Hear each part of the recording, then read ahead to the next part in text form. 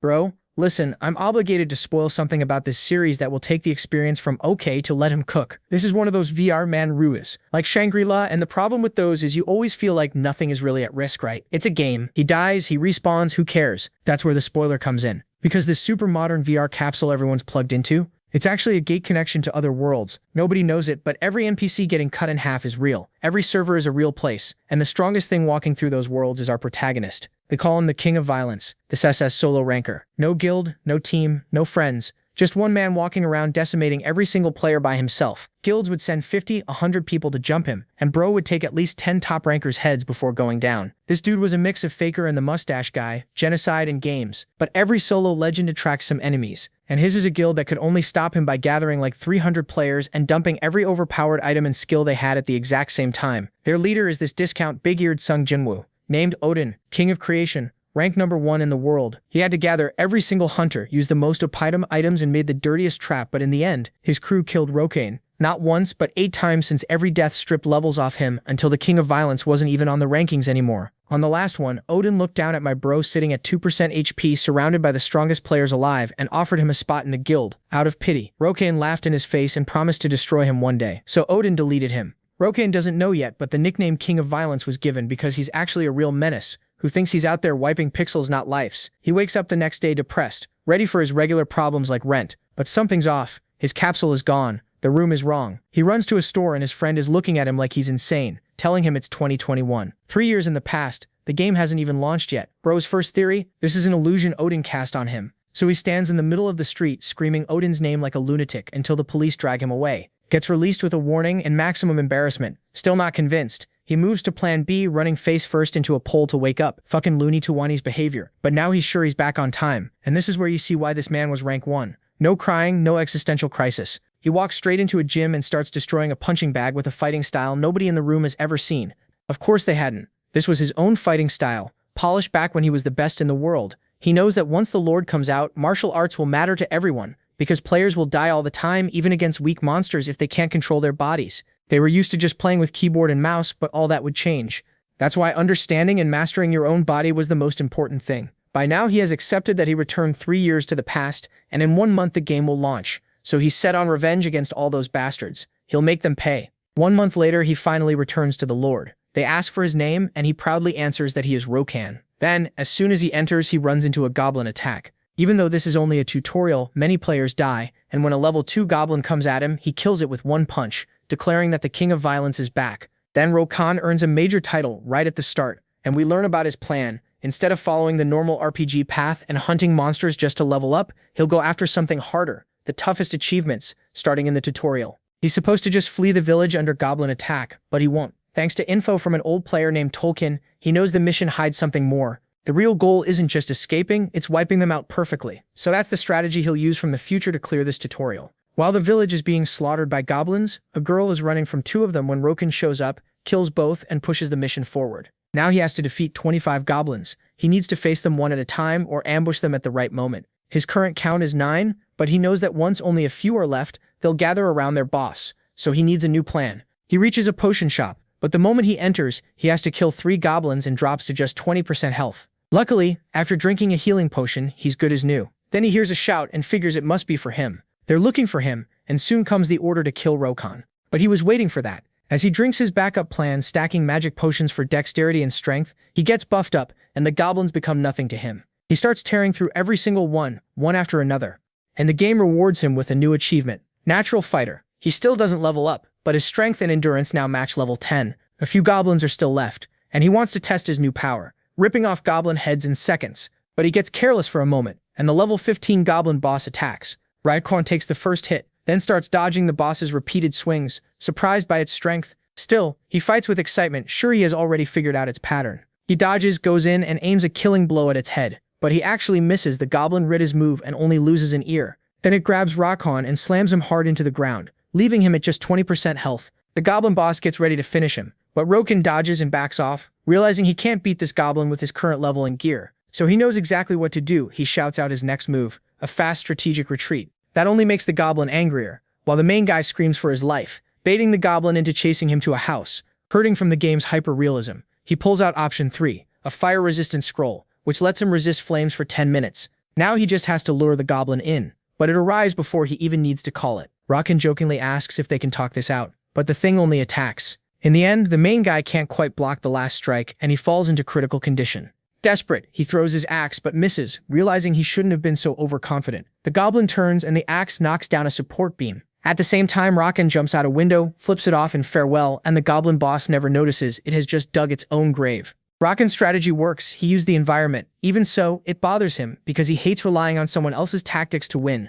Still, he once again swears revenge on Odin, and the game rewards his crazy victory with 3 new titles: Descendant of David, 17-1, and the title Nothing is Impossible, plus Mystery Chests and Pandoro. His new skills bring extra perks, like getting along better with NPCs and having an easier time leveling up, while boosting his combat stats against stronger enemies. His defense improves too, and all that's left is opening the chests. Then, full of excitement and nostalgia, he arrives at the starting city, Pocket City, and sees it packed with new players. He thinks somewhere in there are the future Ragnarok members he wants revenge on. But he remembers that Odin still needs to get his title as King of Creation and build his group of loyal followers from the top ranks. That won't happen for another 2 years. For now, Rakan just wants to grow stronger, so when he sees them again, he can crush them like roaches. And luckily, an old man with way too many muscles and a flirty look offers to train him at his camp. Rakan agrees, and the flirty old man ends up liking him too, so he gives him a discount. Now starts the next part of the plan, the training grounds, where you get 1 point of experience for hitting dummies. To level up that way though, you'd have to hit them for days. For most players, that's totally useless, since NPC quests give more experience, money, and food. That's why nobody trained there for more than 2 hours. But Rakan had a different goal. With 1 punch, he sends a dummy's head flying because his goal is clear: raise his strength, durability, and stamina through training alone. Even if the others call him an attention seeker and leave for their quests, he keeps going until he destroys every training dummy. He shouts in excitement after maxing out his endurance. The strength he built in the training field pays off too, and he earns 2 new titles that boost his power even more. That gave him strength and dexterity points, something normal quests couldn't do, so he figured it was time for the next step. But before that, the flirty old man suddenly turns serious and tells him to follow if he wants to reach a higher level. So Rakan follows him into a hidden underground passage, a secret place he never even knew existed. Something like this gets him excited to see what it is, but that excitement dies fast when he realizes the secret training is just more dummies. The old man explains these aren't normal targets. They move just like real people, and Rakan could even die there, especially since he isn't even level 10 yet. If he goes in, he only gets 1 shot. That only fires him up again. He sees it as a fun challenge, so he throws himself into the fight. He uses his own fighting style, but he barely slips away from the others' attacks and quickly realizes they're way tougher than they look. That just makes him even more excited, and with a grin, he heads right back into battle. 5 days pass like that, and when the room's door finally opens, 1 last dummy crawls forward in ruins until Rakan finishes it off and walks out victorious. Now level 10. His stats are pushed to the limit, and he also gains a new epic title, Unbreakable Resolve. He's thrilled because back in his old life it was much harder to get. Now fully decided, he moves on to the next stage, the great city of Kato. There, he heads to a huge castle to look for Berserker work. After a pretty interesting talk, they accept him, and just like that, he earns the title of Berserker. His level resets back to 1, but he keeps his stats, and he also gets a free weapon. Rakan picks an axe, then starts practicing his fighting style with it. That leaves the Berserker who hired him amazed, and Rakan nods. This was exactly what he needed. It was perfect for him. Now his first move as a Berserker is to get as deep in debt as possible, so he can buy books and learn skills.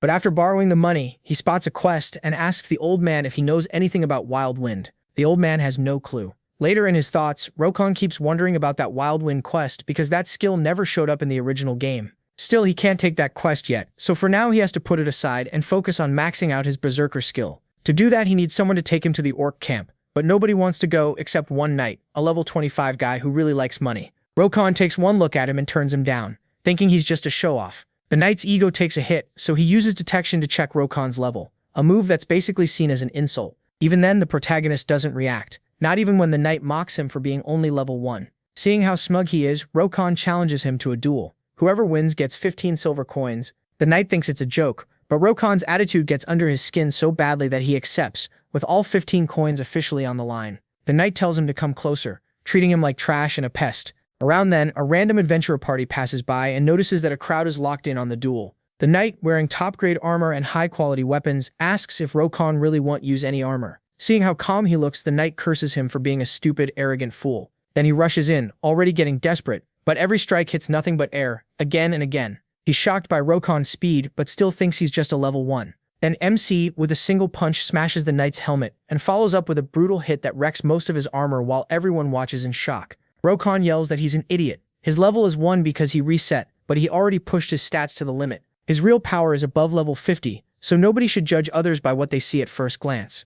Everyone is stunned because a level 1 shouldn't be this strong. Rokon likes his new power, but he still has the travel problem. Then that same generic party from before, a knight, a mage, and a healer, offers to take him. At first Rokon isn't sure, but when he checks their levels, they're 35 and 32, solid numbers, and the team is well balanced. So he accepts, warning them he's not going as a client and won't fight at all. They head into the forest carefully, and when they reach the first obstacle, they toss out a piece of meat and manage to slip past without alerting anyone. Rokon is impressed. He thought they were amateurs, but they clearly knew what they were doing. Still, the entrance they plan to use has a guard on it, so they decide to use their silencer plan, pulling it off in just a few seconds, taking him out without making a sound. That gets him inside the orc camp. The knight warns him to be careful, but he casually pays them. The woman can't understand it. Is he really going in alone? That camp is way too dangerous. When he says yes, they finally leave, and as they go, the healer wonders why they abandoned the kid. The mage can only guess he has a death wish, maybe because he's too weak to keep playing. But the knight isn't convinced that Rokon wants to die. Just by looking at him, he can tell there's a plan. He just doesn't know what it is. Meanwhile, the protagonist reaches the center of the orcs' plaza with a secret he learned from the future, then shouts that he demands a duel with the strongest one, calling on the orcs' pride. His goal isn't to level up, but to earn titles tied to legendary figures. The orcs are shocked that a human knows about their honor. That gives Rokon the edge, because now he can fight them one at a time. But all his courage disappears when the first one to step forward is the actual orc chief. Rokon knows the chief is far beyond his power. He has no chance of beating him. Luckily, other orcs interrupt, saying they need to test whether the human is even worthy before the chief fights. They convince the chief, so his opponent becomes Kallo, a rank 4 orc. That brings Rokon's spirit back, though he also feels embarrassed. How could he think like that? Was he really happy to face someone weaker? Snorting at himself, he puts his points into strength and dexterity, then tells the orc to start, and even declares to the orc chief that he will die today. That enrig is Kallo, who charges straight in, but his axe is stopped in a clash of power, making him think he underestimated the human. So he uses his war cry, which lowers his enemy's abilities. Even so, to his surprise, Rokon still looks confident as he attacks. Kallo had taken Rokon for an arrogant human, and swings his axe, but every blow gets dodged. He can't understand it, even though his skill worked. He still can't do anything. He demands to know why the human is winning. Rokon tells him his attack patterns are easy to read, just like the rest of his kind. That only makes the orc angrier, but again, his axe gets stopped. Rokon leaps into the air and activates his axe skill, saying that thanks to Kallo, he'll be able to beat the chief. Axe of Final Judgment. With that, Rokon claims a new achievement, and his plan is going perfectly. The achievements he needed to beat the chief are ready, so now he plans to take the stat and level boost. But the system tells him there won't be any level up this time, because first he has to finish the warrior's honor quest. Since the orc gave him that challenge, he has to follow the warrior's honor path to the end, which means he now has to face the final boss with his starting strength. He figures this was all the plan of that idiot. The chief laughs. Rokon asked for a battle of honor, so now he has to face the result. MC knows the odds are against him. He even thinks that if he dies, maybe he'll still get the old rewards, but then he gets mad at himself again. Why is he even thinking about losing? He's Rokon, the king of violence. The orc laughs too, calling him a truly entertaining human, and agrees to fight him. He lets out a roar to the sky and activates his berserker skill, boosting all his stats for 10 minutes. Overflowing with power and excitement, Rokon says this is exactly why he'll never give up being a berserker. That surprises the chief, who gets annoyed that the protagonist was hiding his power. Rokon rushes in at once, but the strike is blocked by the chief. MC notices that the madness from his berserker state has eased a little, thanks to his new skills. Knowing the state only lasts 3 minutes, he uses all his speed to unleash a chain of attacks until one finally lands, shocking the orcs. Even then, the chief doesn't seem hurt. Still, Rokon's storm of blows keeps coming, but he's outmatched in strength and toughness, only managing scratches. So he decides to go for a critical hit. The moment he thinks it, the chief reacts, and with a single blow shatters Rokon's axe. He barely survives with 30% HP left, and only 80 seconds of berserker remaining. He drops to his knees, angry at himself for getting careless, while the orc looks disappointed that all that spirit led to nothing. That makes Rokon laugh nervously. He complains that the chief should have accepted his challenge from the start, instead of waiting for him to wear himself out. To the chief, those are just desperate excuses. Rokon knows he's right and feels disgusted with himself, but his desire for revenge against Ragnarok pulls him back up. He charges straight in again, not even trying to dodge, his health dropping little by little. The chief sees it as a last desperate move, but Rokon just yells at him to shut up. Certain of his win, the chief batters the protagonist and lands a hit that leaves him on the edge of game over.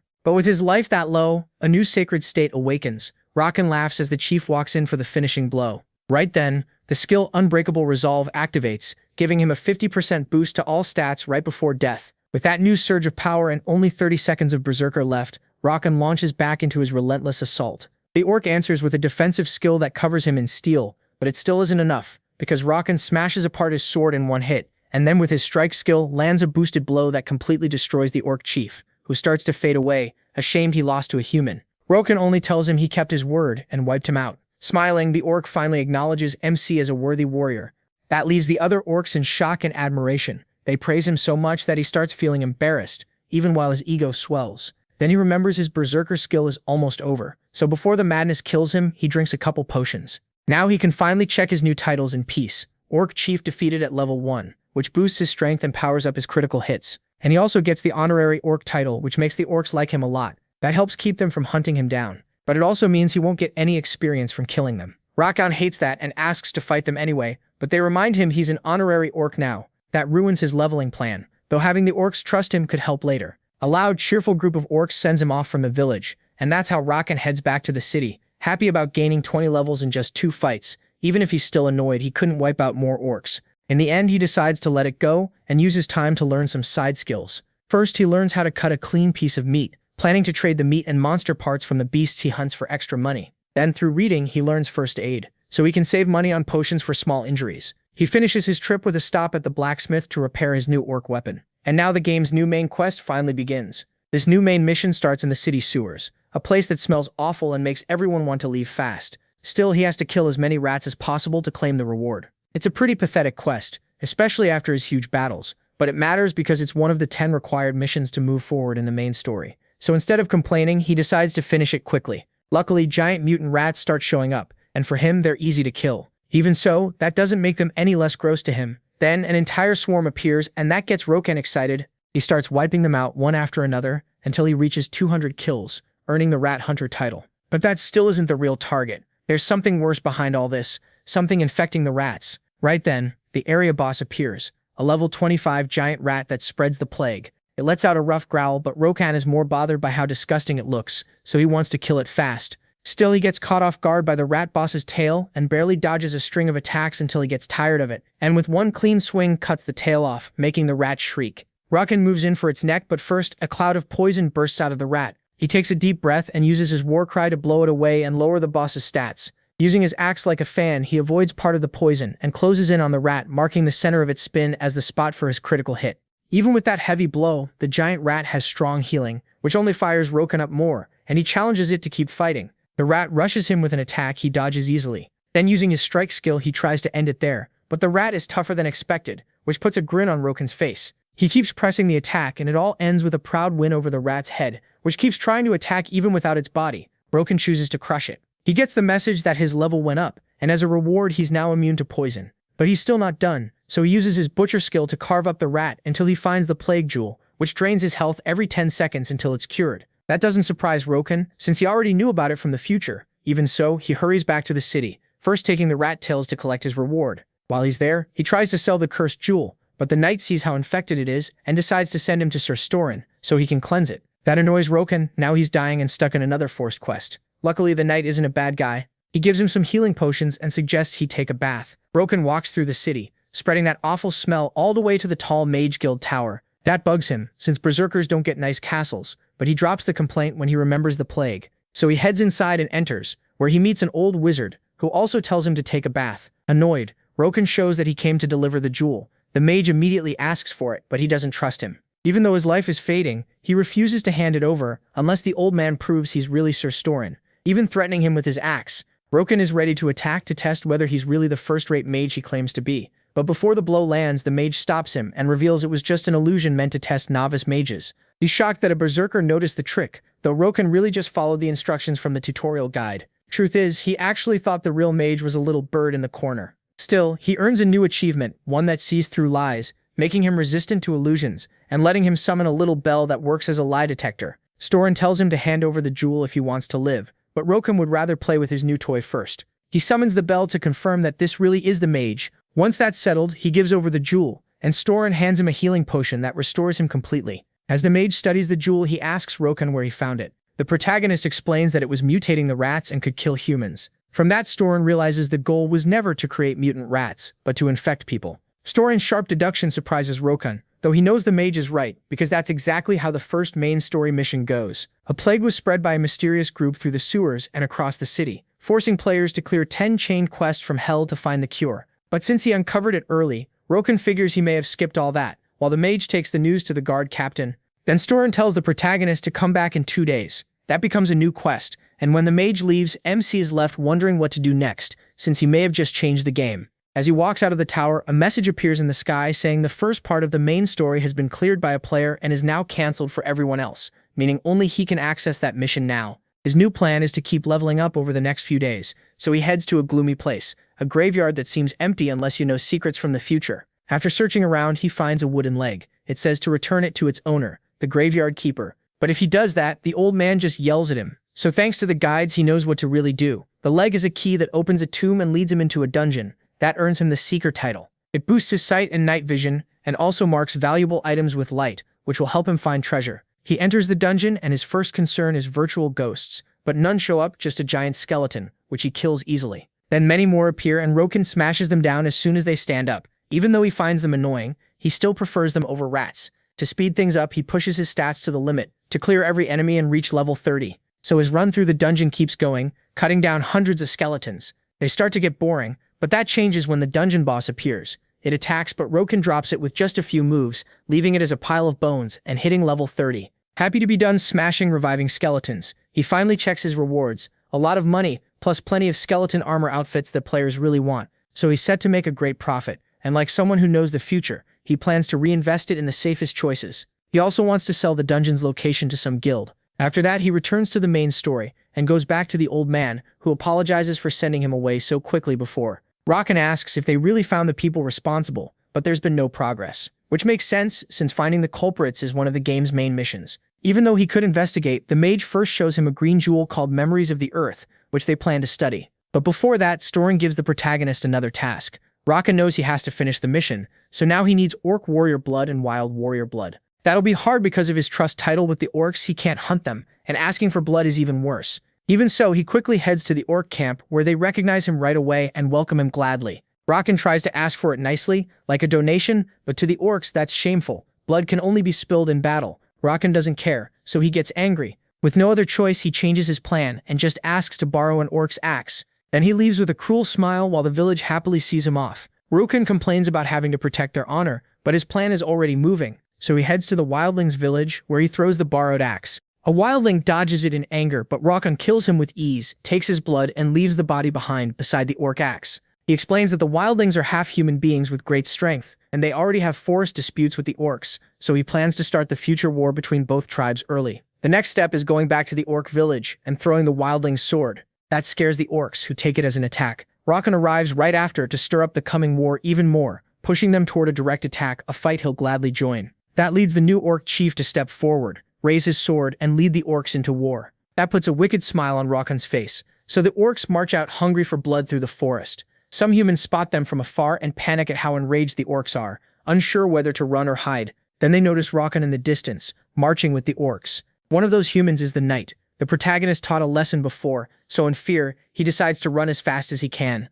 But then an orc appears behind him, and chaos breaks out. Roken notices them and sees it's the same knight he beat earlier, with his partner badly beaten on the ground. The knight begs MC to save him. Another ogre gets annoyed that he touched one of their own and smashes his nose with one punch. With a cruel grin, Roken pretends he doesn't even know who the guy is. He leaves the rest to the orcs, and the desperate knight tries to fight back, but it clearly does nothing. Then the war against the savages finally begins, and it turns into a brutal clash. The orcs push forward with one goal: wipe out every savage until none are left. Meanwhile, Roken moves through the battlefield without joining in, gathering blood from wounded orcs. He admits he really did make them furious, and even though he caused it himself, that only makes him happier as he gets ready to use the chaos. Then he lets out a war cry that affects several savages, and they're stunned by his power. They rush him right away, but Roken bursts ahead at full speed, cuts through the middle of them with his axe, and keeps shouting for the savage chief. Grinning like a maniac, he remembers this war wasn't just for orc blood. He could have gotten that by pretending to be a savage. He did all of this because what he really wanted was their chief.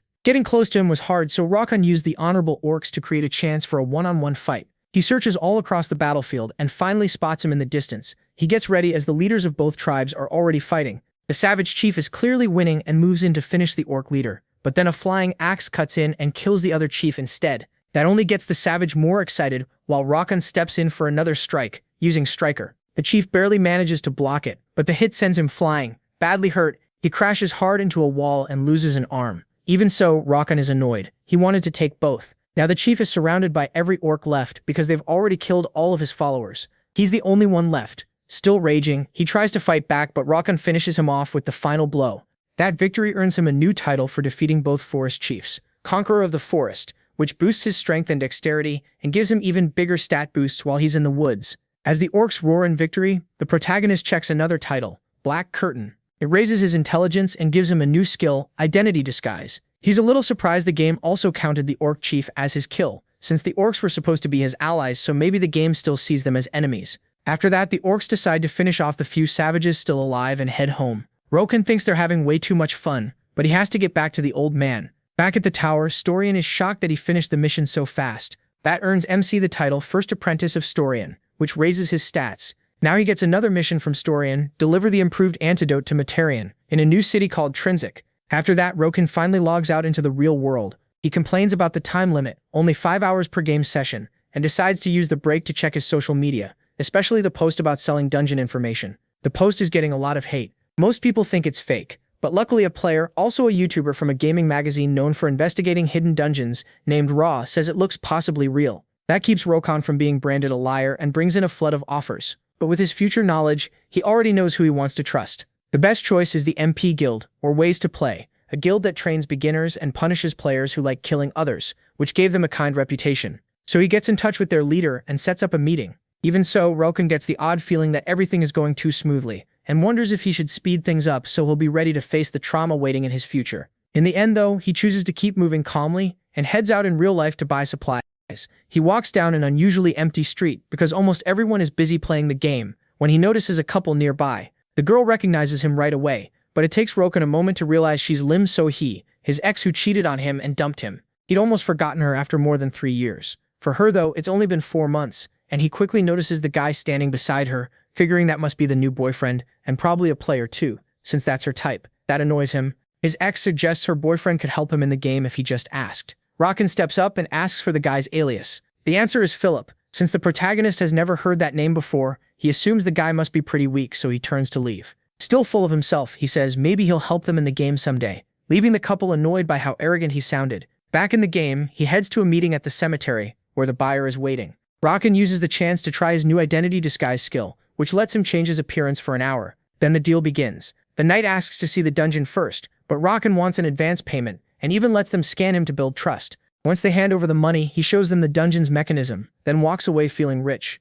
He does feel a little guilty for squeezing so much out of that guild's future, even though they could have paid with real money too. Still, he puts that aside and focuses on his mission to reach Trinsic. The problem is the trip is incredibly realistic and takes forever. By the time he's close, the long walk has almost worn him out. Still, he stays careful. If he gets a game over here, he'll respawn back in the last city. And right then, 3 players appear. They're from the PK Guild, blood hunters, and their red eyes show they've killed players before. They offer him a friendly talk. Rokan is willing to hear them out, but by talk, they mean a fight. The raiders see how happy he looks and decide he's completely insane. MC makes them an offer instead. Give him 1 piece of gear, and he'll let them leave, using the same kind of deal they usually force on others, killing players to take items they can't get any other way. They yell that he's a crazy loudmouth because if he loses, he'll have to make the whole trip again. Rokan is honestly glad the deal failed, though he never planned to negotiate in the first place. The raiders attack. The biggest one charges first, but Rokan dodges him. He instantly goes all in against him, but he gets stopped by the smaller raider's shield skill. That leaves him open and off balance, barely slipping past their attacks until the archer fires a rain of arrows. Rokan tries to avoid them, but a lot of them still hit him. He pauses to read the fight. He can't win from far away or up close, the normal way because of their skills and how well they work together. So he changes tactics, throwing his other weapons, 2 flying axes. That forces the shield user back and he calls for the big guy to attack. Rokan waits for him and drives a hit straight into his stomach, then finishes him with the axe. Next he goes after the archer, who tries to react by firing again, but Rokan catches the arrows with ease and closes the gap, telling him that if he wanted to kill him, he should have done it while Rokan was still playing around with the big guy. Then he smashes the bow. The archer pulls a knife to keep fighting, and the protagonist answers by grabbing him and tearing off his arm. He even takes pride in how real the pain feels in the game. The shield raider tries to use his shield to knock Rokan down with a hard shove, but MC stops it with just one hand. He knows the only reason he struggled earlier was the reflection effect, There's no way this guy can match his strength. Rokan's attitude terrifies the shield user, who starts shaking and calls him a monster. He rejects that label. To him, they were just too weak. Then he sends the shield user to game over, while behind him the archer tries to run for his life. Rokan notices, but he doesn't feel like wasting more energy, so he saves time instead. The archer starts feeling safe because nobody is chasing him, but then a rock comes crashing down with a huge sound, which leaves Rokan thrilled by how fun player fights are. After that, he collects his reward, experience points and lots of loot. Even so, the protagonist thinks all of this could have been avoided if they had just listened and walked away. He's saying that for a hidden raider watching from behind the trees. The raider steps out, scared by the threat, and asks Rokan who he is, but MC knows the guy still won't recognize his name. He also notices the raider doesn't have the same red eyes as the others, so he decides to leave him alone, thinking he must be weak. But the guy uses scan to check Rokan's name and level. He's shocked that someone at level 35 beat his level 40 teammates, and starts thinking the protagonist must be a hacker. That annoys MC, so he takes him out with one hit and keeps moving toward the city. It turns out to be more crowded than he expected for a city meant only for level 40 players. That makes him realize just how popular the game is getting. At last, he reaches the Mage Guild and goes straight to a magic item shop, where he quickly asks for a rune book. With it, he'll be able to travel to 5 different places. It costs 5 gold coins, which is a fortune in this world, so he figures those raiders from before were carrying a lot of money, since each one had one. After that, he goes to an NPC named Materian and hands over the antidote for the plague, but Materian doesn't really trust him at first, so he gives Rokan a test. Bring back witch elixir from the forest. He can't refuse because it's part of the main story. Still, he knows Materian is a shady NPC who sends people on all kinds of jobs for side experiments, not the main one. So he decides to skip the quest by using his money to buy everything from the item auction. Then he quickly returns to Materian with a bag full of ingredients, a lot of things Materian needed but never actually asked for, like this. Rokan earns Materian's respect, gets a bonus, and then receives a harder mission. Bring him the blood and heart of a forest, lizard man. That catches Rokan off guard since he couldn't find that item in any auction, and the only way to get it is by beating the level 80 lizard boss. He can't do that yet, so he decides to work on the city side quests instead. The first one he picks comes from a player who will be called Crazy in the future. That player found a clue hidden in the city's fountain, where a statue pointed toward the location of a dungeon. Following the clue, Rokan reaches the spot. Still, he couldn't find anything, but thanks to his seeker title, a light points out a hidden item. It's the key that opens the dungeon door, and with that, his new path begins. But it isn't like the story he heard. The route just keeps going up and down, and he starts to think the player who shared the info lied to hide the real dungeon. Before he can go any farther, his first mission begins, the level 1 trial, starting with a giant boulder right in front of him. It starts rolling straight at him. Caught off guard and with nowhere to run, Rokan has no choice but to stop it with his bare hands, pushing his stats to the limit. Even so, the boulder drags him for a long stretch before he finally stops it. He's totally worn out, loses a ton of health, and the trial still isn't over. The only way forward is up, so now he has to push the boulder uphill. The whole way he complains about this stupid test, until he finally reaches the end, and suddenly his attitude changes completely. Now he's bragging that it was easy.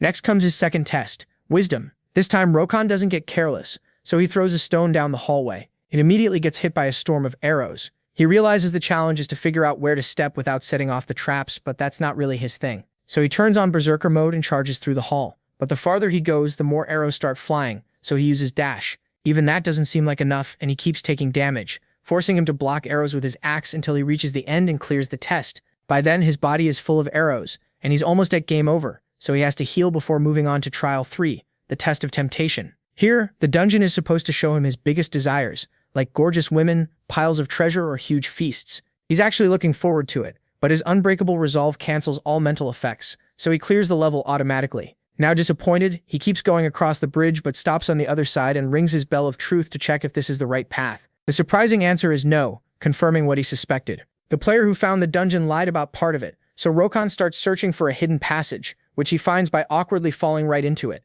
Inside, he finds a lion helmet glowing with magic, which unlocks a new quest, the Lion King's Seal, where he must find the Lion King's armor. He already has the helmet, and it boosts his strength and defense. It also powers up Warcry, making him think the full armor set might raise him by 100 or even 150 levels at once, but he has no clue where the rest is. Luckily, the helmet can now guide him to the other pieces. With that done, Rokan gets teleported out of the dungeon, right back to the town fountain by the statue. Then the statue explodes, shocking everyone except the protagonist, who checks his next quest. It's called Love Messenger, the first of several easy quests he needs to finish. So after 2 days spent delivering love letters to clingy couples, the mission is finally over. The good part is that he gained levels and stats, and also found the Emerald Tear Necklace, which boosts healing effects and will help counter Berserker mode. Rokan also hears that more and more players are leveling up, even with PK users making things hard for them. That means he has to grow even faster too. Right then, an update appears in the sky, unlocking guild creation and housing. That catches his attention.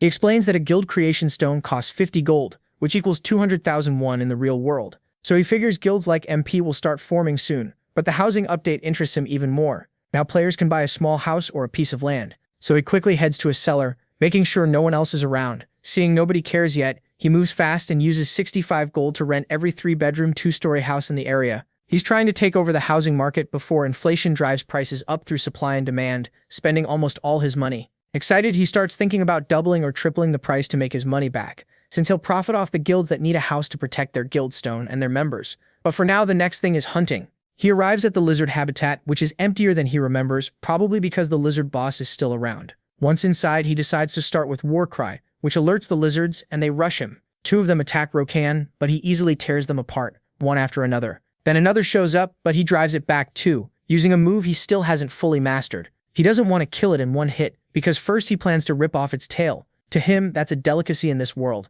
and he can trade it to get some money back. Feeling confident, Rokan senses a lot of lizards waiting nearby, so he calls them out to fight. In the end, the only one left is Rokan, holding one enemy up by the neck. But then his focus shifts. An entire guild has been watching him fight, waiting to attack once he got tired. That leaves 5 players surrounding him. Rokan calmly turns to look at them, but when he locks eyes with their leader, his anger explodes. So intense it scares everyone else and shakes the whole guild. Their leader settles them down, saying it's only one guy and he can kill him without backup. Rokan, feeling both satisfied and furious, recognizes the leader as a future follower of Helios. He yells that he'll kill him, and promises to crush Helios and his whole group. But while watching them, he notices they carry the same mark as the raiders he beat earlier, so this is the PK Guild Blood Hunters. Looking them over, he mocks them for bringing so many people just to deal with one player. Helios answers that if you're going to do something, you make sure it's done right, especially when someone gets in the way of his business. Rokan doesn't care about their raids, but he'll crush anyone who dares threaten him. Furious at his arrogance, the guild attacks. Rokan just waits, then moves with inhuman speed and brutal force, scattering pieces of his enemies all over the battlefield.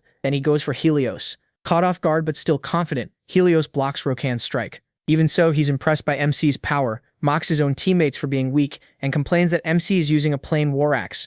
Then, with one move, he blasts him away in a burst of fire. The fire magic swordsman smirks, sure the fight is over, but from the smoke, Rokan steps out, almost confused. Helios barely manages to block, and shocked by the protagonist's strength, he powers up his explosion, forcing Rokan back. Even injured, MC laughs at him for being a weak swordsman with both magic and a blade. Enraged, Helios charges again, but Rokan dodges him and humiliates him, because he remembers Helios' future fighting style perfectly. That only makes Helios madder. He starts preparing an intermediate-level skill, and above him forms a massive cloud of fire, ready to burn everything down. Even Rokan is surprised by that. Completely furious, Helios unleashes the attack, causing a huge explosion, sure that not even ashes will be left. It looks like it's over, but Rokan comes back wearing the lion armor mask, leaving Helios with no chance at all. One hit erases him, and the ground shakes. That's how the protagonist stands tall and levels up, while admitting he almost died if not for the lion helmet. After that close call, he's shocked by all the rewards he gets from winning. Now he understands how some players got so far ahead in his past life, they kept others from ranking up, which led many weaker players to team up and fight back. Most of them were from the MP Guild, but in this new timeline, because of Rokan, MP is in financial trouble, so they won't be able to stop the PK players before they grow even stronger. That makes him wonder if it would be smart to start hunting them down. But then a huge light flashes behind him, and more fighters appear. He doesn't hesitate for even a second. He slams one of them into the ground and asks if they're reinforcements for the last group, then invites them to fight. Even so, he quickly cuts their numbers down from 15 to 9. Cornered, all the archers fire homing shots with a 100% chance to hit. But to Rokan, it's nothing, and the players are terrified. Then he starts his counterattack using his speed. As they lay there in pain, they accuse him of hacking. Rokan just mocks how pathetic they are and goes to collect the loot. To his surprise, among all of it, he finds a strange item, the Cloak of Stealth, which lets him turn invisible. It's a rare item and too hard to get to risk in battle. Still, he's grateful for what they dropped right as more reinforcements arrive. That makes it the perfect time to test the cloak, and it works perfectly. From a distance, he sees 2 new people show up and hears them claiming the protagonist is using hacks, since he survived attacks that should have killed him. Rokan doesn't worry, even though they learned his username because they scanned him. Instead, he focuses on the symbol on their clothes, figuring that should belong to their leader. The man is angry because even if they report Rokan for hacking, if they can't beat him, the hunters will look weak. So now they have to find the Cloak of Stealth, which had been brought there for a girl. He figures she's the Blood Hunters leader's girlfriend, or maybe soon his ex, if they lose that cloak. After trying for a while, Roken recognizes the Knights' logo as the MP Guild. In the original timeline, they were supposed to be the ones who fought and defeated the Blood Hunters, so now he wonders if the whole thing was staged to make them look like heroes. He also suspects they're the ones who sell his information in the future, so now he's set on getting revenge. But first he needs better stats. So Roken goes back to fighting the lizards until he earns the title Endless Challenge, after beating 100 stronger opponents, something that took him a long time the first time around. Now he also unlocks his second class, and with the rune he teleports to the city to start it. But the second he appears in town, he's surrounded by a crowd of blood hunters. Right there, the situation turns bad fast. The man with him, the one beside the MP leader, shows up and tries to make Roken a deal. The protagonist has no interest in it. Instead of listening, he raises his voice and lets out a war cry to call the NPC guards. They quickly surround the hunters, ready to take down the PKs, who aren't welcome in that city. The lead hunter gets angry and rushes at Roken, who knocks him out with a single hit, then leaves the rest to the guards. That seals their fate. If they want their gear back, they can find it at the auction. And sure enough, all their items end up there at crazy prices. After that, Roken checks the forums and sees other city guilds already showing off guild houses to pull in new members, while his city still has barely any, mostly because he bought up so many of the houses himself. So now it's time to start selling real estate, and he posts an ad. At first people think it's a scam, and honestly it is, but since he uses the same fake profile from the dungeon sale, tons of buyers show interest. Even with MP and the hunters involved, he decides not to rush and waits a week. His next move is heading to the Berserker Guild to apply for the class again. This time the clerk is a deep thinker who tells him to really consider it first, but Roken just wants the forms. The clerk keeps going, and in a weirdly poetic way explains that while his current skills will get stronger, he'll lose the chance to learn new ones through a second class.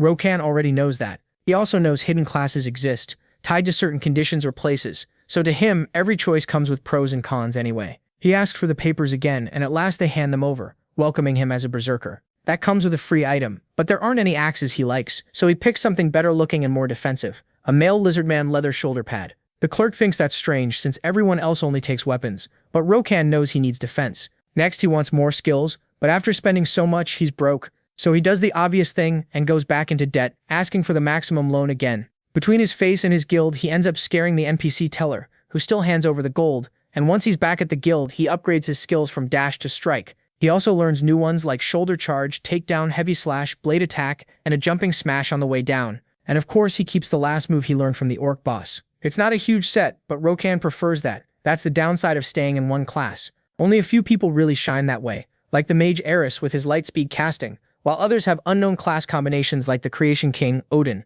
Then Roken goes back to the Mage Guild and hands over the Amatherian Lizard Blood. The mage barely even looks at him and gives him another task. Tired of this, MC knows he only has 4 more left to finish the quest line, so he takes the next request, the Forest Monster Fruit. That leads him to the swamp, then back to the lizard habitat, where more hunters show up and try to bargain for the stealth cloak, offering to leave him alone if he returns it. That just makes Roken burst out laughing because he doesn't care about that offer. He tells them it'd be way more fun if they tried to take it from him. When the hunters manage to cut him off, more reinforcements arrive. Roken pulls out his lion helmet to use its boosted war cry. The effect is amplified, weakening them all at once, and then he uses his speed to attack. The man who had been with the MP leader can only watch in shock at the destruction one person can cause, when that player is supposedly only level 35. Roken had gained 15 levels in just 2 days. Meanwhile, he keeps up the slaughter, even finishing off the ones who surrender and tearing through everything. Desperate, the leader gives a shameless order, a full magic bombardment from every mage on the battlefield even if it kills his own allies. Still, Roken dodges and fights back, throwing rocks to intercept the fireballs. Then a storm of arrows comes at him, but he uses the hunters themselves as shields. Even so, all that chaos only takes out 20 hunters out of 100, so he realizes he has to save his strength. While he rethinks his plan, squires come at him using their skills. He drops them easily, but the distraction gets him caught in magical chains, the same kind he once sold off because he thought they were useless in combat. Then he watches everyone start spamming fire attacks. Even now he stays sure he can beat them all, as the flames close in and explode in one huge blast. The hunters think they've won until from above the broken chains fall away, split by an axe, and there is Roken. He dives down and cuts one man in half, showing off his new skills. As his enemy's fear rises, the protagonist, fired up, attacks harder, levels up, and finally wipes them all out. That earns him the PPK title, a huge buff against human NPCs and players. It lets him finish enemies faster, and he gets so hyped he feels like killing 1,000 more. But for now, he marks the spot in his runes and heads back to the city. There he runs another huge gear auction and makes a profit, figuring this may have scared the blood hunters. He uses that moment to tell the community they should hunt player killers and asks for info on where they are, though he knows they'll probably keep chasing him as long as he has the cloak. So he sets aside some money to buy expensive magic stones, which let him reset up to 2 meters into a safe zone where he can't be attacked. That'll be useful when Berserker leaves him drained. Elsewhere, the MP leader is furious, yelling at his men for failing. His girlfriend plays innocent and suggests letting it go, but the item is too rare and too expensive. He wants it back no matter what. Meanwhile, Rockin sees his anti-PK posts start blowing up. Some call him crazy, some wish it were true, and others start believing it when they spot hunter gear in the auction and realize someone really is hunting them. With that done, MC heads for his next mission in the swamp, where he takes down a giant tree monster. He tears it apart and pulls a strange amber stone from inside, but no fruit. So with no better option, he starts clearing the whole forest. And sure enough, he keeps smashing trees until he finally finds the forest monster fruit. With that mission done, he moves on to the next one at a lake whose water boosts mental ability. That's why so many players carry it around in bottles. But Rokan isn't after the water. He wants the plants and fish monsters there for Materian's next request, since Materian wants to know why the lake has been purified in such a strange way. Everything feels too quiet to him, and he wonders if he scared the hunters off last time. But then he hears voices, turns invisible with the cloak, and listens as the MP leader starts screaming at a subordinate for failing to kill Raukan, which is exactly why people were starting to fear them less, the very thing the protagonist wanted. But his thoughts stop cold when the subordinate says the leader's name, Pyrrha. That name stirs up old memories for Raukan. Meanwhile, Pyrrha keeps raging, asking about the hacking report they filed, but the admins denied any cheating. That only makes him madder almost enough to send his own man back to the lobby. He can't believe one person could really beat 100 players and decides it doesn't matter whether MC is a hacker or not. They need to turn the whole community against him. But Rokan is busy putting things together, realizing that Pyrrha is the new boyfriend of his ex. And she's also the one who lost the stealth cloak. That brings back memories of how he first started playing to impress his ex, only for her to dump him and send her brothers after him again and again. To him, this feels like the perfect chance to pay them back. So he keeps following Pyrrha while hunting nearby to learn his habits, until he gets bored and goes back to the lake. He thinks things are calm until several blue wolves and a blood bear appear, all level 80. Rockin has to deal with them even though the quest could be finished just by killing a rabbit. But he wants a real fight, so he pulls out his axe and leaves all of them in pieces almost instantly. Everything settles down again, but then a strange floating knight appears. It's the lake's guardian, a warrior who swore to protect it after death and became a level 100 monster. Rockin knows this is pushing it too far, because level 100 enemies also use combined skills. He plans to retreat, but then remembers the Guardian drops an item called the Essence of the Lake, which might be exactly what Materian needs. It's risky, but he doesn't care, so he starts the fight against the powerful Guardian. Soaked through, Rockin sees the Lake Guardian waste no time unleashing his power with a heavy attack, declaring that anyone who dirties the lake must apologize with their life. Rockin doesn't wait another second. With a huge grin, he activates Berserker State and tells him the only one who should apologize is him. Then their weapons clash, but Rockin's gear takes more damage, and he loses health with every hit. Thanks to the lion helmet, he manages to hold on, but not for long. So when the Guardian attacks again, Rockin dodges and charges in with a shoulder tackle, but the Guardian creates an energy barrier that drains health on contact. Rockin stops short and jumps, coming down with a massive axe strike, but it only hits the water. His opponent had shifted from liquid back to solid again. Rockin realizes this enemy is strong even for a level 100, but next time he won't let him slip away. They start trading blows again, and he can feel how dangerous it is. Even with his Berserker buff, he could die at any moment. On top of that, if this keeps up, his weapon will break, so he decides he needs to end it in one strike. When he turns off his skills, the Guardian doesn't understand. Was he ready to die? As Rockin closes in, the Guardian prepares to finish the battle with Water Slash. Seeing Rockin about to use a beginner skill, the Guardian is disappointed and raises his barrier. But the protagonist had other plans, switching skills at the last second, and creating an opening in the barrier before striking it with his shoulder charge. It got through, but it had no power left. Rockin laughed and turned his skills back on, combining the skill of dash, strike, and armor into one critical hit. Rockin is shocked it actually worked, then realizes his titles boosted the power of his critical attacks. His armor is completely wrecked, but he has no time to think about that. He has to finish off the Guardian, level up, and claim the titles Battle Hero and First Hunter. Before he can even check his rewards, MC turns off Berserker mode and sets up a safe zone, then collapses from exhaustion while the system tells him his new titles combine into a legendary one, breaking the limits, which gives him a huge buff when he faces stronger enemies. That alone makes him happy enough that he no longer cares if Materian rewards him. But he gets interrupted again by the hunters, who throw fireballs at him. When they see he takes no damage, they decide to make a video and once again call him a hacker. But Rockin ignores them and picks up the lake essence. After that, the hero heads back to town, repairs his axe, puts all the loot he got up for auction, and goes to the Mage Guild, where he gets a new enchanted item, a very simple yellow little ball he'll use to get the last ingredient before meeting Materian, a lake fish. So he goes back there and uses that tiny yellow ball, even though it's expensive, tossing it into the lake. From it comes a powerful lightning blast.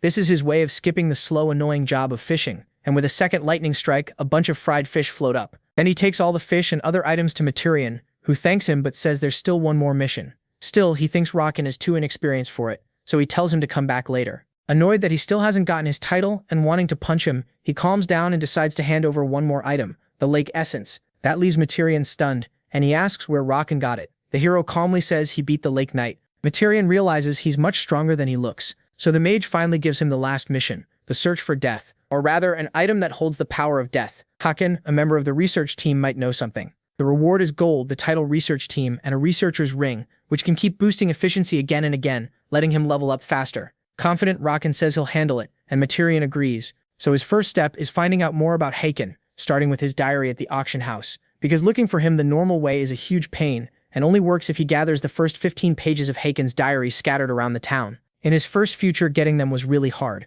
but at this point nobody knew the diary was important, so by buying pages he manages to get 11 out of 15. Then he wonders if he should buy the rest or do something else first, like checking his real estate or wiping out the rest of the blood hunters. While looking through the listings, he notices the blood hunters have been active nearby, close to the goblin camp, so he uses the cloak of stealth and heads there at full speed, slipping through town like a ghost. In the forest, a group of hunters is threatening some players, who beg them to stop because they can't even play. The PK say they should get stronger if they don't want to be killed. For now, they demand their items, while Rakan watches from a distance. Even after he's killed so many of them, they still have no teamwork or care, so he decides to jump straight into the fight and smash the first one in a single hit, leaving everyone stunned. Right away, the others try to run, but Rakan holds them in place with his war cry, and the fight begins. Watching from afar, the normal players are shocked. The hunter warning was real, so now the hero clearly knows more than before, even if he only seems focused on killing more hunters and taking their loot. After the first fight, the hunter who had been threatening the players surrenders and says there's no reason to wipe them out. Rakan asks if he even needs a reason. Then he throws the hunter's own cruel words back at him. You should have gotten stronger, so this wouldn't happen. Right after that, he sends him back to the lobby. The players watch in awe, and a shy little girl walks up to tell him hunters are attacking her friend in the southern valley. Rakan, fired up, thanks her and heads off, saying he'll wipe them out in 5 minutes. That attitude completely charms the girl, and he keeps hunting hunters until, a few days later, the PK reports stop, which annoys him because his fun little hobby of exterminating hunters is over, at least for now. So he checks the game's blog to find out why, and learns that a lot of players have started using Rakan's name to scare hunters off, while others stopped fearing them, and even formed hunting groups, all because of the protagonist wiping out big groups of hunters by himself.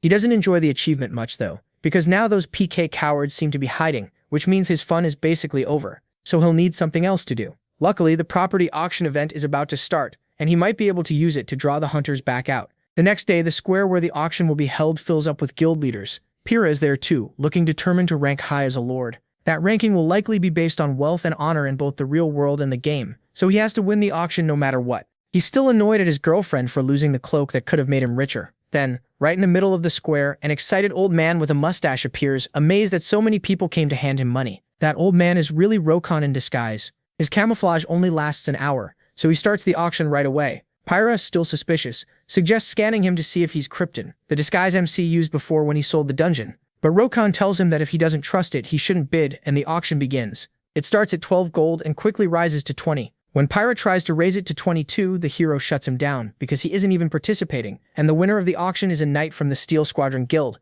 who happily signs the contract right away. That makes everyone else trust that this is not a scam. Then comes the next auction, where MP gets blocked out again, which leaves Pyrrha furious and already thinking about getting revenge on the old man, while Rakan smiles, ready to sink the MP guild. Then they move on to more auctions, and Pyrrha keeps losing. Luckily for him, all the big guilds already bought their houses, so now he should be able to buy one for less. But Rakan notices that, and with a nasty grin pulls one last trick by shouting that the next auction will be the last.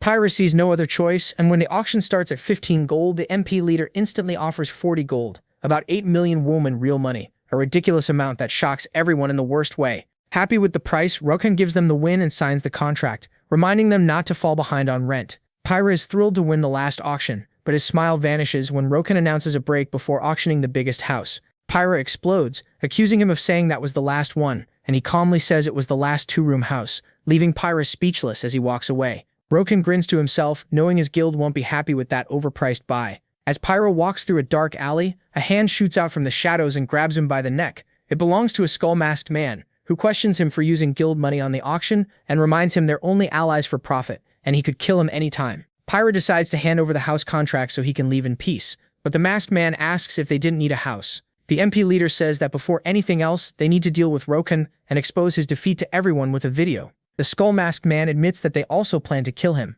Meanwhile, in the real world, the hero checks his earnings, more than 300 gold, making him the richest man in the game. So he decides to push inflation and sell gold for double the usual price. Since the guilds are broke after the auction, many of them will fall. He also raises item prices in the auction house to keep the advantage that money gives him, then goes back to his original plan, hunting more hunters, who will probably come out to steal gold. And right then, at a boss area, a group of hunters is fighting monsters, while watching from the side are Tung Bogi, the giant hammer man and execution enforcer of the Blood Hunters Guild, and Charman, vice master of the new hunt. Then the skull-masked man interrupts them to say their target has appeared, and he heads out with all the executives to crush Rokan, while one desperate hunter runs from the hero, who easily dodges his attacks, jumping around and toying with his victim, terrifying the hunter's allies. But then someone yells at them not to panic. It's a hunter guild executive who says their damage dealer should keep attacking to hold Rokan in place. The hero keeps moving forward, dodging everything, and realizes they're just trying to stall him. Right then, a portal opens behind him. The hunters cheer, and from the portal comes a spear that Rokan barely blocks.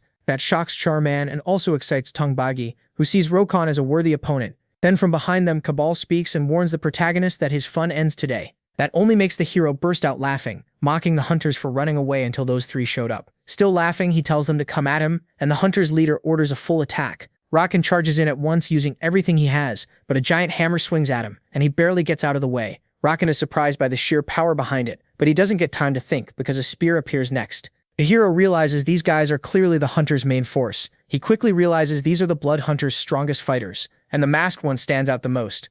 It's obvious he's the leader. Even so, Rokan knows he has to deal with the other two first. One option crossing his mind is Berserker, but he doesn't want to rush into it and get caught off guard. So he makes his move and charges straight at the hammer user, who confidently gets ready to crush him. Then, at the last second, Rokan jumps and sets up a blade strike. The giant suddenly realizes he isn't the real target. Sharp is. Sharp stays calm. To him, hitting someone in mid-air is even easier, so he throws his spear and it looks like Rokan gets hit. But that isn't what happened at all. He slips past it, dodging the spear with a quick twist of his hips, then grabs it, even if it gave him a scare. Sharp can only stare, stunned, because his trajectory-fixing skill somehow failed. Rokan doesn't give him a second to think. He hurls the spear right back at full speed. Sharp doesn't even flinch because he has a powerful survival trick, a mage ring that lets him teleport 3 meters backward once a day, dodging the strike. Rokan just grins and whips his axe after it. Now Sharp has nowhere to run. He already used the ring, so there's only one choice left. Take the axe head on, while his teammate shouts in panic. Certain he's won that exchange, Rokan turns to the big guy next.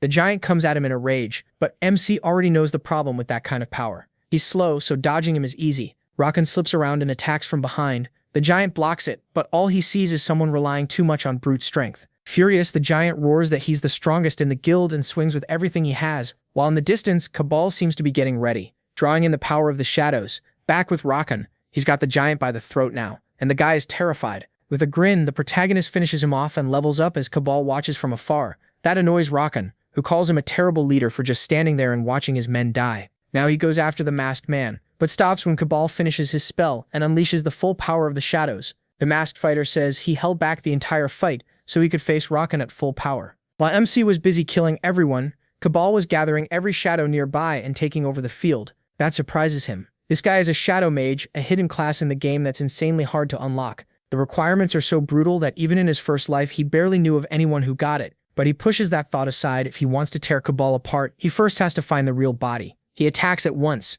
Shadow swords jump in to protect him, but Rokan breaks through them, slashes and cuts the masked man in half. Yet there's no victory. It was only a fake made of shadow. Cabal appears behind him and says reading Rokan was easy, then lands a brutal hit that leaves a deep wound and cuts his health in half, while also inflicting sacred paralysis poison, a status effect that drains 30% of his life every 10 seconds. With that, the masked man gets cocky, looking down on Rokan and calling him a disappointment. Just a hacker with no real answer. But the protagonist moves with a grin, shattering every shadow tentacle around him and says the real show starts now.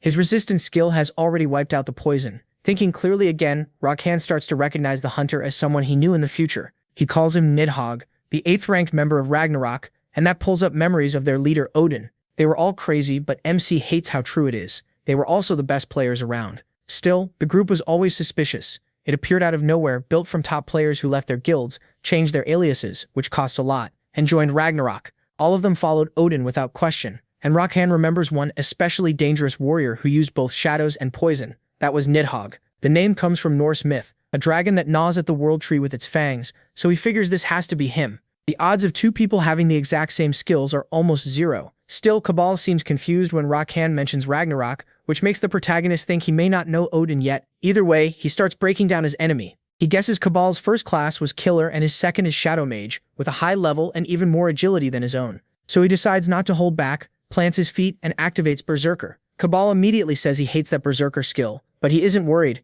He doesn't rely on just one move, so he forms his Shadow Blades. Rockhan only gives him a cocky smile, then without hesitation rushes him. Their clash tears through the battlefield as they fight inside the shadows, and they move so fast that Cabal loses sight of him. Rockhan spots an opening and attacks, but it's only another shadow substitute. The masked man warns him that he still doesn't get it. The whole area is under his control. By absorbing all the shadows, he can sense every move Rockhan makes on the ground and react first. That annoys MC, who thinks he sounds like some cartoon villain explaining his evil plan. But Cabal talks like that because he's sure he's already won. Even if he doesn't kill Rockhan himself, the Berserker penalty will do it. He doesn't take that well and charges again, only to be met by countless shadows he can barely fight through. It reminds him of their battle in his first future. Both of them were stronger then, but the thought gets cut off by a line of blades he barely dodges, taking heavy damage to his helmet. Almost out of strength, Rockhan sees a giant shadow dragon coming straight at him, and for a moment he thinks this is the end. After the hit, he's badly hurt, can't get back up, and only has 20 seconds of Berserker left. All he can do is watch Cabal walk closer,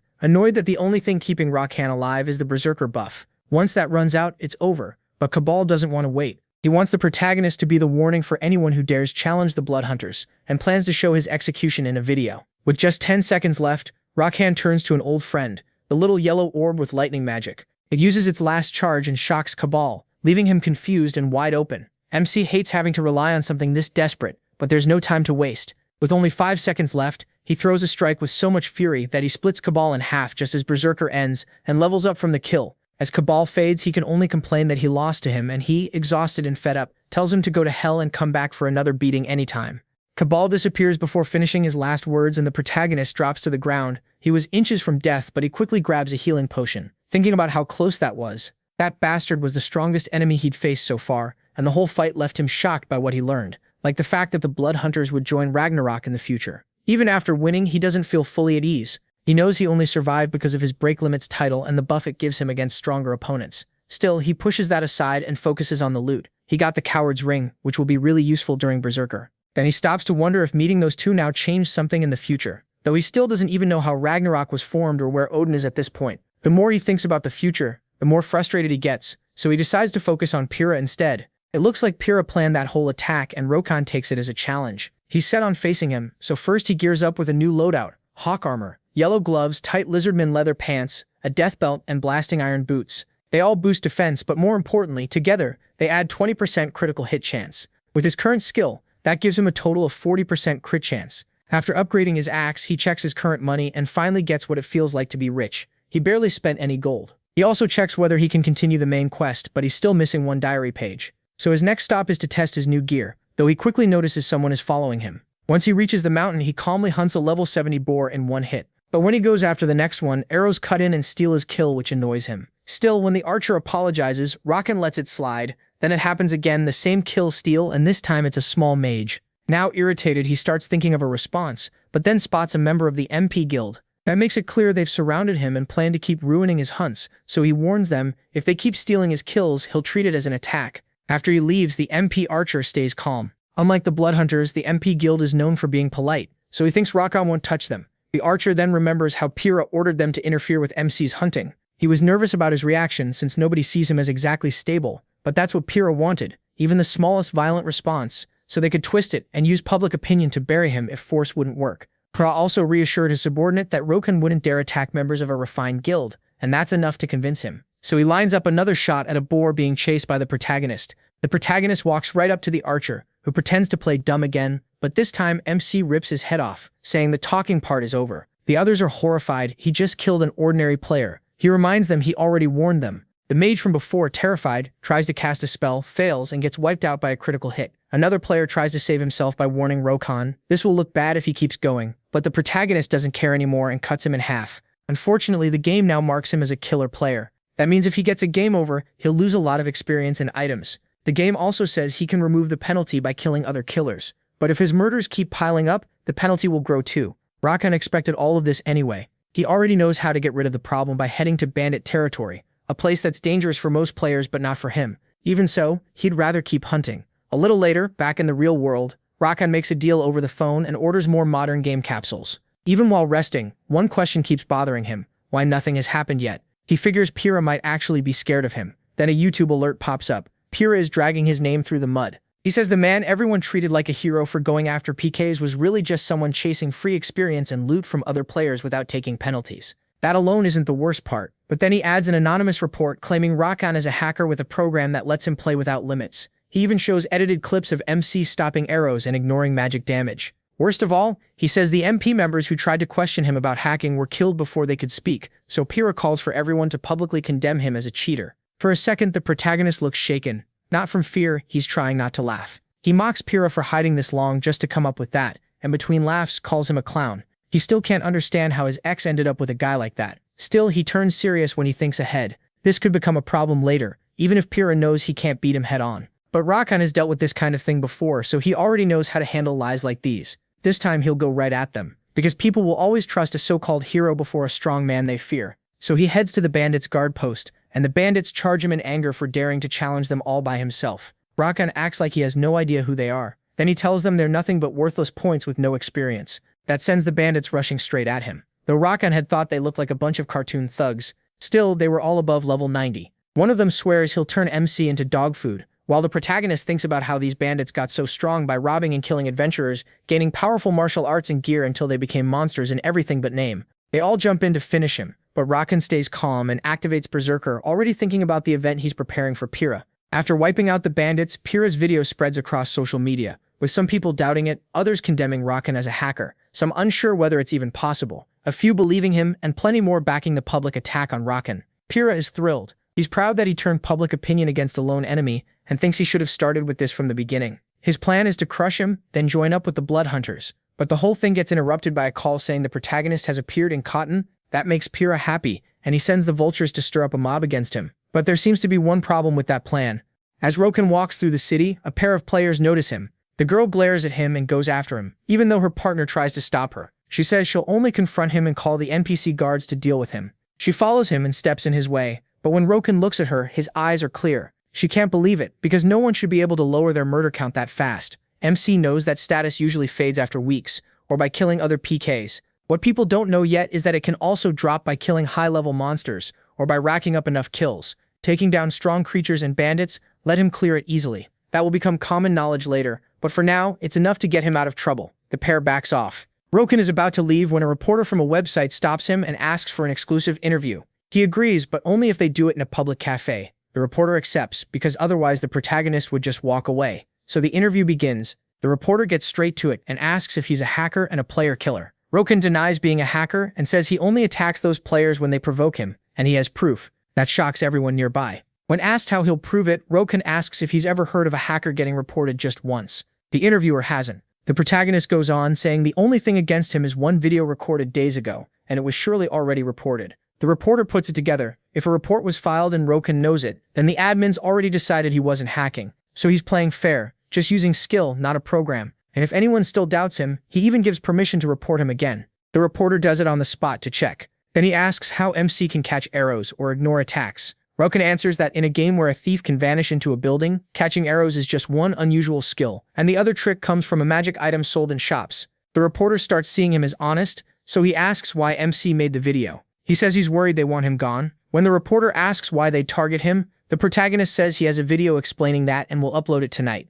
That leads to the last question. Did he kill the MP members? Rakan says yes. Without hesitation, they provoked him. And he makes one thing clear. Anyone who threatens him can expect the same. That night, the video he promised goes viral. It shows several clashes MC had with the Hunters and MP. In one clip, Pyrrha admits he's working with the Hunters. It also shows MP harassing him while he was hunting. He stays calm, watching everything turn in his favor, because he's dealt with this before in the future, people trying to make up rumors about him. That's why he learned to record everything, even if it costs him a hard drive every month. And now he'd love to see Pyrrha's face after this. At that exact moment, Pyrrha is at home, furious, while Odin tries and fails to calm him down. Pyrrha can't understand how the protagonist found out about his connection to the Blood Hunters. Then his girlfriend says he might be Rakan, her ex-boyfriend, the one they saw last time. The username and appearance were clearly the same.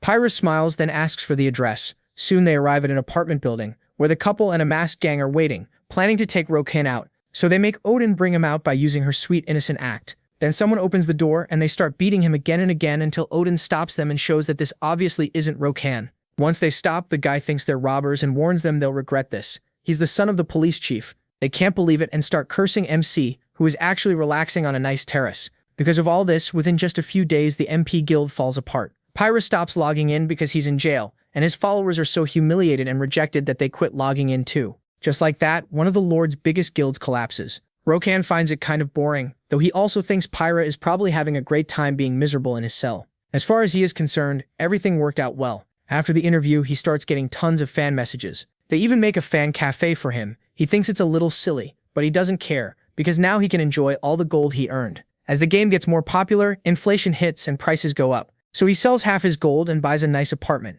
since he needs more space for his new top-tier capsule. After that, he goes back into the game to reach level 100. First arriving at a dark swamp. There, a one-handed bandit threatens him, saying his boss will come and wipe him out. Rokan's only response is to kill him in one hit, while complaining that humanoid monsters talk too much. Still, that means the waiting is finally over. Right then, a loud roar echoes from inside a cave. It's Gertu 10, the level 100 bandit leader, the enemy Rokan was waiting for. But when he sees him, he's disappointed and openly looks down on him, which only makes the monster furious. It charges straight in, and Rokan answers with a powerful war cry that lowers the boss's stats. It also reveals a hidden enemy, the bandit's vice leader, exactly as the protagonist planned. He remembers the past when fighting the bandits could unlock a battle against the King of Wrath, a fight that rewards an excellent fury axe for a berserker. Back in the present fight, he has to finish this first. He tells the vice leader it's nice to meet him, then cuts him in half. Gertodin is stunned and rushes in. The protagonist steps back, completely confident. A red flash bursts out, terrifying the boss as berserker mode fully kicks in. In that state, he lunges forward and sends the boss flying. Gertodin tries to use combined techniques to harden his body and boost his strength, but Rokan, raging, smashes through his reinforced guard again. Then he tests the bandit's toughness, and with no way out, the boss takes the final blow. The fight ends there, and Rokan levels up. Afterward, he finds 2 items, a personal letter from the God of Wrath, and the last page of Jarkan's diary. Now he can finally combine the rest and obtain Jarkan's logbook. It's basically a map that reveals the location once all the clues are gathered. Elsewhere, a giant undead waits on a throne inside a cave. Rokan heads for a barren wasteland, grumbling about how well hidden the place is, until he reaches a cave. Inside, he finds Jarkan's bones, and checks them only to take a ring, then search for what seems to be an entrance. He places the ring there, unlocking the Cave of Death. He got there earlier than expected, and Jarkan's ghost tries to block the quest, saying it's no place for someone at such a low level. But Rokan walks in anyway, entering the Cave of Death even at level 90. Almost at once, a huge swarm of undead appears and attacks. Rokan charges straight in, cutting them down with chain skills, but they're too strong, so he has to fall back and come up with a plan to face the giant horde of undead monsters. He actually jumps with excitement, at least he doesn't have to waste time looking for them. Then he starts smashing skeletons one after another, taking down as many as he can. With total confidence and raw power, he ends up blasting hundreds of bone fragments into the air. He's proud of how strong his berserker state feels, but right then, a sound catches his attention and surprises him. From deeper inside, a huge flash of light appears, followed by chains, announcing the arrival of the giant skeleton, who declares that at last the seal has been broken. Its name was the Forgotten Skeleton General, the boss of that dungeon. It wanted to make an example out of Rokan and show off its power, but MC moved right away, leaping in to cut it down. The skeleton boss stopped him by throwing undead in the way. To it, he was just a disrespectful fool. But Rokan saw his strike get blocked, and remembered the beast could flood the fight with summoned dead. Worse, it could buff them with death aura, so stopping those summons was a must. Even so, the skeleton charged in and their weapons slammed together. The protagonist gave ground. He stayed patient, waiting for the right moment to use his coward's ring. When the skeleton unleashed a huge sweeping attack, it assumed Rokan had been wiped out. Then it tried to raise him as undead but failed, because he wasn't there. That only made it angrier. It rose up into the air to cast death aura. Right then, behind it, dropping his stealth, Rokan appeared and smashed into it with everything he had. The hero kept pressing the attack, not giving it a second to breathe. But the skeleton boss tried gathering spirit energy to trigger spiritual transformation. That would start a second phase, and Rokan wanted to stop it before that happened. So the general used its necromancer class skill to summon undead, then mixed it with its knight abilities. It called a mount, combining both powers. From the jaws of the earth rose a huge skeletal horse named Ghost Coursel. That massive mount and the boss towered overhead while Rokan watched. The boss shouted at him to kneel before the Empire's power. Then it rushed forward, and the two clashed swords again. Rokan tried to hold on, but the sheer force overwhelmed him and sent him flying. He landed on his feet, barely standing, and badly hurt. It felt like getting hit by a truck, so he stopped to think while downing healing potions. He had more raw power, but the boss was so fast that its momentum made this a rough fight. That meant he needed a new plan. Still, Berserker wasn't the answer. He might crush the boss, but the penalty after would be too risky. so he'd have to win without Berserker, and his close-range bombardment plan clearly wasn't working. Instead, he decided to remove the enemy's biggest advantage first, its mobility. Pulling out his axes, he knew he could die, but went for it anyway. He hurled both axes. The general treated the attack like it was nothing, which was exactly what Roken expected. That opened the way for his next move, a direct charge. The boss was caught off guard, thinking MC was coming for it, but instead he struck the horse and knocked the rider down. The general was furious. Now with Roken right in front of it, he braced for the finish. He was aiming to kill it, attacking again and again with brutal force until he finally managed to stop the spiritual transformation. At that point, Roken was set on ending everything here. He split it in two, showing off incredible power as the general crumbled away. What it left behind was a gem holding the essence of death, the very thing Roken came for. It was also what Harken gave his life to seal inside that cave. The essence had the power to call death itself. But instead of sealing it right away, he chose to summon undead all around him and spread death even further. Soon, thousands of skeletons rose and came straight at him. This was exactly what he'd been hoping for. He threw himself into the fight, showing no mercy as he shattered everything around him. He wanted more and more, pushing all the way to level 99. And so Roken finally hit level 99, thrilled to reach it at last, while the undead kept regenerating. By then he'd burned through all his bandages, potions, and safe zones, and had been fighting non-stop for 4 full days. Still, he was the first to reach that level, so he claimed the essence of death and his new title for clearing the dungeon. The title boosted his attack power, dark resistance, and critical damage by 50%. It also let him summon undead, but if he didn't hand over the essence of death, it would consume him, so he hurried out of the cave, finishing the mission and activating the runes to collect his reward. Later, at the Trinsic Mages Guild, Materian was stunned when Roken showed up with the essence of death. He explained he found it by following Harken's journal, but the mage cut him off, snatched the essence, and handed him a very strong regeneration potion that the hero quickly chugged, restoring a huge amount of vitality. With the mission done, he no longer had to worry about the death energy, which would rise again in the future and awaken the skeletons in the city. That problem could wait. As he turned to leave, Materian stopped him, acting like some grand noble mage, and thanked him for risking his life to prevent a disaster. With a dramatic look, he said they should meet again and help each other.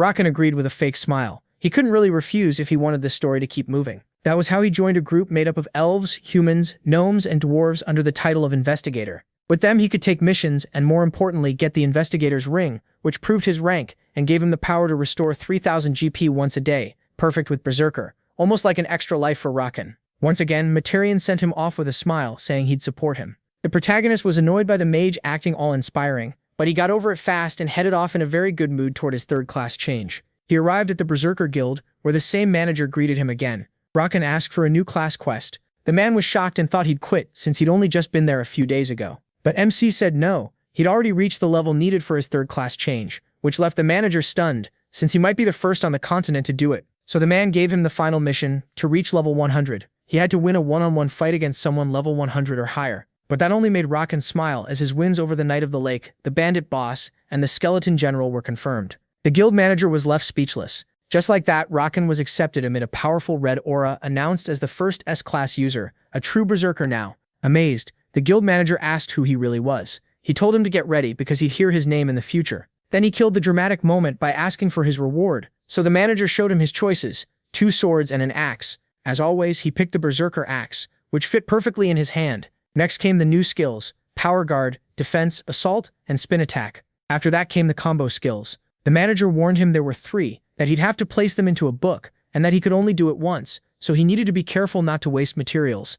Roken didn't listen and just asked for every skill book he had. Thinking the guy had ignored him, the manager sold him all the materials and couldn't even give him a discount, even though he liked him. Still, he gave one extra gift, a single-use gem that let him use Berserker without the penalty. Roken hadn't expected to get something that good so soon, and he already had a great use for it. So he paid and left, thoroughly confusing the manager who wondered where he got so much money and felt that this guy might one day become a master. After that, the protagonist returned to Katoon to speak with Storian, who was happy he had trusted the right person. Roken still didn't like the manipulative old mage much though. Then Storian asked where he planned to go next, and MC answered that he was heading to Crossroad. The old man doubted he was ready, but knew he was full of surprises and warned him he'd meet other races there. He already knew. Crossroad was a city only for players level 100 and up, where not just humans lived, but elves, dwarves, gnomes, and many NPCs alongside players. As Roken prepared to leave, the old man gave him one last task, sending him to the tunnel with a letter from Malkin, captain of Crossroad's Royal Guard. The protagonist noticed the quests still weren't over. He left with a calm smile until he reached the tunnel.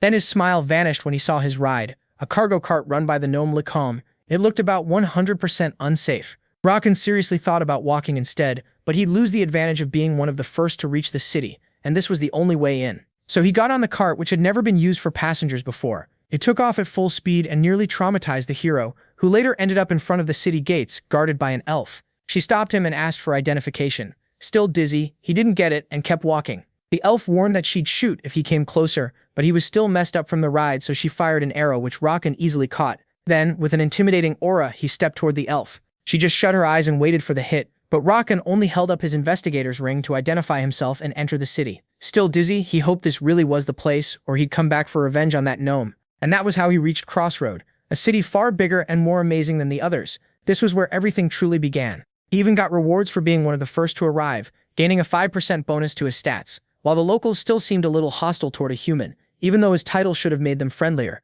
Still, it was better than in his past life when humans were openly looked down on in that city. But he was completely exhausted, so he logged out. That was how Rakan finally got the rest he deserved. And while checking social media, he saw someone was right behind him. Another player had reached level 99, and it might be Odin. Then a cheerful girl with glasses named Ruby, a reporter from Gain in Ven, introduced her guest, the first player in the world to reach level 99. She called him Sir, though she couldn't reveal his face or identity because those were the terms of the interview. The player seemed very humble, saying he didn't want fame, and his answers about how he reached level 99 so fast were humble too, or maybe just evasive. He said he simply understood the game and knew the most efficient hunting spots.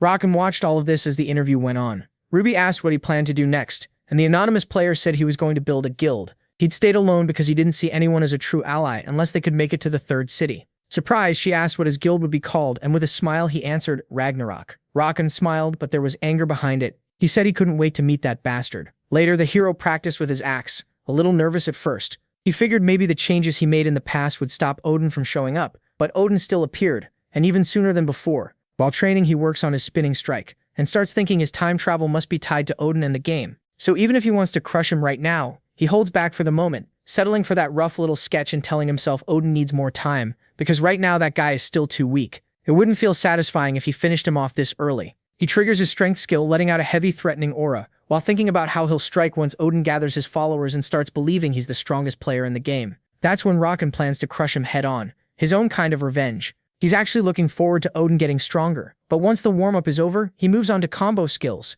First, he mixes strength with War Cry, and the result is exactly what he hoped for. He names it Madness Cry. When those skills combine, the effect can range from stunning enemies to lowering their stats, exactly what Rakan wanted. Then he's caught off guard right away, because it looks like he now has 4 combo skill slots, even though he always knew there were only 3. That comes from his first-class user achievement, which gives him 1 extra slot. Rakan is thrilled. To him, achievements are one of the best ways to get ahead of everyone else, so he starts the next combo. Later, at the Dwarven Guild, the attendant looks at the hero strangely, like he's begging for the chance to help them. The dwarf doesn't trust him, but still lets him try. Rakan knows the dwarves can't handle this mission themselves. He thinks they should treat him better, but keeps his anger in check because he can't move forward unless he earns the trust of every race. He's already written off the elves for being arrogant and condescending, and now he tries with the dwarves only to find they're just as full of themselves, which annoys him. That leads him to the Oranon mine, where he has to gather strange minerals to win the dwarves over. The job is simple: collect 50 blue ores. Rakan knows a lot of players with the miner skill could do it too, but they'd waste more time by grabbing every kind of ore. That's why he came in with a better plan. But then some kobold thieves start looting the mine, and Rakan cuts in, thinking there's no point in mining if he can just take the ores from them. The raiders are stunned, and Rakan calmly tells them they're about to end up like their buddy. They charge right as the hero combines strength, dash, and spinning strike. The kobolds try to jump him by surprise, but right then he uses guard and grabs them by the throat, tearing them apart. He remembers how in the past even taking down one of these things was hard at this stage. Now he crushes them with ease and leaves them behind. After that, he starts gathering the minerals and finds plenty of them, but he knows collecting the 50 for the quest isn't enough. What the dwarves really want is their mine back from the kobolds, so he decides to save time by wiping out all of them. Deeper ahead, Kimothy, a level 115 mining officer, seems to hear something, but ignores it and keeps working. Meanwhile, Rakan uses his stealth cloak and studies the kobold leader. Even with his strength, fighting a boss and all his underlings up close would be messy, so he looks for another way. He finds it in a cart loaded with minerals, which he sends rolling loose down the tracks. The mutts are shocked and the boss sends them after the cargo. Meanwhile, the boss smokes to relax, annoyed that dwarf troops might show up. Then he calls out to the hero, demanding he come out because even if he's invisible, he can still smell him. Rakan steps out without a hint of fear, making fun of the dog's nose. Furious, it snaps out its claws and lunges with the combo skill, Crimson Burst. The hero answers with his own move, combining all his skills to unlock his mega skill, Destruction Burst. It boosts his strength by 200%, and its force can't be stopped. When they clash, Rokan wins and slams the kobolds to the ground.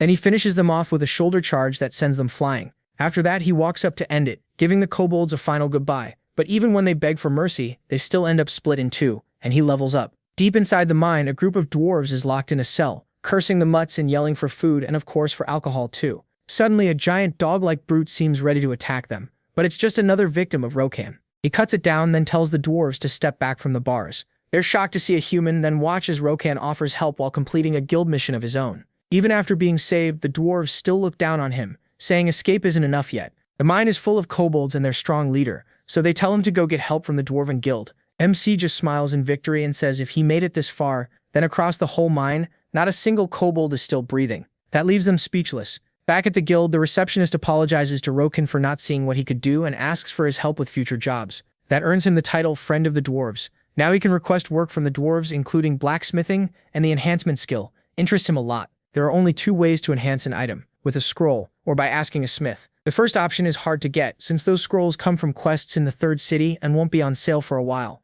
The second depends on having a good relationship with the blacksmith, and even then, there's no promise they won't overcharge, since blacksmithing in this game is known as one of the 3 nightmare skills to learn. Right now, nobody knows how to enhance weapons. That gives Rokan an idea. Make money with this skill. He heads to the Dwarven Forge and asks one of the smiths to make a long sword from material he brought himself. He picks something easy to work with on purpose, a simple sword, but one used a lot in close combat. The cost would be low, and since he can buy the materials very cheaply at auction, he can increase production. Then Rokan remembers he can engrave something on the handles. That's how he ends up making 50 batches of longswords, inspired by his new brand, the King. Now he plans to sell NPC-made gear with branding and start his million gold scam. The plan gets even better when he decides to enhance the swords too, then sell them through the city auction house. That way his product can reach players all over the world, and instead of doubling the price, he can triple it. So he lists them at auction, and they sell out in less than 5 seconds. Rokan is happily shocked and starts realizing that lots of low-level players with money are desperate for better items, especially after Odin showed up, since Odin is pushing everyone to get stronger faster, so he decides to raise the prices. After many minutes, he's thrilled by how much money he's made, a total of 458 gold coins, about 10 billion won in the real world. Even so, he knows leveling up still matters. Right now, Rokan is focused on earning gold, but Falcon, the company behind the game, notices a monopoly in enhanced gear sales and traces it back to Rokan. Sadly, the system doesn't let it last long because they cap his profit at 100 gold coins. He is furious because he only got to exploit it for 2 days, but at least no one else knows what happened. Still, he made enough that upgrading his gear didn't feel expensive, and he also forged an extra long axe, which he named Killer Axe. It gives a huge damage boost, and he can't wait to test it on his next mission. That mission takes him straight to the Half-Elf Guild, where he meets the guildmaster. She coldly asks why he's there, and Rokan answers with his nicest smile, offering his help. The arrogant girl tells him a weak human can't solve their problems. That irritates him, and he tells her she should be more polite, slamming and breaking the desk. Yet he's still turned away. So he has to try another method, showing his research club ring and his recognition from the dwarves. Terry doesn't care about the dwarf part, but the research club does get her attention, so she finally considers him for a mission, and Rokan celebrates like a kid. The mission is to rescue a gathering team that went into the forest and never came back. The guildmaster gives him an elf token so the team will trust him. Now he has to find them and escort them back safely, the exact job the protagonist was hoping for. He grins so hard that Terry gets a little uneasy but lets him go. Before leaving, he buys a huge black horse because the new routes around the city are so long. He needs something fast to travel there and spends only 100 gold on his new 4-legged friend. Right then, a massive corrupted forest spirit attacks them, only to be cut in half by Rokan's new axe. It works beautifully though. He admits these monsters are stronger than the mine mutts. Still, one swing is enough to kill them for now. So all along the road he leaves chopped up tree monsters behind until he reaches his destination. There, he starts searching for the gathering team and finds a trail they left while supposedly running from a monster. But the half-elves seem too light to leave tracks like that, so it could be bait leading him into a trap. He's surprised he still hasn't found them, and starts thinking he was fooled, right when an arrow flies straight at his head. He catches it with ease and smiles, glad he finally found his target. That only scares the group of half-elves. One of them rushes in to attack, until Rokan tells them he was sent by Terry. They don't believe him at first, but once he shows the guild seal, they agree to go with him. He then starts leading them through the forest. They're terrified of these monsters they've never seen before, but Rokan isn't worried. He already killed plenty while searching for them, which they still don't believe, since even together they couldn't beat a single one. Then a horde launches its attack, and Rokan tells them to keep their eyes open because things are about to get wild. The monsters strike, but MC dodges and leaps, then cuts them down brutally. He smiles with complete confidence as he gets ready to go after the rest, leaving the half-elf girls staring at him in awe. The half-elves stare at him in awe. Rokon keeps crushing every last monster until none are left. Then he asks if they finally believe him, telling them not to worry about that corrupted firewood. That leaves the elves looking completely down as they drop to their knees, and Rokon just stares, confused. They apologize and beg him to help with something else. The group came here to figure out how to stop the corruption spreading through the Tekalon forest. For their people, this is the most important mission of all, so they plead for his help. Rokon smiles when a new quest window pops up. The task is to escort the elves to the heart of the forest, exactly what he wanted, so he tells them that from now on they follow his orders without arguing. That turns out to be a good way to keep them in line, as they start moving together. From there, he stays careful, hiding from monsters instead of fighting them, since that would only waste time. But before they go farther, one of the elves stops him. It looks like they finally found what they came for, a tiny glowing sprout that could become the World Tree, the symbol of the half-elf guild, and something sacred to their people. That was the reason they entered the forest in the first place. The elves ask him to stand guard while they gather it, but Rokon tries to remember how the tree is grown, and when something clicks, he stops them and pours a healing potion onto the sprout. The elves panic and try to stop him, even rushing at him, but one of their companions holds them back when the sprout starts growing. That happens because it absorbs pure vitality, something the elves never would have tried. To them, it was too sacred to pour anything on. But here, the tree can also draw life from the forest itself, since this spot is free of corruption, so Rokon gives it another healing potion. It works even more, though the protagonist can already feel his money disappearing, so instead he uses some water from Lake Kimjing despite the girls complaining. In the end, that turns the sprout into a young sapling. That makes Rokon happy. With a greedy grin, he starts waiting for the hidden reward. But the moment is ruined when one of the girls suddenly screams that this is bad. Osi is confused at first because the tree had grown, and it had also pulled in energy from the whole forest, which ended up waking the great corrupted forest guardian. The thing is enormous, big enough to leave even Rokon speechless. Then he decides to go all out and pulls out his helmet from the Lion King seal. Luckily for him, it releases the seal and its power. That gives the helmet a huge buff and boosts its roar-type skill. The upgrade catches Rokon off guard. If this is already his best defensive item, then he can only imagine how strong the full armor set must be. With all of it, he thinks he could become far stronger than he was in his past life. An elf yells, asking what he plans to do now. But Rokon calmly says he'll handle it, as he summons his killer axe and berserker axe, then starts walking forward. Still, the elf leader sees no chance against the guardian. To her, it's basically the whole forest made stronger by corruption, something no one person could beat. She says they need to retreat, but those words only annoy Rokon. To him, saying he can't win is the kind of thinking that comes from giving up too easily, so he charges in to prove she's wrong.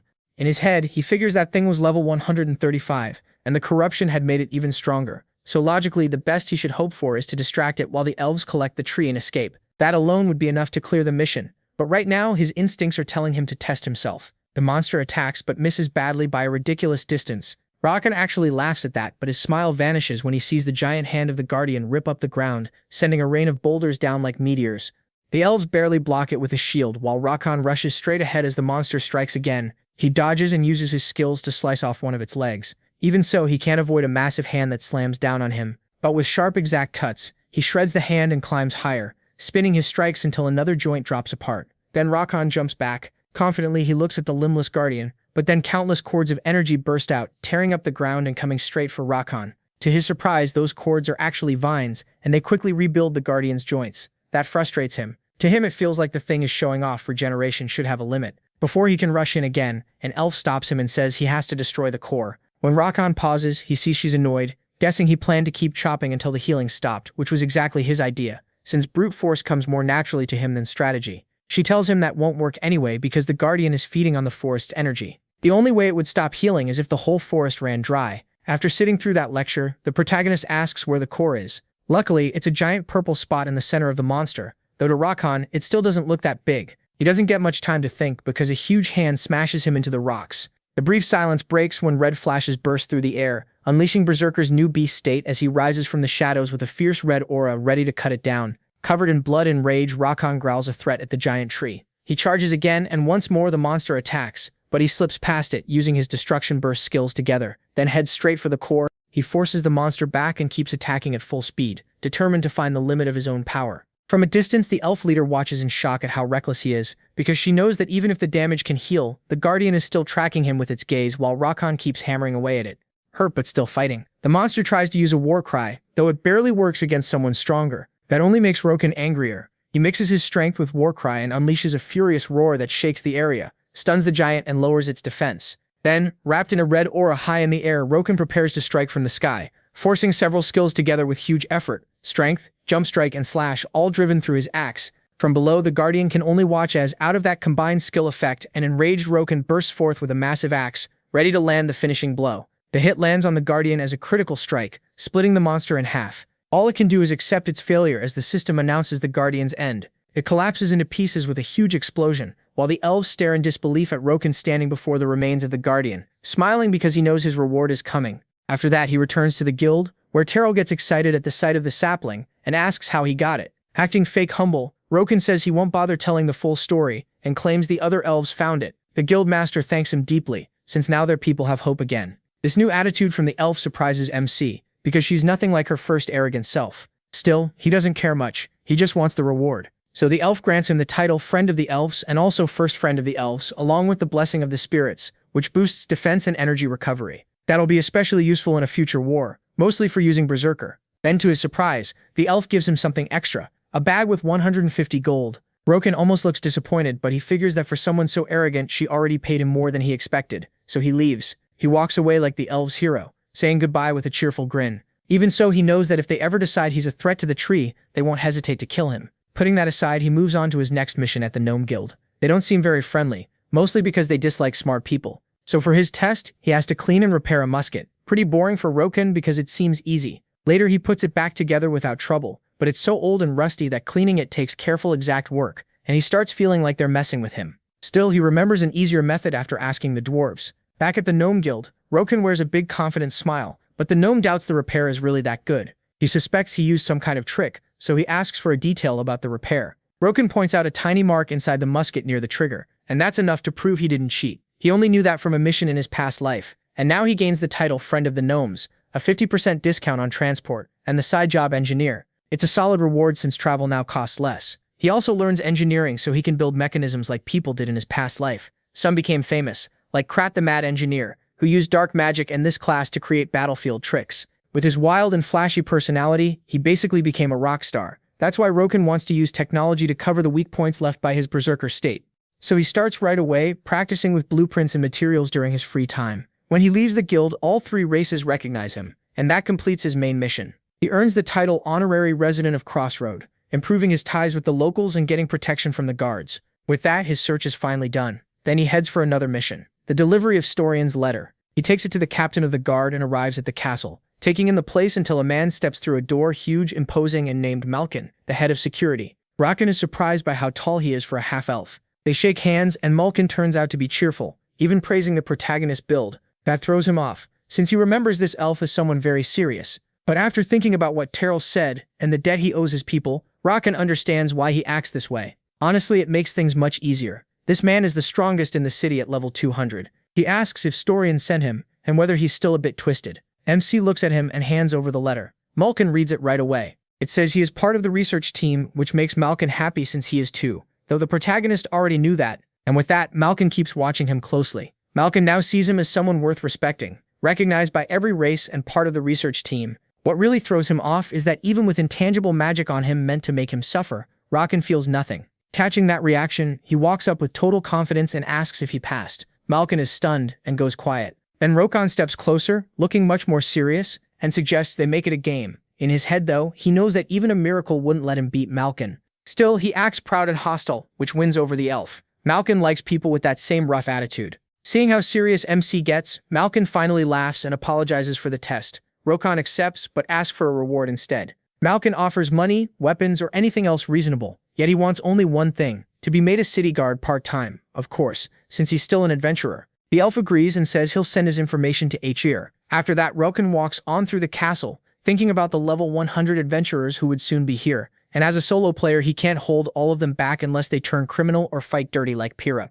That's when he comes up with a fair plan, just as a guard arrives with his badge. With it, everyone will recognize him as a guard, and what Roken wants most is power. Now that he has the job, he recalls the daily duties: patrol for an hour, kill 20 nearby monsters, and join the city forces if trouble breaks out. Annoying but easy. The real upside is gaining strong trust with NPCs, and their bonuses are also really useful. But the main reason he joined is simple. As a guard, he can take down players if they cause trouble. If a user disturbs the peace, they get penalized, and because he's acting by the law, he may even get a bonus. So this gives him a way to use real authority. Then a new thought cuts in. There should already be more users in the city, though he doesn't expect to run into Odin, so he checks the latest news. The biggest story claims an orc named Yu is supposedly the first player to hit level 100.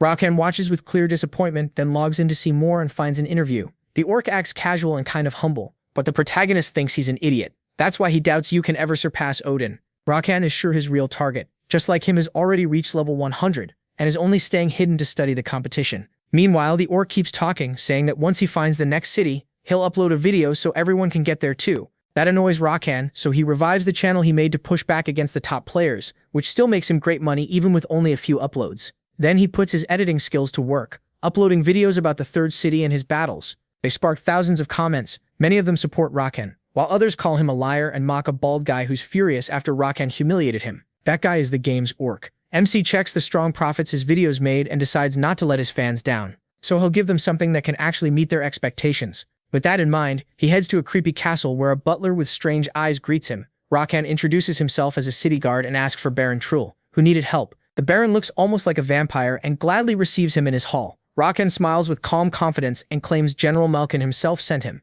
It's a lie. He just moved early because he already knew the quest, so he had to sound convincing. That works, and the Baron accepts him, then gives him a mission: collect blood from the trolls living in the cursed cave. He says he'll use it to heal his sick little daughter. Rakan agrees and promises to bring back the blood, while also planning to use the trip to finish a related quest. So he heads to the cursed cave, which he plans to use for a video on the third city's first public dungeon. As he records and walks through the dungeon, he explains the basics, like how monsters get stronger at night, and that this is the first time trolls have shown up in the game, though trolls won't be the only enemies in here. Right then one appears, a stone monkey, a small but muscular creature that's quick and agile. It's actually the easiest enemy in the dungeon, though it can still be dangerous. The angry monkey leaps to attack, but Rakan smashes it so hard it bounces off the walls before crashing down. It hits the floor and immediately comes back in a rage, only to be stopped again by Rakan, who keeps up his tutorial and says they're easy to beat with speed. Then he goes back on the attack while the frightened monkey can't do a thing as he slams it hard into the ground. Looking straight at the camera, he confidently says it's really easy,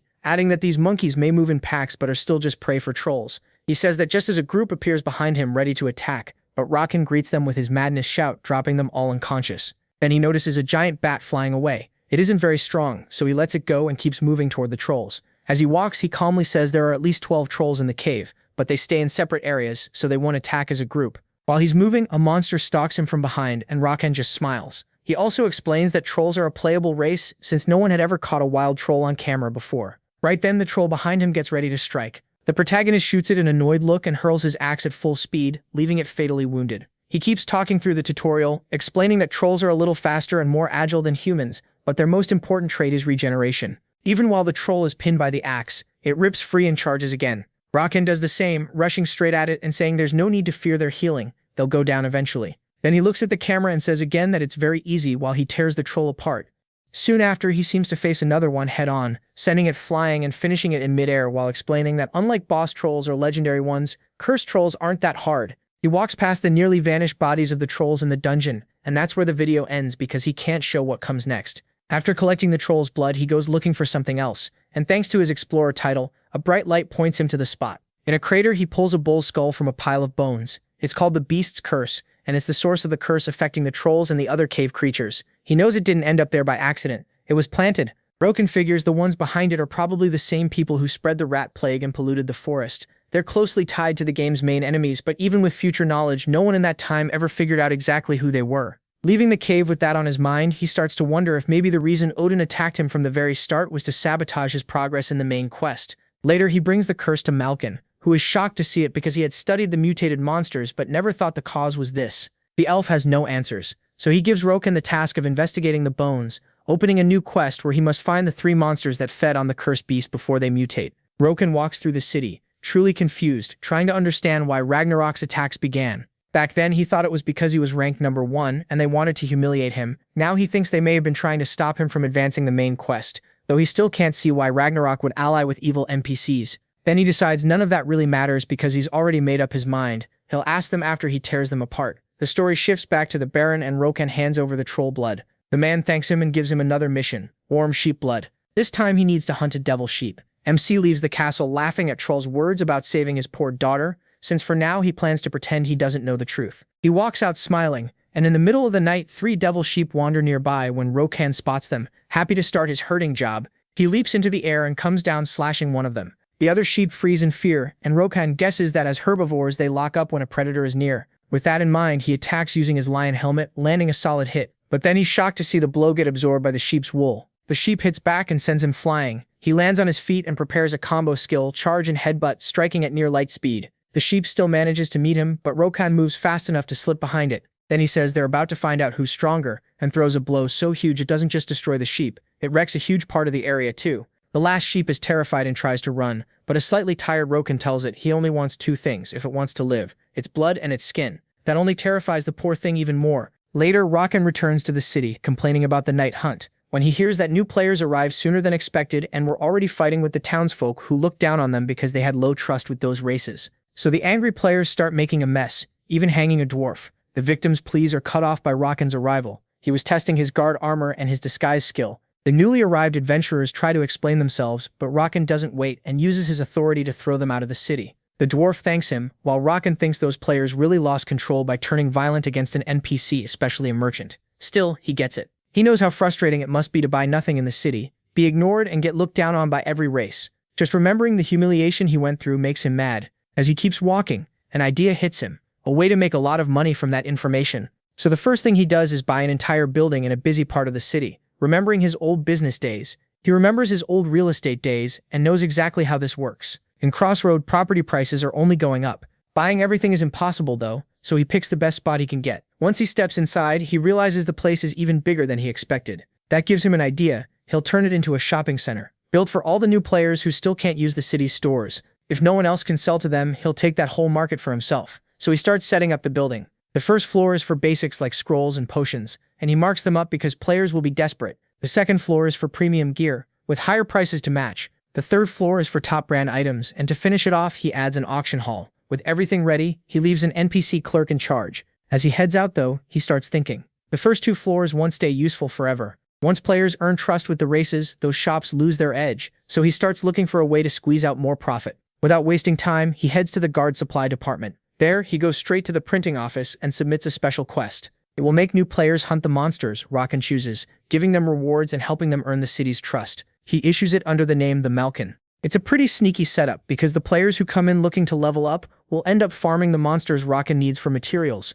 since he'll be the only buyer he can get them cheap and keep his store profitable much longer. Still, he remembers he has to visit Trull. The man is shocked he finished the quest and sends him to the shaman Trinica to get the ingredients prepared. Rokan agrees, but then he hears a strange noise. The Baron brushes it off, which only makes Rokan laugh. He already knows something is going on, and he leaves smiling, remembering the obvious clues from the start. The truth is clear. Trull is a vampire, and the girl he's keeping isn't his daughter. She's actually a high elf, the race with the best blood for vampires. High elves are a rare branch of the elves seen as noble bloodlines, and there's a legend about them. If a vampire drinks one of their blood, they gain huge power right away, but only a very strong vampire can survive it. An ordinary one would just melt. That's exactly what would happen to Trull, so he turned to witchcraft, boosting himself with magic items in hopes of drinking that blood without dying. With that in mind, Rokan moves through the night in Mist Valley, looking for Trinica so he can deliver the materials. Finding the shaman is a pain. The forest is huge, and the darkness makes it worse. Most people would have given up by now. Then a pack of level 115 mist hyenas appears. Rokan spots them, but instead of stopping, he speeds up. He wants to finish the quest first. That annoys the hyenas, so they chase after him. Since they seem slow, he relaxes and moves even faster, until his foot finds no ground at all. Pale and embarrassed, he drops into the void below, blaming the fog for the mess. When he gets back up, he sees he's surrounded by hundreds of hungry hyenas. Rokan looks around, plants his axe in the ground, smiles and wonders how many monsters he can kill at once. He's about to find out, then he charges in. As he fights, he remembers a berserker's biggest weakness, dealing with lots of enemies. They usually don't have moves that can wipe out a crowd, so he has to handle them one at a time. That gets tiring fast, so to make up for it, he uses his mega burst of destruction, tearing through the pack and crushing 80 of them. That proves the combo skills he created can partly cover his lack of area attacks. Even so, he knows those moves would only work against normal players. If he fought Ragnarok again, he'd still be at a disadvantage. The reason is simple. Burst of Destruction works best on targets lined up, not on groups spread all over the place. So he needs a real area attack if he wants to face them. Thinking that over, he swears to Odin that he'll create a technique strong enough to wipe them out. Then he remembers the mission comes first, and keeps moving. Near dawn, someone warns him not to come any closer, and to leave the ingredients on the ground. This is the shaman Trinica. Rakan tosses them over in a box and the shaman's whole mood changes. Using the ingredients and a pile of spell leaves, he starts chanting a powerful spell. The magic sends hundreds of objects flying all around them. Rakan watches, curious, and asks what kind of magic that is. When it's done, the shaman hands him a blood imprint, one that boosts vampiric strength. Rakan remembers he's supposed to deliver it, even though the Baron only wants it to reach elf blood.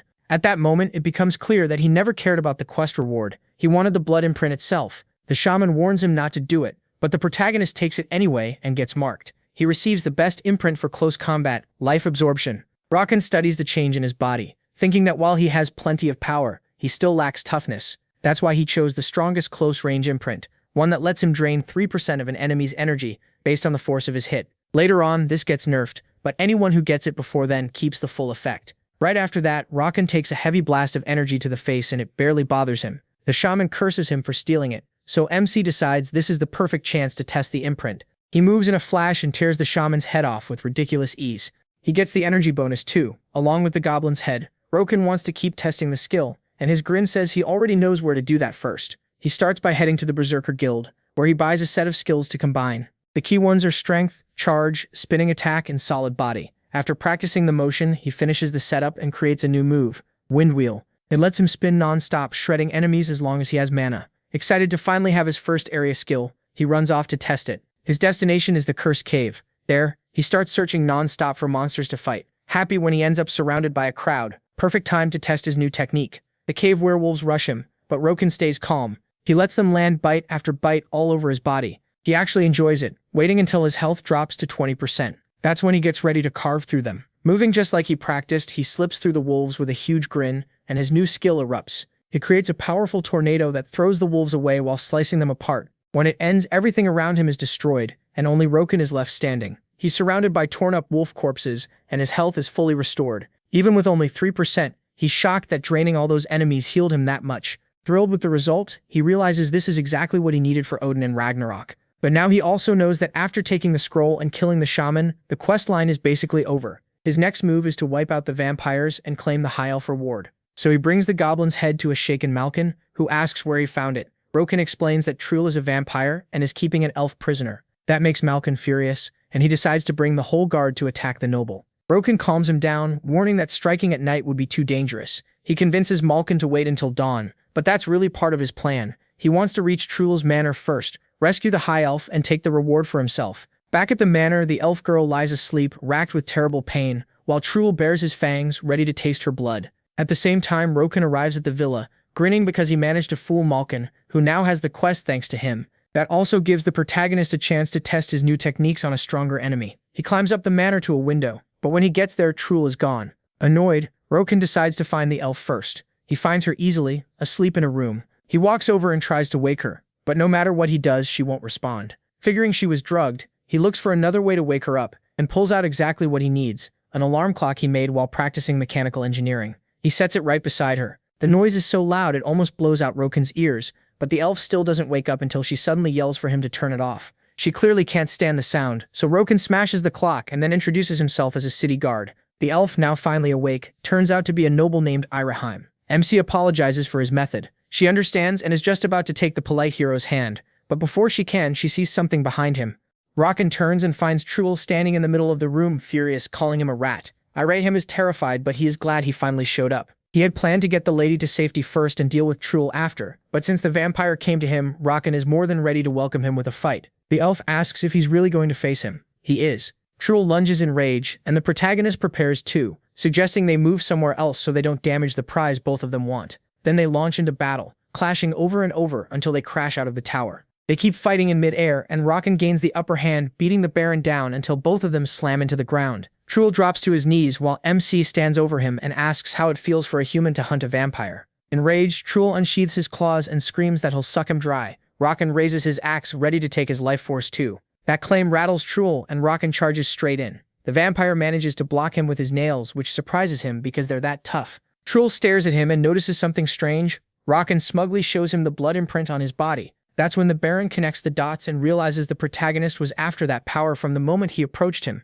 Humiliated and furious, the vampire throws himself at Rakan, who barely avoids the blows. Even so, he takes a deep wound to the arm and keeps narrowly dodging, feeling the pressure as he realizes his opponent is far stronger than he expected. So the rumors he heard about Truel in the future were wrong. Truel beats Rocken down to 20% health. That throws him off, but it still doesn't change his plan to kill him. Jumping back in, MC asks if he's tasted his blood yet. Then, he unleashes Windwheel and rushes in, slashing hard at the Baron. He thanks him for the blood mark. That heavy hit just restored all his health. The Baron actually laughs at that. It doesn't bother him at all. Draining life force is a basic part of being a vampire, so there is no way a human can use that against him. While Rocken tries to process that, the Baron confidently starts pouring out a huge amount of energy, then appears right in front of him, now transformed into a giant bat monster. Rocken doesn't even flinch. If anything, the form looks more like a werewolf, but that changes nothing. He only wants to test his strength, so he waits, ready to strike. As the creature comes in, the protagonist greets the Baron with a massive slash, which only makes him even angrier. The vampire fires back, darting around at top speed and tearing at him with powerful claws.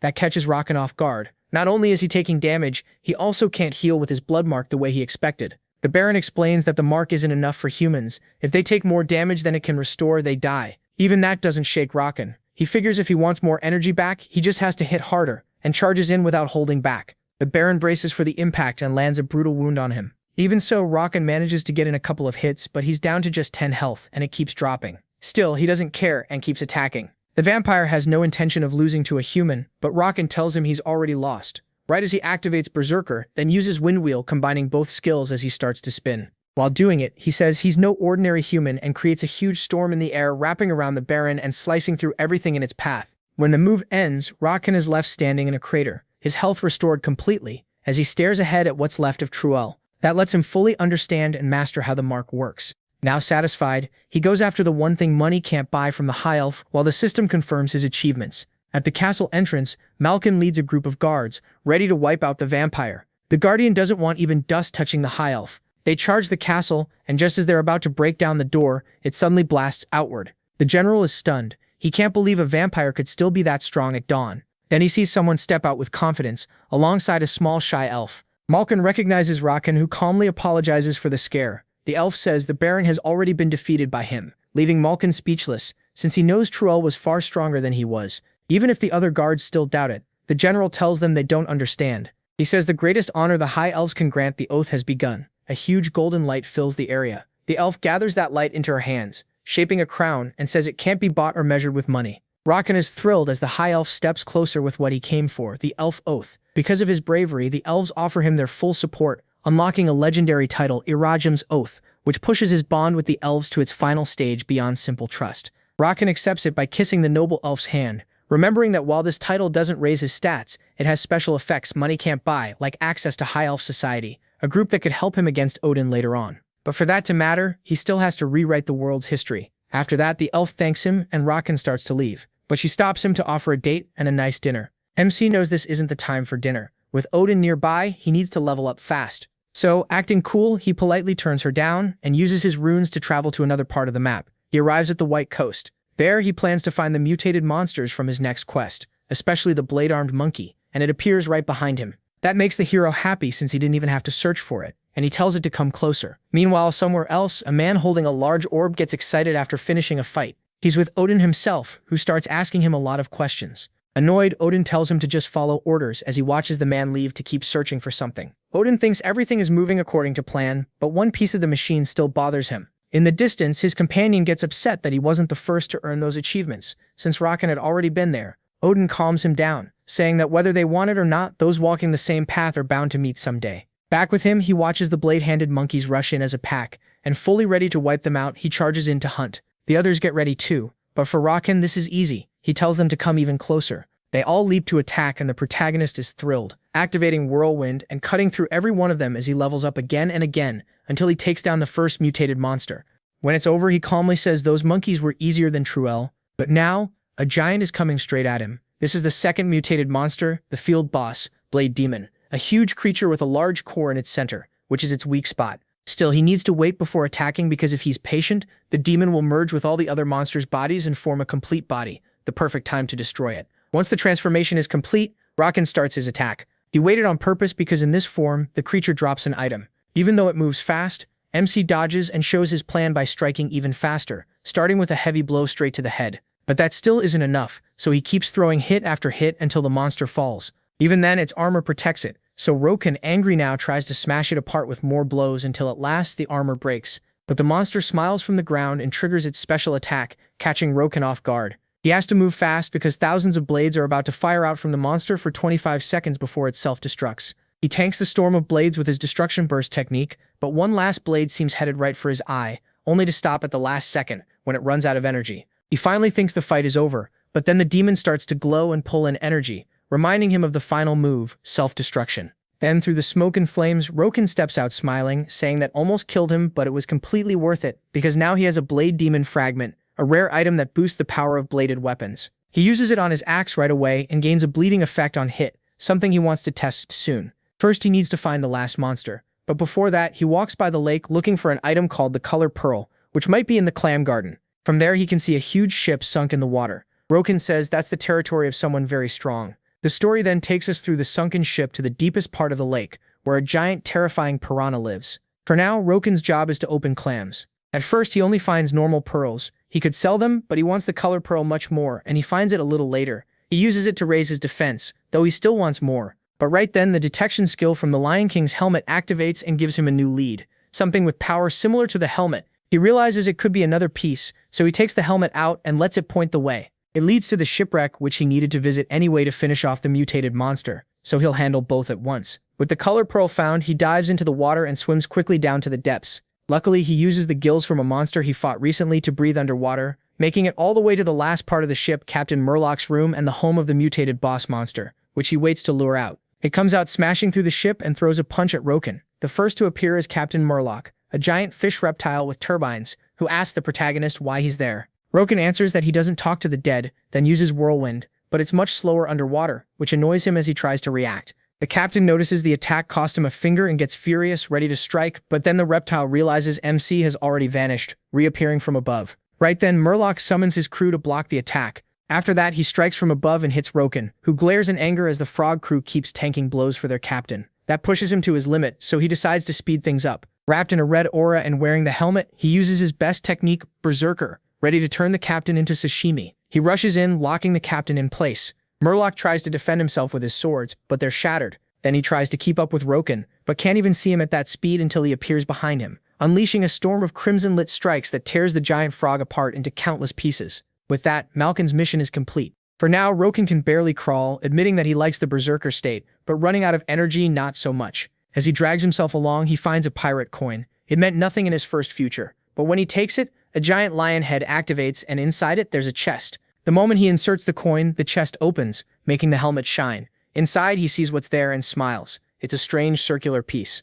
He picks it up, and it keeps glowing until he realizes it's the Lion King's symbol, which must belong to that armor set. Roken, thrilled, stands up in victory and is even more shocked by the 100 points of intelligence and endurance it gives him. But that's not all. Inside the chest, he also finds a cloth engraved with the Lion King's story, showing him giving the upper part of his armor to the frogmen of the area. Roken gets excited, thinking it might still be there, but he finds no clue nearby, until he remembers an event from the game where those pirate frogs were robbed by the Pirate King, making him think that piece of armor should be with him. Since that enemy is level 300, the protagonist figures he should wait a bit. He's not strong enough yet, so he decides to rest. For now, he tells himself this is still a good win. Then he gets ready to hunt down the rest of the treasure. On the way back to the city, he's so tired he thinks about logging out for a while. Before that, though, he spots a loud crowd fighting over something. It's his shop. Apparently, all his customers are battling over the items. Roken loves the sight. At this rate, he'll be rich soon. Still, he decides to turn in his quest first. So he puts on his most proper expression, as noble, honest, and humble as he can, and reports to Malkin.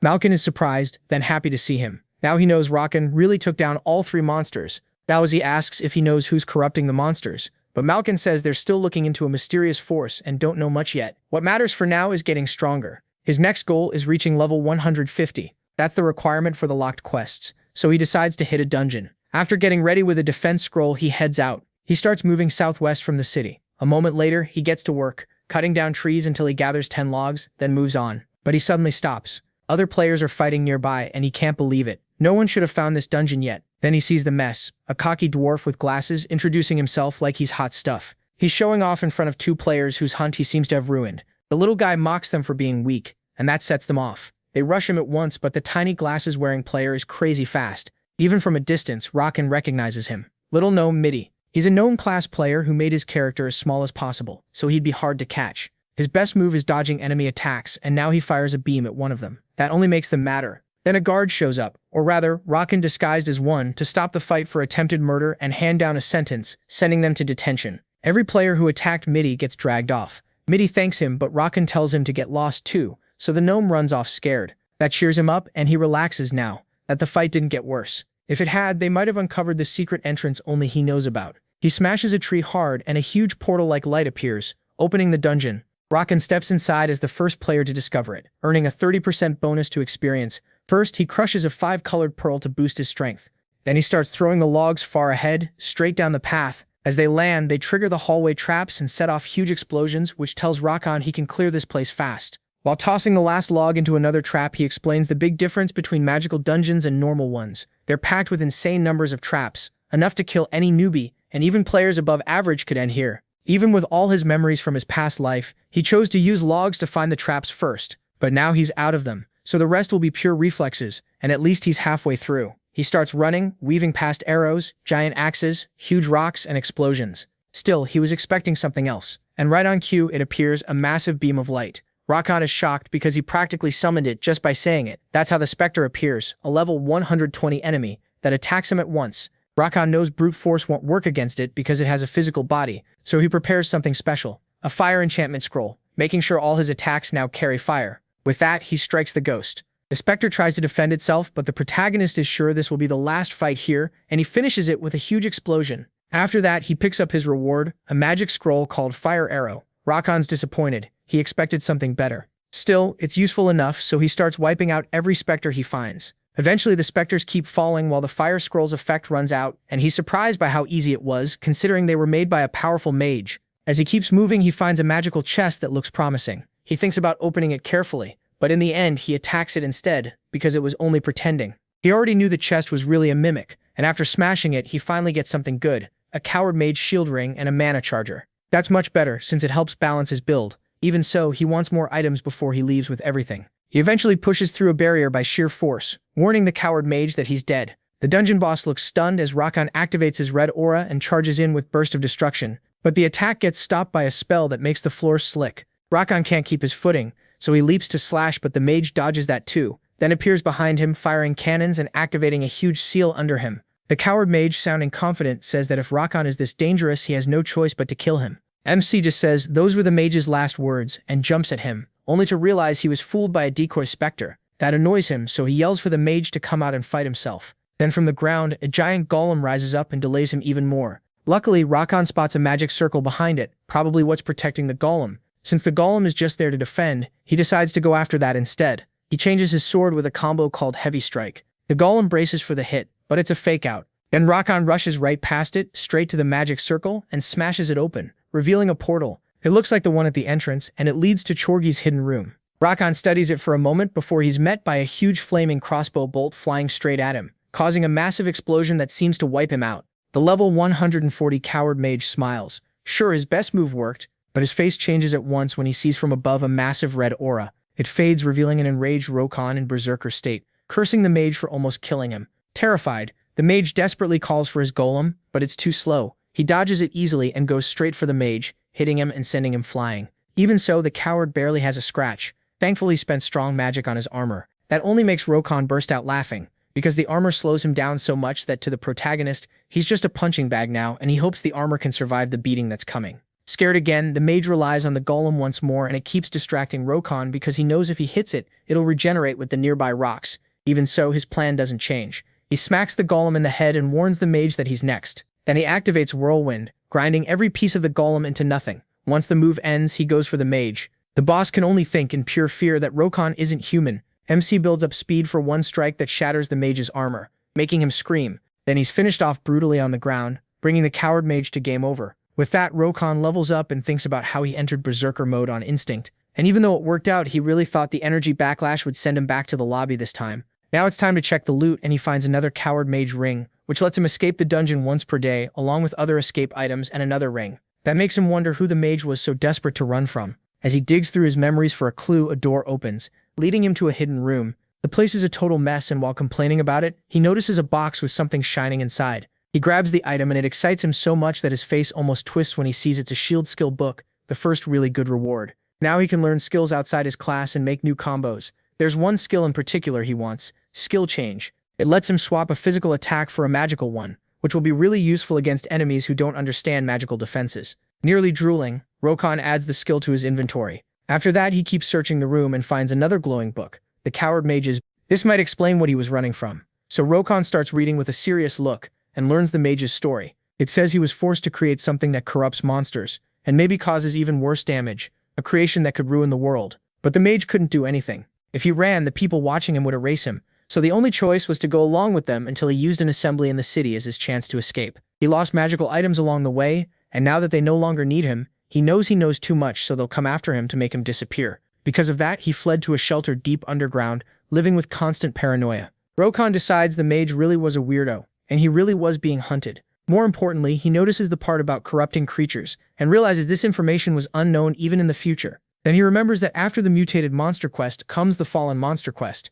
That leads him to one conclusion: whoever is behind this isn't some outside force. People inside the city are involved. That feels strange to him because he knows how much damage the fallen cause later in the two main camps. So now he knows this mission is way too difficult to handle alone, and he'll pass the information to the investigation team. Besides, he still has to reach level 150, which is his next mission. That won't be easy, but luckily he has an idea, so he heads back to the city. There he walks through the street carrying scrolls for his shop, and the place is packed with customers, leaving him way too excited as he imagines taking all the money in town. But right now, money isn't the main issue, so he goes to the Berserker Guild, where he plans to remove one of his combo skills, its Burst of Destruction, since it only moves in a straight line and doesn't hit that hard. After all, with the new skill book from the dungeon, he'll be able to counter it, to cover the Berserker class's weak spots by mixing skill conversion with Strength, Charge, and Smash. That lets him make a brand new move, and he can barely hide how excited he is. He names it Bomber. It works by throwing a hand axe and turning it into an energy bomb that explodes on impact. The only real drawback is the 5-second charge time,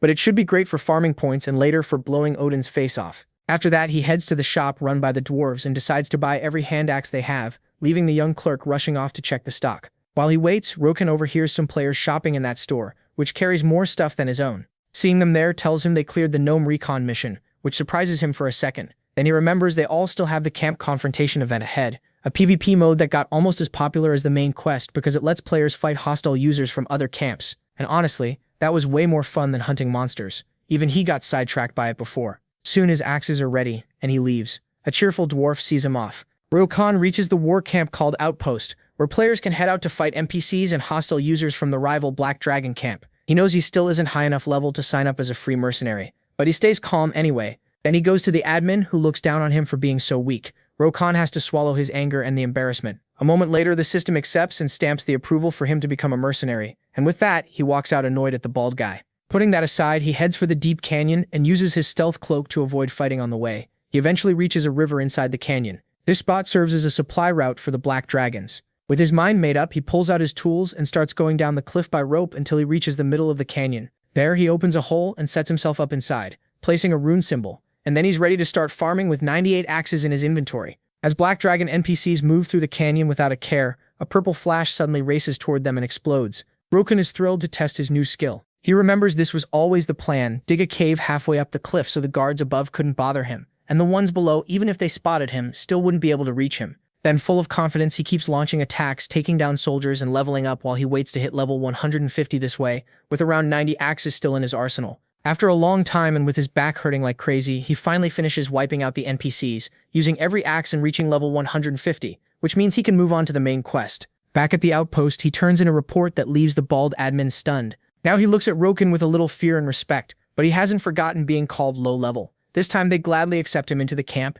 and give him the rank of soldier. He can rise higher by earning enough contribution points, and right now he has more than 300. So now he needs even more to rank up and unlock more war missions. The harder they are, the better the rewards. He's also interested in those contribution points because they let him access items in the merit shop, so he plans to raise them fast. Then he heads back to the city. The moment he returns, the first thing that hits him is nostalgia. The second is hearing other players complain that some jerks have been stopping them from doing their quests, and he quickly realizes it's because of users from the Dragon Camp. That leads into an explanation from an ogre about why the factions start fighting once players reach the third city. A lot of people would say it's for items or experience, but the truth is they do it for the fun of crushing other players, just like the ogre proves by stomping some poor kid. That brings us back to Rokon, who knows that player instinct better than anyone. So he walks over and asks where the enemy camp players are. They tell him the area they're in, but warn him not to go because it's dangerous. That catches him off guard. They made it awfully close to the city. It also annoys him since he feels like they're looking down on him. Ready to move, he calls his trusty mount and then rides toward the area, leaving the other players stunned that he's going alone.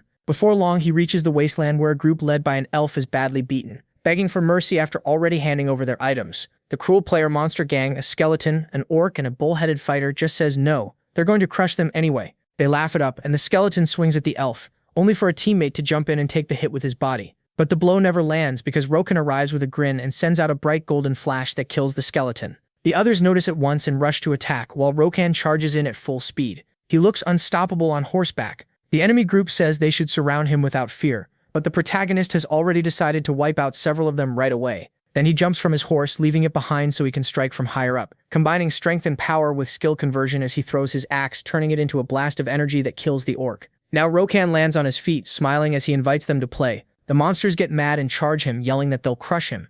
Roken just grins back and cuts down one of them while shouting that he's the one who'll crush them. He launches himself forward and attacks with spinning strikes so strong they terrify the monsters. They barely have time to react before he wipes them out, earning 1 point for each enemy he kills. That isn't much though, so he'll have to keep hunting. For now, he decides to rest and return to the city. He goes straight to a temple and, feeling generous, donates 3 gold, earning a priest blessing. Just like in real life, the nice thing here is that it slightly boosts all his stats. The effect depends on how much you donate, and only lasts a few hours. Next, he sets up his gear into lethal strike, defense, and endurance sets, then moves on to gathering all his prey in one place. He starts by using an online post to ask for info on enemies from the other camp. That immediately sparks a hostile fight between players backing Roken after he took down those PKs and the rival camp users who swear they'll kill him. MC likes that, so he decides to start a live hunt, now with way more support and way more viewers. At the battle camp, he spots a small group from the rival camp attacking a band of adventurers, but Roken steps in and proceeds to cut them down, slashing straight through each of his opponents. When he sees how scared the rest are, he gets annoyed and even tells them how they should line up to attack.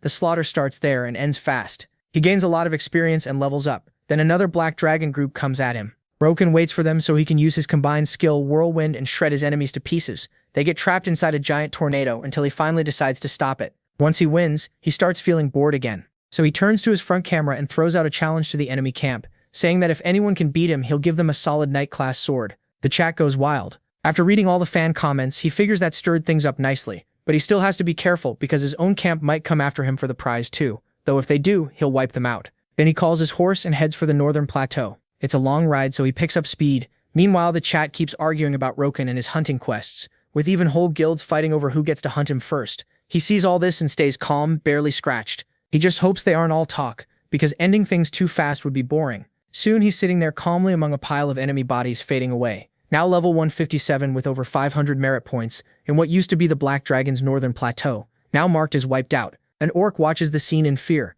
then nervously looks for an answer from his brother. The leader tells him to relax, the ones Roken killed on the plateau were weak. Their group came much better prepared. That calms the younger orc a little, as he looks back at the army behind them and starts believing they can win. Meanwhile, the bored Roken hears them coming and quickly sees it's a big determined force of around 40 high-level warriors. This is exactly what he wanted. Now he starts his plan by switching gear, this time to more defensive equipment that weighs him down but lets him run in without fearing damage. Then he taunts them to come closer. The group advances carefully, trying to spread out around him, but their plan gets cut off when a huge spinning purple blast drops from the sky and blows away the entire third line, while the front line stays untouched. Roken moves in, forcing them back. At that point, one orc realizes he's trying to bunch them together in the center. The protagonist jumps into the attack, proving him right as he cuts through enemy after enemy on his way to the middle of the battlefield, where he finally arrives. The enemies think that with all of them together he'll be easy prey, so they rush him. Roken takes a deep breath and gathers momentum to unleash Madness Roar. The attack leaves the orcs frozen and stunned, making them think it's some kind of trap. Annoyed, Roken tells them they haven't seen anything yet as he prepares his finisher.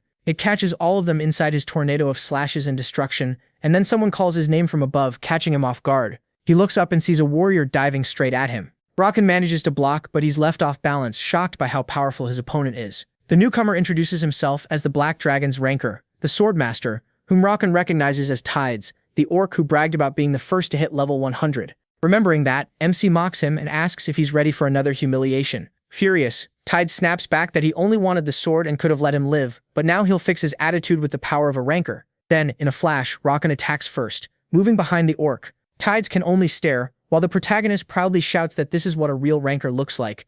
MC starts celebrating, calling him a slow pig, or maybe not, because he instantly freezes in confusion when he sees the orc vanish at incredible speed. He looks everywhere for him and even wonders if he logged out of the game, which only makes him more annoyed. In the end, he throws a tantrum and yells for him to come out while the cowardly orc hides behind his followers, choking down potions. Then he comes back, acting confident and telling Rokan they should keep fighting. He just stares at him confused, which makes Tides even madder, until someone points out that his beard is covered in potion stains, the same potions he needed just to stay alive. Childishly, the orc insists they belong to Rokan, only looks at him with second-hand embarrassment and keeps humiliating him, reminding him this is live in front of around 30,000 people, and they're all cringing just as hard at the orc. Ashamed, he decides to come back with a combo attack called Dancing Blades. Rokan sees it coming and drops his weapons, planning to take it with only his hands. To the orc, that looks like surrender. His confidence turns into confusion when the protagonist lifts slightly off the ground, grabs him by the face and slams him into the ground, earning a single merit point from that pathetic win. Even so, Rokan finds it funny. He thinks about how ridiculous Tides looked calling himself a ranker, and remembers a real ranker from the future, someone he hates so much that even thinking about him makes him feel dirty.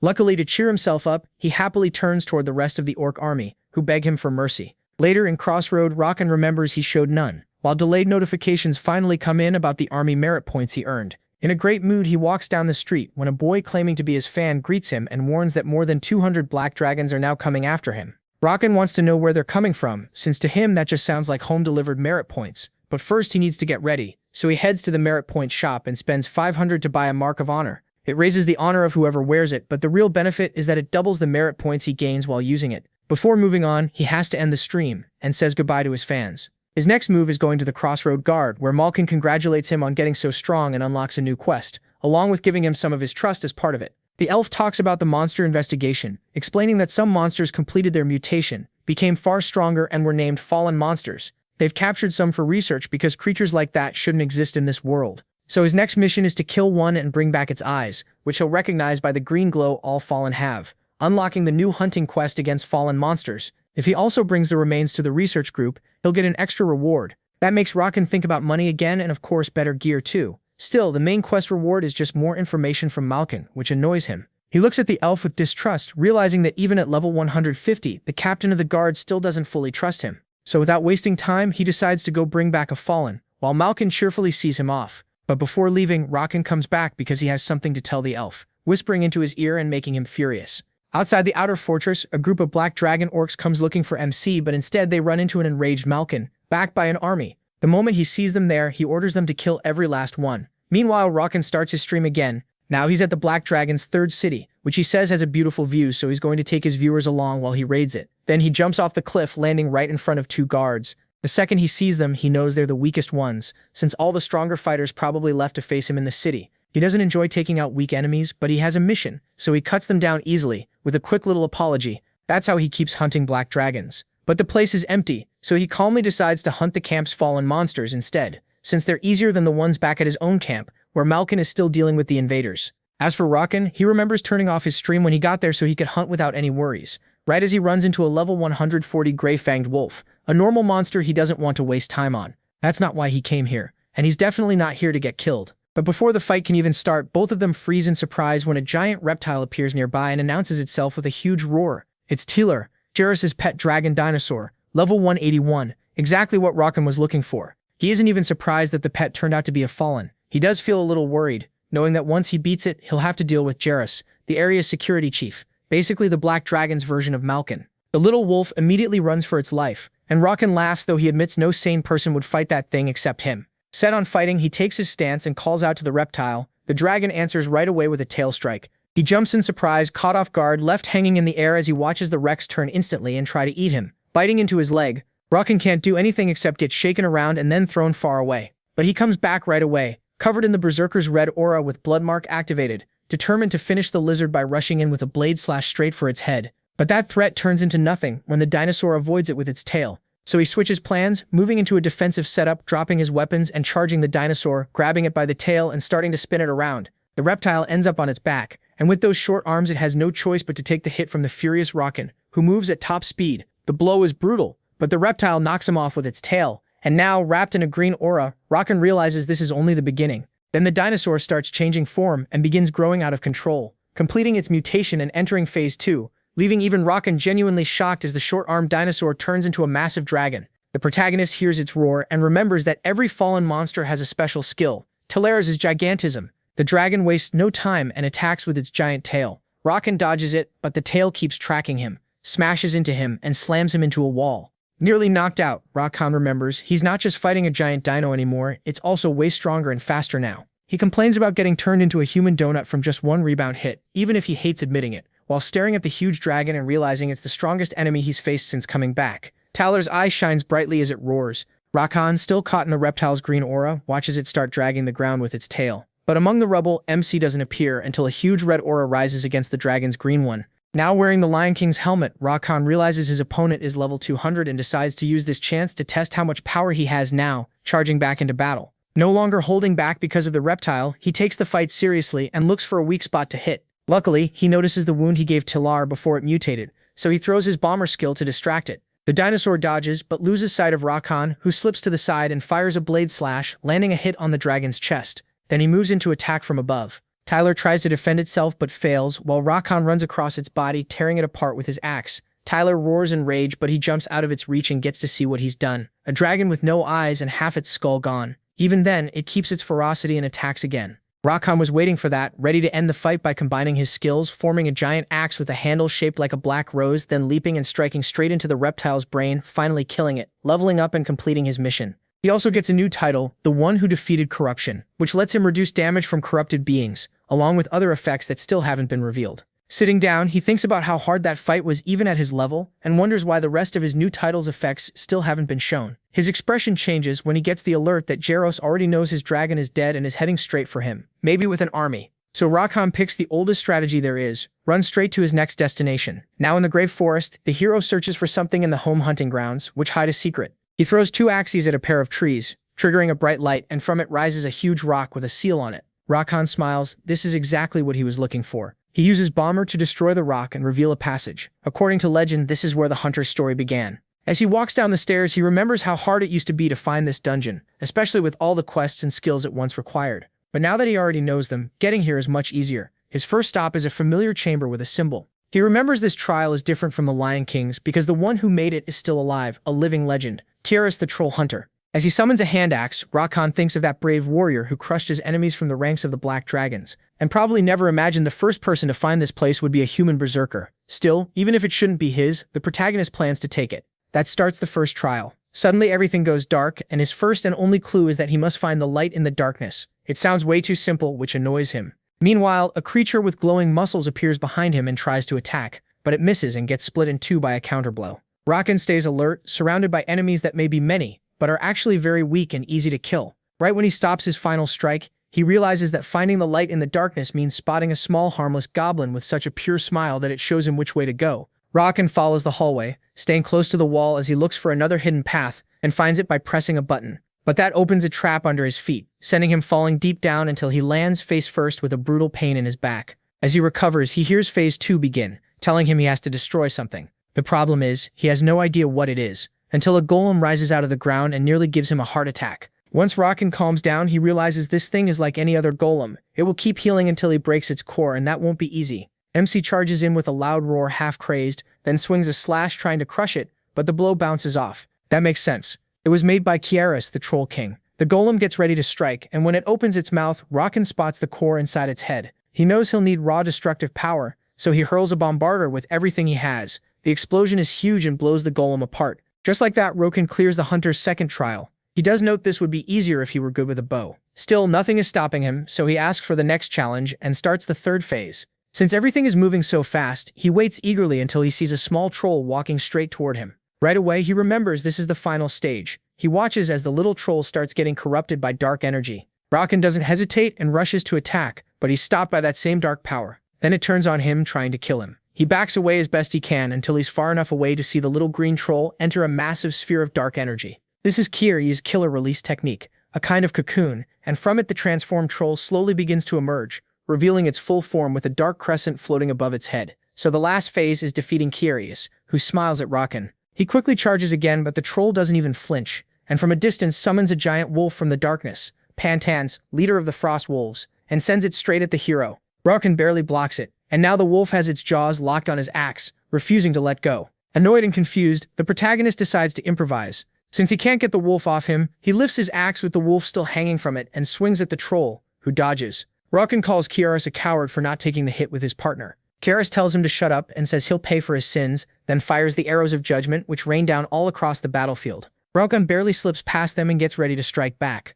His attacks keep getting dodged, and he thinks that if he had one more trick this fight would already be over, but there's no time to dwell on that, so he keeps attacking. The troll waits, convinced Rokan still hasn't learned from his mistakes. Using bind, it holds the hero in place. Kiaris starts gloating, but then he's shocked when he notices Rokan's arm is badly injured, glowing red like blood pressure building under the skin. That's exactly what MC wanted. With bind still on him, he throws himself at the troll and splits him in half, leveling up as he says he finally got rid of that slippery rat. His reward is a vessel for monster hearts above level 170. Now he eagerly pulls out Tyler's heart, the dragon heart, from his inventory, remembering how annoyed he was when he first got it because it looked useless. But now, once he places it in the vessel, its real value becomes clear. The container activates and grants him one of Kiaris's skills, soul piercing, with room to grow stronger over time. It appears as a tattoo on Rokan's body, letting him use a power that raises deadly strike by 10%, boosts critical strike by 50%, and lets him absorb corruption power. The protagonist looks over everything he gained, thinking about how that critical damage boost is huge for archers, but the best part is absorbing corrupted power, since that will help him build up even more of it. With that, he plans to get much stronger before facing Odin. Then back in Crossroad, Malkin is shocked by how fast Rokan returned, and gives him the information he promised. Someone is creating the fallen monsters, and they've spread not just through this city, but into the center too. MC explains that the center is the area of the fourth city, and he's surprised by how quickly the story is moving. Malkin goes on, saying these monsters are dangerous and aggressive, both toward their own kind and toward humans. Since they still haven't found anything important, he asks Rokan to help investigate, and gives him a sign of support, a ticket for a special quest that lets him take a fallen monster mission without searching for one himself, saving him time. Now he knows exactly where he's headed next, the human guild in the city, but when he walks in, he immediately loses hope. The place feels like a haunted mansion. He figures that's because all the other guilds ignore them, and the only one who comes to greet him is a strange old man who complains that he came in making a racket. Rokan is surprised because even though the man looks like an ordinary elder, he's wearing a badge that marks him as part of the council, an important group for human prosperity in the central city. With that in mind, he decides to be extra polite, offering to help humanity thrive. The old man thinks he's a bit odd but also useful. Drooling all the while, he gives Rokan Jarvan's mission, clear out the fishing area by killing a bunch of turtles and bringing them back. Rokan leaves wearing a tired look, realizing the old man just wants to add exotic meat to his diet. Even if the man is annoying and the job is easy, the protagonist knows this is still the path to his goal, which is crucial in the game, completing the race quests. So he heads for the beach on a nameless deserted island and quickly wipes out the turtles. Since he's already there, he decides to look for something else to get ahead. While digging through the ground, he finds turtle eggs. With that, everything is ready. He starts a turtle barbecue to lure the island's only intelligent being. Kind of weird but not scary, and sure enough, it gets drawn in easily by the smell. It's a giant bird with a huge red aura. The eagle stops to stare at the turtle meat. Rokan is grilling and praises his cooking. A little uncomfortable, MC recognizes the bird as Taemin from the Join clan, already drooling over the food, just like he planned. In this quest, he has to tempt the bird to earn a favor, and that can be done with words, or, like now, with a perfectly cooked piece of meat. The bird can't take it anymore, and asks if Rokan wants something, but the protagonist ignores him on purpose. The eagle quickly gets worked up and starts pressing him, but MC still doesn't give in, which only makes the bird more curious. He keeps playing hard to get to improve his odds until Taemin finally gives in and offers any favor Rokan wants, even a ride back to the continent. His grin says he's gotten exactly what he wanted. He turns and asks for a pass to the sky, which shocks the bird and makes him feel tricked. Rokan keeps acting casual and throws on more firewood, making the hungry bird worry about the meat cooking too much. Then he raises the stakes by adding a turtle egg. It pairs perfectly with the meat, turning the offer into something impossible to resist. The eagle tries to hold out, but in the end, he gives Rokan a pass to the sky by handing over one of his feathers. After getting his food, he flies off in a grumpy mood with the meat and eggs, hinting that they'll meet again. Rokan cheerfully says goodbye, happy that he finally got his pass to the sky, a place at the very top of the world. But before going there, he has to return to the human guild and hand over the turtles to the old man, who can barely contain himself at the thought of cooking them, even while pretending to stay serious. After that, he gives Rokan a flower-gathering quest to collect 5 soft flowers for regeneration research. The protagonist is surprised by how simple it is, but he understands this is still the start of the race questline. He explains that each race has a larger goal built around a special object, like the half-elves trying to revive the world tree. The dwarves seek to restore their strongest weapon, and the gnomes want to rebuild ancient cities. Every subquest supports that bigger mission. But humans want something else, to revive their old emperor and his army, so they can reclaim their former glory. Basically, it's just another way to make undead. Rokan can't help feeling a little condescending about humanity, and its goal in this world. Still, he has to accept if he wants to move forward in the game one step at a time. First, he needs to get into the land of regeneration, which is far away and belongs to the half-elves. It's a herb garden where they grow plants, and luckily he has an idea. Go to guild leader Terrell, who gets chills just from being in MC's thoughts, while MC only thinks about how useful she is. Determined and confident, sure that everything will work out, he heads to the land of regeneration and finally arrives at the half-elf village, where the guards stop him right away. They're hostile until Rokon proudly uses the elf friend effect. Just by introducing himself properly, he gets the half-elves on his side. Because of his generous offer to help, they decide to give him work right in the greenhouse, killing pests and feeding plants with supplements. This is exactly what Rokon wanted, and he silently thanks Terrell, who seems to be starting to feel the hero's strange vibe. He's then taken to the greenhouse, where he takes in the strange place that shelters all kinds of plants, all tied to their main goal, bringing back the Tree of Life. That's why everything there has grown enormous, even the insects. Rokon feels like he's been shrunk down, but his thoughts are cut off when he senses something without knowing where it's coming from. He goes on alert, not noticing that behind him, a giant praying mantis appears and aims for his head. In the next scene, the protagonist is covered in blood and furious, hating bugs more than ever. He raises his weapon to finish off the insect while complaining about how filthy he's gotten. Right after that, the system tells him the mission is complete. Rokon thinks it ended way too fast, so he assumes that Bug was the quest boss. Now he has two choices: report the mission done or stay and keep hunting, which could earn him extra rewards. Ready for more fighting, Rokon decides to kill 100 insects, something most people would say should be impossible to find, but in reality he finds plenty of them almost immediately.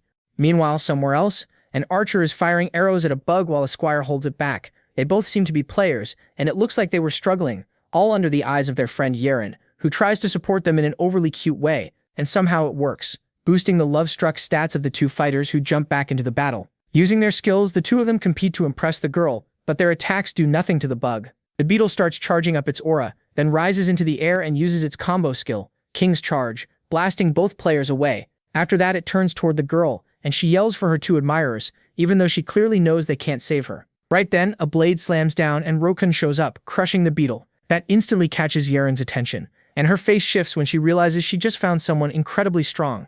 As Rokon keeps going, his bug count reaches 70. The two players frantically search for their girl, then find her furious, wrapped around his arm while he hasn't even noticed her. Yeren tries to act extra cute around him, but Rokon only looks uneasy, like something sticky latched onto him. Meanwhile, the two guys keep begging her to come with them, and she ignores both of them. The protagonist just thinks these three are wasting his time. They annoy him so much he even considers PK for a second. As for the two followers, they finally seem to get the message when she turns them down, and that makes Rokon realize his little parasite is really a queen bee type, someone who squeezes benefits out of players desperate for female attention. That's pretty common in this game since players can change how they look, and Yeren's cleric class plus her sweet appearance make the act work really well. Even knowing all that, MC still doesn't know what to do with the clingy girl on his arm, and PK isn't worth the penalty. So he switches plans at once and completely changes his attitude, turning into a smooth gentleman who seems worried about the poor girl. He introduces himself and invites her to join his party. Yeren says yes right away and walks off with Rokon, leaving the two guys looking totally crushed. At the same time, the girl's manipulative side comes out,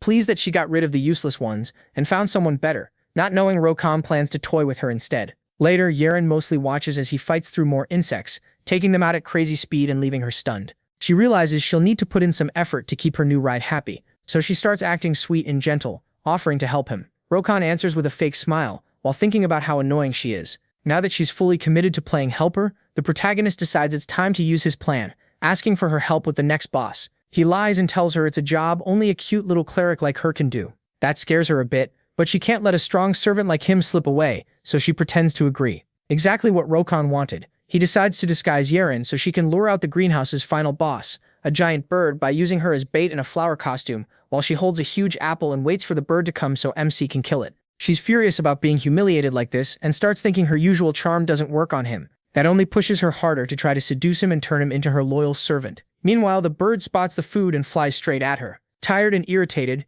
Yeren wonders when the stupid bird will finally show up, and then it lands right behind her. She turns around and sees the massive bird, then runs off crying, remembering that Rokon said the bird would chase the fruit, not her. Even so, she keeps trying to lead it around, waiting for the protagonist to step in, but the bird keeps chasing her and Rokon is nowhere to be seen. In panic, she starts screaming for MC, who from high up in a tree with snacks in hand is enjoying the whole thing and mocking how fast the self-proclaimed queen bee can run. Yeren keeps sprinting in terror until she falls to the ground and the bird stops behind her, looking ready to kill her. But that isn't actually true, because the whole time the bird only wanted the fruit, and now it finally gets to eat it in peace. From the tree, Rokon bursts out laughing, making fun of the queen bee's face and calling her a rookie, who's clearly never hunted before. While the giant bird eats the fruit, he decides that's enough bullying and figures he'll help now, hoping she learned her lesson and won't be so selfish anymore. Yurin meanwhile is angry and humiliated, thinking about how she got used as bait by a so-called savior who never came. So in a burst of rage, she throws a stone at the bird. Rakan sees it happen and knows the bird will strike back if she attacks.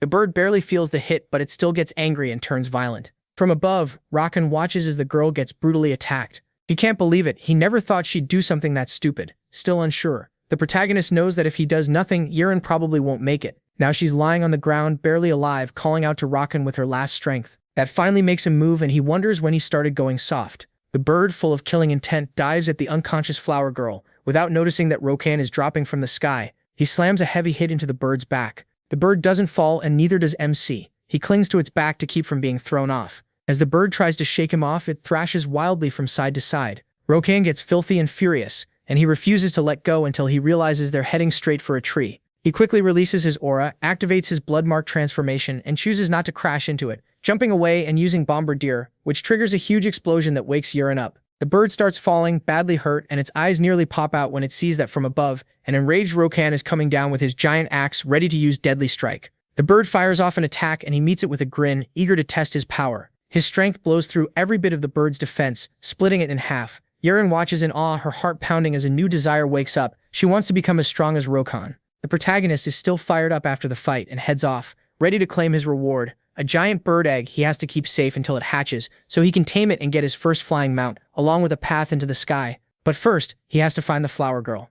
He looks everywhere, hoping she didn't die. Instead, he only finds a letter. It says that from now on, she'll fight her own battles. Rakan thinks she's either crazy or smarter than he gave her credit for. Either way, the Queen Bee rehab is over, and now he can get back to his hunting mission. So MC returns to Crossroad to gear up before the next quest. He goes to the Dwarf Forge first, where the blacksmith gives him a new chestplate. It may not be top tier, but for Rakan, it's still excellent. Solid stats, useful effects, and on top of that, he gets gloves with amazing defense plus boosts to agility and stamina, along with an effect that increases attacks and defense with each consecutive kill. Now his gear works great against large groups, which is perfect for his next target. The old man gives him a quest called Reflection on the Bones. This time, Rakan has to study not just the herbs that restore flesh, but also bones, and for that he needs special materials. His next stop is the grim and towering city of the undead, where he must find Leech, an odd mage who beat death, and can revive no matter how many times he's killed. He's known for hiding in the Cradle of Death inside the city, a place feared even by level 190 players because getting in is so hard.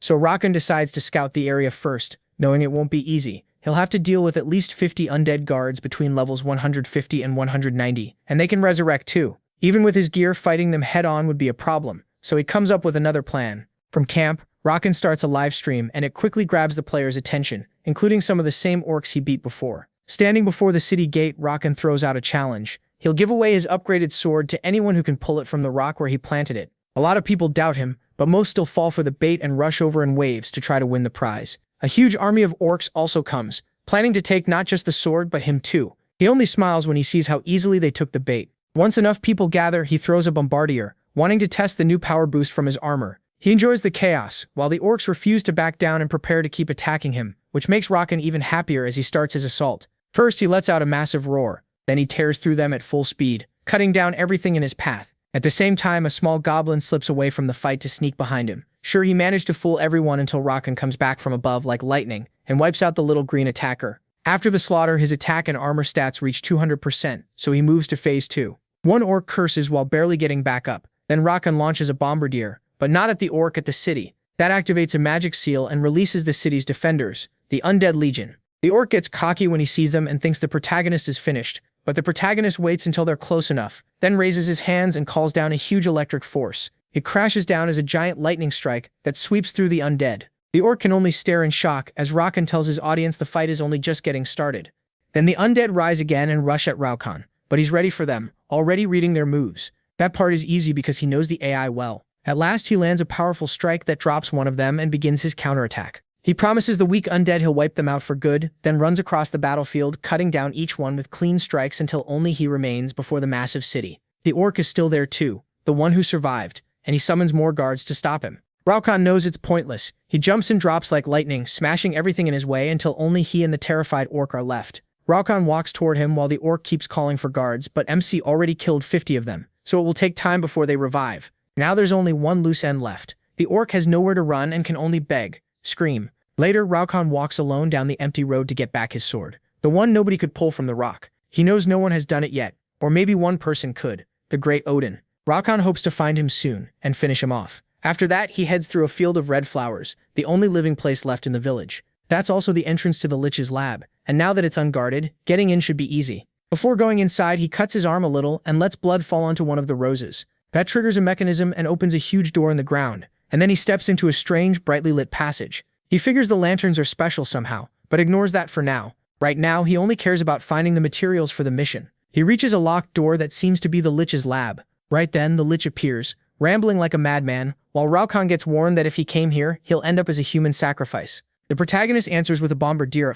It looks like that finished him, and then Raukon rushes in to end it. But when he goes for the final blow, an energy barrier stops him. Stunned, Raukon gets thrown straight to the ground with full force, leaving him badly hurt and bleeding. The skeleton is thrilled, saying MC is trapped inside a magical engineering field. Meanwhile, the Lich revives some servants to finish off an exhausted Raukon, who can't even stand and realizes he badly underestimated his enemy. He thought he'd just kick him around and erase him, but now as the army closes in, the air fills with a red aura, and the hero's eyes turn white, ready for a furious counterattack. Raukon keeps moving, smashing several glowing orbs that light up the dungeon. That scares the Lich, who thinks Raukon is trying to run away like a coward. But he keeps breaking the orbs because he knows one of them is really the skeleton mage's life vessel. If he breaks it, the Lich dies for good, so he keeps destroying more orbs, but still can't find the right one. With no better option, he pushes on, ready to wipe them all out until he finds the real one. The mage, shaking more and more, tries to pull Raukon's attention by lifting a huge stone shield that starts giving off powerful purple flashes. As the protagonist runs, he notices out of the corner of his eye that the Lich is getting ready to strike, making giant stone spears all over the cave, and they move like tentacles. Raukon switches to two hand axes, dodging again and again as the tentacles try to skewer him. He watches their attack patterns and keeps avoiding them until he finally finds a brief opening. Locking onto his target, he throws the axes and uses Bombardier, destroying 3 orbs at the same time. The mage's tentacles can't stop the attack, so they try to trap Raukon instead, but he jumps between them to reach another orb. When he hits it with all his strength, the blow bounces off, and its hardness shocks him. That makes him think he's finally found the Lich's vessel. Set on breaking it, he gets ready to fire another Bombardier, but one of the Lich's tentacles barely intercepts it. Enraged, the Lich swears he won't let Raukon leave this place alive. Using his tentacles, he grabs the vessel and places it in the center of his dead body, restoring all his energy and reviving as a level 180 Solonian mage. The new enemy looks proud and completely sure of himself, until Raukon, with one quick move, appears right behind him. MC crushes his confidence, saying he never even wanted to fight his Lich form because it was boring and a waste of time. Furious, the mage charges at him with Dark Destruction Strike. Raukon, though, doesn't even flinch, and with just one move, he pierces through him, then shatters the orb, ending him for good. He repeats that it was really boring. After the explosion, after leveling up, and with no chance of the enemy coming back, it's time to enjoy the rewards. Raukon gets the research material, Contemplation of Bones, finishing the mission. But now he turns his attention to some extra rewards, and finds a few skill books. Excited, he starts searching, but most of it is junk, so he tosses it aside. At last, he finds something useful, a skill book called Third Hand. It gives the power to create a new hand made of mana, or as many as he wants, as long as he has enough mana and focus. It could be really useful, but since he doesn't know how to use it yet, he decides to save it. Meanwhile, a new enemy sneaks closer to attack him, but at the last second, Raukon stops it. He's actually happy, because he'd been waiting for it. Then he crushes the skeleton's skull while mocking him, but suddenly a massive horde of undead shows up. That only entertains Raukon, who jokes they must be looking for their undead friend, but now they should call him fully dead. The whole army attacks him, and he pushes forward, eager to test his strength, dropping skeleton after skeleton until he jumps and takes out several of them in one strike. Still, the skeletons keep coming because of the leftover death essence from the orb that held the Lich's power. For beginners, that would be a clear sign to run. For Raukon, though, it's an amazing experience farm, and he keeps leveling up, raising his stats with every enemy he drops. Fired up, he enjoys the hunt, until in the end, he's the only one left standing. With enough points earned, he decides it's time to leave the dungeon and move to the next target, the undead village. There, a scared little orc sees the city in ruins, figures Raukon did it, and sees the live broadcast, grateful he wasn't there. As he walks through the area, he runs into the orc everyone thought the protagonist had already killed. That orc explains that once MC ran out of opponents, he ended the stream and left, for no clear reason. Then the smaller orc checks online and finds a notice saying Raukon is live again under a new stream title, The Invasion of the Land of the Undead. The whole city goes on alert, ready to kill him. The skeleton guards who arrive are met by Raukon's fast cuts, and when the orcs get there, they can only watch as he easily tears through the skeletons. One of them calls him a hacker. That annoys him and hurts his mood, reminding him of the trouble in the last city. Still, it also pushes him to tell everyone that, believe it or not, he can wipe out the whole city by himself. Then Rakan explains capture mode. According to him, that's when you drive out all hostiles or defeat every enemy in a camp and take control of it. That means a large-scale battle where players can keep respawning, bringing 50 guards for each invading player. This only works with groups or a clan, and the orcs know that. But Rakan has no interest in forming a clan because he wants all the rewards for himself. He tears apart one orc, then ends up surrounded by more enemies and they all rush in. While fighting, Rakan thinks that the huge power gap against a whole camp is only a problem in theory, as he destroys all his rivals with a massive spinning attack. A small troll watches this from an alley, terrified that even their strongest warriors have been beaten. Only half the players are left, and the guards won't return for hours, meaning a single player has conquered them. Rakan appears right in front of the troll, grinning as he offers a gift for figuring out the situation. So the city's streets, wells, and corners become witnesses to the hero's brutal massacre, leaving the place in ruins as daylight starts to break. The capture of the city is confirmed, stopping players from that camp from respawning there for at least 3 hours. Since he conquered the camp alone, Rakan gets a notice that he's earned the title Tyrant, which boosts his stats by up to 15% in hostile areas or against hostile NPCs. On top of that, his power rises by 50% against large groups of enemies. With that, and the huge reaction from viewers to what he just did, the protagonist knows he can make a lot of money from his YouTube channel. But for now, he wants to rest before going after the main mission. Just then, a viewer warns him to watch the front. Rakan doesn't get it until a powerful figure rushes in at full speed and smashes him straight in the stomach with a huge stone hammer, sending him flying across the city and crashing into a wall. MC spits blood and looks confused. There shouldn't be any enemies left. Then he sees a figure walking toward him saying he's waited for this day to kill him for Tyler, who must be crying in heaven. That's how the level 200 guard Captain Jarrus makes his entrance. Rakan didn't expect him to show up here. He thinks about running, but his pride won't let him do that in the middle of the stream. Besides, this is a fight where he has nothing to gain and everything to lose, especially after just one hit left him this badly hurt. He knows the monster in front of him is stronger than he is. Even so, thinking about Odin, he realizes he needs an even higher level to become the Predator. He stands up, serious now, facing Jarrus, who sees him as nothing but a loud fool. Rakan doesn't hold back and asks if killing him would make him the strongest in the area. That irritates the boss, who thinks he's being mocked. Even so, Jarrus answers that yes, if Rakan kills him, he'll be the strongest around, all the way to the next continent. He gives his word as commander. That instantly fires up the hero, and he tells him to stay on guard. Rising to his feet, he says there's no point in fighting useless battles, and bravery isn't the same as stupidity. He understands that perfectly, but still chooses to move. Ready to fight, he switches to his critical damage gear because his enemy uses a massive hammer that looks light in his hands, so average defense won't cut it. Activating his box, he gets ready for the battle. Both fighters plant their feet, lock eyes, and their sheer presence kicks up clouds of dust. The fierce clash stuns everyone watching the stream. They don't think Rakan has much of a chance, no matter how strong he is. The sun shines down on a determined him and a confident Jarrus. Both release their power and get ready to strike, then charge at each other. Halfway there, the hero activates Berserker, ready for the collision. Then both weapons slam together, leaving them face to face with huge grins. The two warriors keep trading blows at close range, tearing up the city around them. Jarrus points out that Rakan is covered in blood. Still sure of himself, the protagonist grins and says he can paint Jarrus red too. Their clash keeps getting more intense. After so many heavy blows in one of them, both of them lose their weapons, so they switch to bare-knuckle fighting. Rakan tries to dodge the commander's crushing punches, but he still gets sent flying by a hit that cracks his helmet and barely leaves him standing. Then he sees Jarrus come in with a brutal kick that Rakan can barely block, and the impact wrecks everything around them. MC fires bands out from his hands, and Jarrus uses that opening to smash him right in the jaw. At that exact moment, Rakan uses the bands to snap back, riding the force of the blow, and drives in with a hard headbutt, followed by a kick that sends the commander flying straight into a building. Not giving him a second to recover, Rakan rushes in and activates his axe to finish it with one last strike, a massive slash that tears through Jarrus' shoulder and ends in an explosion. But from the rubble, Jarrus steps out still alive,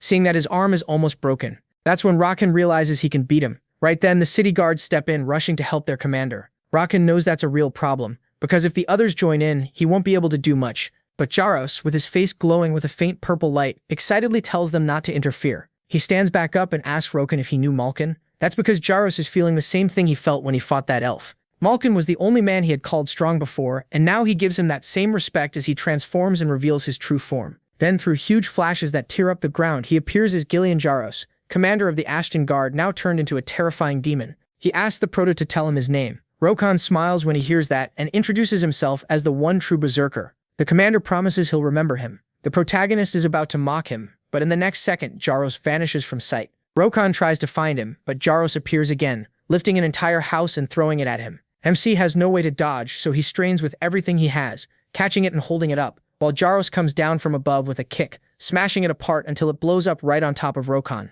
Through the debris, Jaros moves at top speed, charging straight at him, who can barely avoid him because his vision is turning blurry.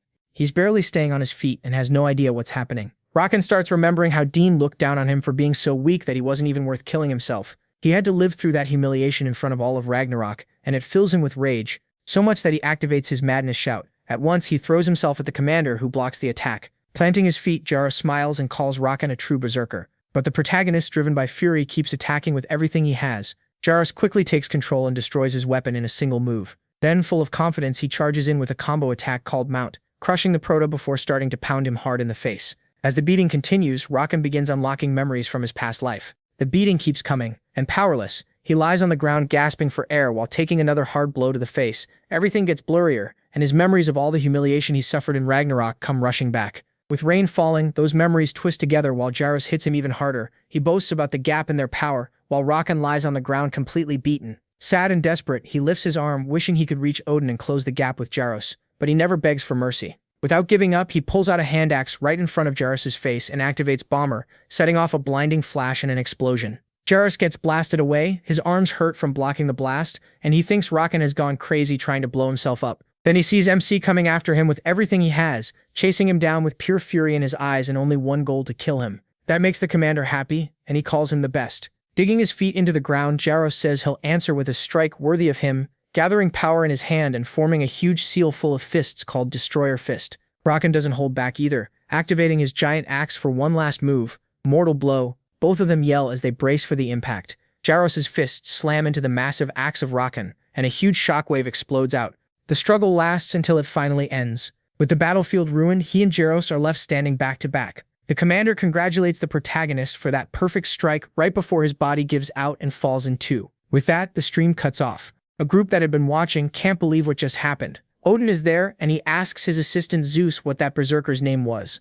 Drinking potions just to stay upright, Rakan thinks about how close he came to dying because of Jaros' power. The good news is that the fight gave him amazing footage, and between the stream payout, ads, and videos, he's going to make great money. So once the berserker penalty ends, he can get back up and move on to the next mission. He returns to the old man, who says he always believed Rakan would pull it off. Then he hands over the scroll and says they've made progress on the mission, so now he gives him another one called Blood and Magic, where he has to collect the blood of 44 monsters. The rewards aren't that exciting, but what matters is that this is finally the last species quest available in that city. It sounds simple, but there's a catch. He needs blood from 44 level 160 monsters, all from different species. Sounds easy, but each hunting ground only has 20 species, so he'd still be short by 4. Those could be players from the Black Dragons, but very few of them are level 160. Desperate, he even thinks about taking over the city and fighting the guards, wondering if those would count, while the old man just wants to go to sleep. Then Rakan gets an idea, and that's how, northwest of Crossroad, MC slaughters monsters until he finally gets rock-type blood.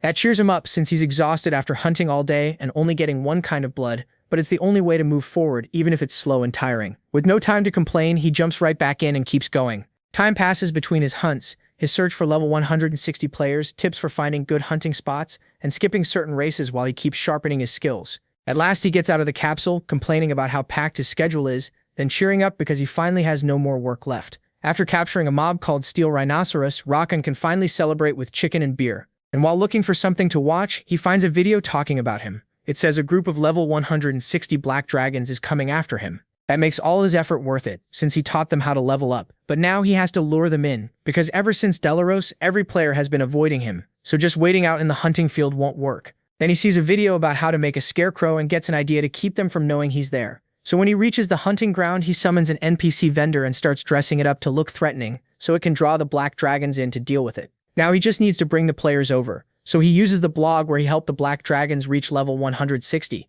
convincing them there's a secret shop outside the city in the Red Moon Forest. Because they trust him, they head there, while Rakan waits eagerly. Soon, a pair of orcs arrives at the spot with a bad feeling. They hide when they spot what looks like Rakan standing in front of the creepy disguised NPC, then watch him disappear in a flash, leaving the orcs confused. They carefully approach the NPC and get a shop window. Surprised, they see the weapons and assume that's where Rakan gets his gear. But the prices are high and there are buying limits, so they go back for their whole clan, falling right into his trap as he watches his plan work exactly the way he wanted.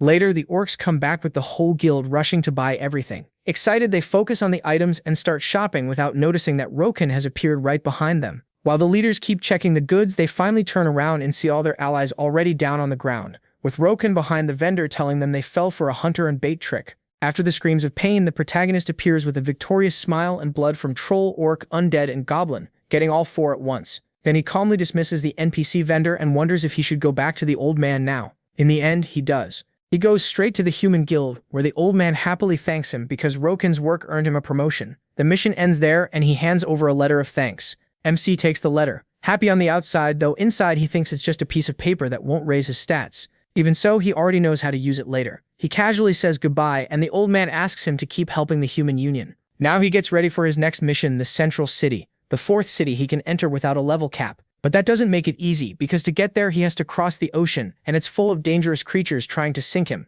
Still, nothing he can't handle if he prepares well. So first he heads to a certain place, reaching the southwest side of Crossroad, where the ruins sit. They've already been looted clean, but no one knows the last secret there is still hidden. People say that around the ruins, the gnomes Guki and Miyuki keep watch. They're the little NPC mercenaries Roken hired for a high price, but he'd rather rely on them than other players. He goes into the ruins and reaches a crossroads, where Roken sends the gnomes down different paths to find a room with floor tiles arranged in a pattern. Before long, the little ones find it and activate the tiles, which reveals the secret of the ruins by unleashing a swarm of stone guardians that Roken has to defeat to recover the key, a battle he will obviously enjoy. He charges in, cutting down every enemy in his way until he reaches the end of the room. He feels incredibly light on his feet thanks to all the training he got without even meaning to, now that he's level 190. He feels stronger than ever and gets ready to smash every golem into pieces, setting off a huge blast. After a while, the gnomes come back calmly from the room, saying there was nothing dangerous, only to freeze in shock when they spot the remains of all the golems. Roken has them help open the door since he's carrying all the keys. He sets them in place and opens the real entrance to the ruins. With that, the three head down. Roken figures the place is around level 170 because of all the traps and monsters, but he stays calm knowing his gnomes are level 180, so they should make it. They soon reach a hallway packed with monsters and traps, and Roken wants to see the gnomes in action, so Miyuki takes navigation while Yuki handles combat. Miyuki uses her skills to map out a safe route through all the traps, checking each one with her senses and leading them along the secure path. Then, after crossing a long maze, they finally reach the exit. The little gnome tries to open the door with magic. It's a strong spell that should break in about 10 minutes, which Roken thinks is no time at all. He tells her to focus while he and Yuki deal with a massive wave of ancient monsters. While Roken tears through the slimes, Yuki uses a freezing skill to chill a bunch of enemies. Right as Miyuki finally opens the door, they reach another part of the ruins, and the little ones stop when a green aura forms, and from deep below a dark stairway, a being says he was going to come find them, but they arrive first. Now that they're in his domain, he'll show them the power of corruption. Roken wastes no time and pulls out his axe to face him, recognizing him as the ruined boss and the second fallen he's met after Tillar. The mage, still a little sane, praises him for making it this far. Then he channels power into his skull staff, declaring their end as a huge cloud full of green lightning covers the whole area. A giant flash drops down, and the mad mage calls forth his disciples. Roken sees a massive eyes moving in from a cage and realizes the fallen monster power this mage has is mind control. That lets him turn other monsters into servants, and right away he releases a horde of sharks and bulls, all charging at once. Roken quickly lines the gnomes up, ready to face the threat. As the wave rushes in, Yuki moves first, while he meets them head-on. With a single move, he knocks monsters out with his bare hands, but another group leaps at him. Still, he activates his combo technique, Turbaline, turning the sharks into sushi. Feeling completely in control, he mocks the mage who, scared and furious, calls Roken insolent. The protagonist wants to finish him now, but a shield of corrupt power around the mage blocks every strike. To beat him, he'll have to force the mage to burn through all his power, so he gets ready for every coming wave. He asks the gnomes if they're tired, and both agree the fight is actually easy. Even so, Roken warns them there are still 4 more waves. Time passes, and after dealing with hungry tigers and wolves plus endless corrupted monsters piling in behind them, they push past the 3rd wave. MC stays calm, noticing that thanks to Blood Imprint, he doesn't lose health or tire out no matter how long he fights. With only 2 waves left, he asks the ugly, crazy mage if he's getting scared. The mage pretends to stay confident and says Roken won't be talking much longer. Then he fires his power into the sky to summon beings even stronger, his so-called masterpieces. From the darkness of the ruins emerge a half-elf and an orc twisted by corruption. Roken can tell the mage is truly angry if he's sending those two out together. Wanting to speed things up, he sends the gnomes after the half-elf while he takes the orc. That starts the 4th and 5th waves. The orc gets wiped out fast by Roken, who even complains that something that big was way too weak. Meanwhile, the gnomes, even with some trouble, manage to use their combo skills, clearing the corrupted half-elf from the area. With that, the mage's shield fades, leaving him open and helpless before Roken, who rushes in at once. But the mage reacts with his technique, Light of Extinction. Roken stops cold when he sees a giant wave of green power coming at him, knowing one touch means instant death. With no way out, it almost feels like everything is over. Then he's shocked to see a tiny shield. It was Yuki. The little gnome jumped in, leaving Rokan stunned. He can't believe Yuki actually blocked that hit. But Yuki is already at his limit and can't hold the attack much longer. Luckily, Miyuki appears behind the mage and lands a hit that knocks his weapon away. Still, it's a short-lived win because Miyuki gets blasted away by a counterattack. The mage grabs his staff again and follows up with a crushing hammer strike, but when it hits Miyuki, she turns intangible. That's because Rokan sends both gnomes back to the guild so they won't get hurt anymore. He thanks them for helping him get this far, and the injured gnomes agree, wishing him luck. With them gone, the mad mage gets cocky and thinks he can crush Rokan, so he attacks him directly. He blocks it with ease, and the mage's face turns to fear. For the first time, he sees the human before him as the stronger one, and Rokan's aura rises. He tells the mage, Galvito, that he wants something from him, but for that he needs him completely enraged. The line works perfectly. Calling himself the chosen one of corrupt power, the mage swears the protagonist will suffer and throws a heavy blow. Then he pulls back and launches a huge energy sphere, but Rokan just summons his battle axe. As the attack seems about to hit in a massive explosion, the mage, still furious, says IMC's pride won't save him, but in that exact moment, Rokan appears behind him. The mage has no time to react, and he sends him flying with one hit, saying that strike was payback for his friends. Then he steps in and lands a blow so strong it cracks the ground. Still, this isn't his real goal yet. Rokan lunges again, grabs the mage by the throat, and slams him hard into the floor, but he doesn't stop there, piling on one humiliating hit after another, until the mage is in terrible shape. Out of options, the furious mage, angry at Rokan's insolence, decides to take him down with him as green light starts pouring from his mouth and eyes. That only makes the protagonist smile. Then a huge explosion tears through the area, and from the rubble MC steps out calmly, a little burned but happy he survived by using Berserker State, and even happier that his plan worked as he starts looking for the item that only appears when the mage destroys himself. And there it is, a new green sphere called the Corrupt Orb. This item can only be obtained that way because if Rokan had killed the mage outright, it would have been destroyed. With his goal now in hand, he heads back to the city for his reward, arriving at the guard post, where Malkin is stunned the moment he sees the object. Rokan says he got it from a fallen monster, and the elf rushes off to investigate, promising a huge reward once he's done examining it. Satisfied, the protagonist decides to catch up with the others while he waits. But his focus breaks when he sees news that a clan called Seishin has launched the first expedition to the fourth city, leaving Rokan furious that someone beat him to it. He figures they must have learned how valuable first clear titles are because otherwise a guild full of players around level 170 or lower would never be reckless enough to try this. At that level, he knows their odds are maybe 2%, low but not zero.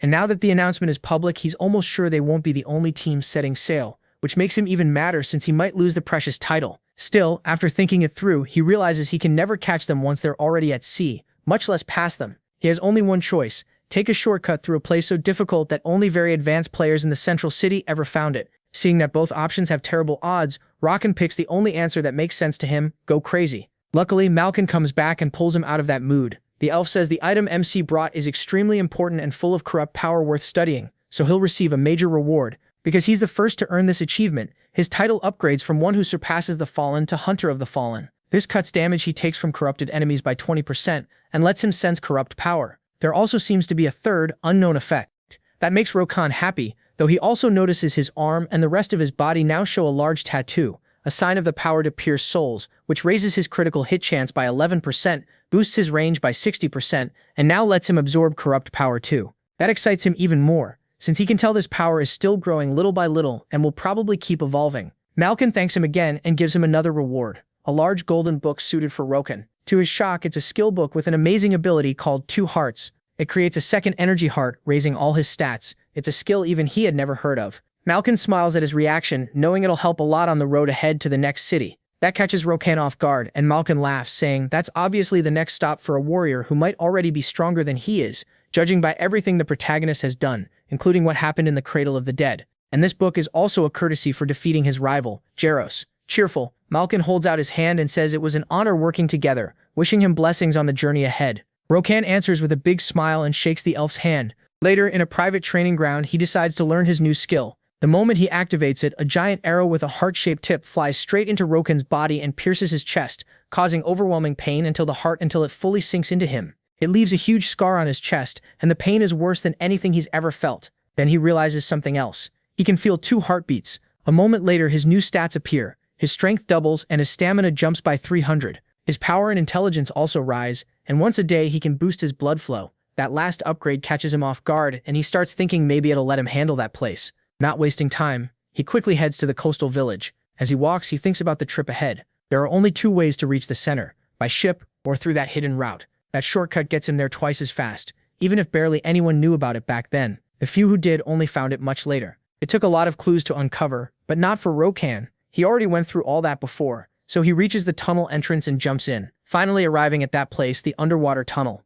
And right away, an annoying guy greets him. He's an NPC, and Rokan politely asks to use the tunnel. Shocked to see a human, the NPC says he needs to take a test first, then introduces himself as the tunnel's manager. Rokan doesn't seem too worried, and as he moves forward, he finds a city beneath the sea. That discovery earns him the Explorer title, which makes him pretty happy. It looks like the title gives him an edge when dealing with other explorers. On top of that, with his nothing is impossible title, he has no trouble convincing the manager, who warns him the tunnel is still far ahead. As MC keeps going through the underwater city, everyone stares at him. They treat him like something strange, but he enjoys it like he's some kind of celebrity. That mood ends when the manager asks why he's going to the central continent. Rokan knows this is the second test, so he quickly claims he's part of the research team. He says he's heading to the central city to deliver information, then shows his ring as proof. Sure, it'll work. After all, the villagers helped build the tunnel, and it used to be the main way across the sea until ships made it useless and nearly forgotten. The same thing happened to the people living here, so Rokan puts on a full act. He tells them he and the research team never forgot them, and apologizes for how they were treated, saying he understands their pain. The villagers are moved, and Rokan can tell his plan is working. Now that he has their sympathy, he starts the next part by opening his inventory and filling the city with all kinds of supplies. The villagers are touched, especially when they see potions that could have helped them long ago, and the whole place starts buzzing. But the manager stops them to speak with him. He thanks him for everything, but says that still won't exempt him from the qualification test. With his plan ruined and his mood sinking, Rokan has to step onto the platform. There, with only him and the manager present, the results are announced. He passes the first test easily because he's part of the research team and has what he needs to reach the continent. The second test is whether he's a bad person. Luckily, his honor score is high, and since he's part of the community, they judge him as not evil. Rokan feels a little awkward remembering all the pretty villain-like things he's done. Still, his donations help him clear the third test respect, and they thank him for the items. Everything seems to be going well, which only makes him more nervous, because there's just one test left: protection. For that, he has to prove he can defend the underwater tunnels. The final exam is hunting a Triton. It's a powerful underwater fighter, a close-range specialist that's almost unbeatable in its own territory. Dragging it onto land won't work, because then the test wouldn't count, so Rokan has to fight it head-on in the water. Once he's underwater, he's given the job of luring it out. Even though it's tricky, he has a conch shell to call it, and it works perfectly. The Triton rushes straight at him without hesitation. Rokan thinks the thing has terrible manners. The furious Triton only spits out death threats, and the fight begins. Using its speed, the Triton overwhelms him. It strikes from the front, and right at that moment, Rokan uses Madness Shout, stunning the Triton. But before he can finish it, the creature slips away and starts swimming again at crazy speed. Rokan is left confused as the Triton declares that no one in this dark, deep sea can defeat him, then drives his trident into the protagonist. The Triton believes pain is exactly what arrogant people deserve, and since he just pierced Rokan's heart, he decides to end it with one more charge of his trident. But MC's other heart reacts and knocks the attack aside. The Triton can't understand how he's still alive, and Rokan activates Berserker, saying that he's finally got him. The Triton still can't figure it out. How is he alive? He just laughs because of his double heart, then summons his axe and declares the Triton's death. Later, while recovering with potions, Rokan figures he ended up sacrificing one heart after all. Still, he can fix that once he reaches the central continent, since there's a temple there that can even regrow severed arms. Right then, the manager appears and congratulates him. After proving his strength, he's now qualified to use the tunnel. Rokan thinks it was way too easy, but then they mention one problem: the missions may be over. Yet since nobody uses the tunnel anymore, it's packed with monsters, so they ask him to clear it as he passes through. The protagonist lights up at the thought-free experience. He accepts the quest, moves on, and looks at the tunnel like it's heaven. The monsters are pretty scary, but on land they're incredibly weak, so he dives in to enjoy the feast, attacking again and again with a huge grin for all that experience, and keeps going until he even has time to make a plate of food. Later, he starts yelling like crazy because of the wild speed of the cart carrying him, once again cursing the gnome who built it. He gets launched out, then slams headfirst into the ground. After getting back up and finally reaching dry land again, he at last arrives at the central continent. That earns him an achievement, a boost in reputation at the camp, and plenty of other rewards for discovering an entire continent. One reward that catches his eye is advanced training. He doesn't remember what it's for, so he decides to figure it out as he goes. What matters now is the continent mission. If the first and second cities were tutorials, and the third was a beginner zone, then this is where the real system is fully active. He figures he needs to go for the job exchange, and for that he needs to collect 300 emperor pieces. Right then, a giant ogre appears. Level 199, exactly what he was looking for, since he needs 300 enemies like that to finish the quest. Rokan knows it doesn't matter how many titles he has if he can't get past level 200. So there's only one thing to do, fight with everything he's got. He charges in and the ogre thinks it stopped him, or at least that's what the ogre thought. Then it watches a mere human land one strike that splits it in half. Rokan, pleased, collects his reward and senses another presence. Only 299 left, he thinks, officially starting his hunt. A few hours later, he decides that even though they were strong, they only relied on brute force. He leaps in, cuts them in two, and when another shows up, it isn't a match for Rokan either. At last, MC gets all 300 king tokens and rises to level 200.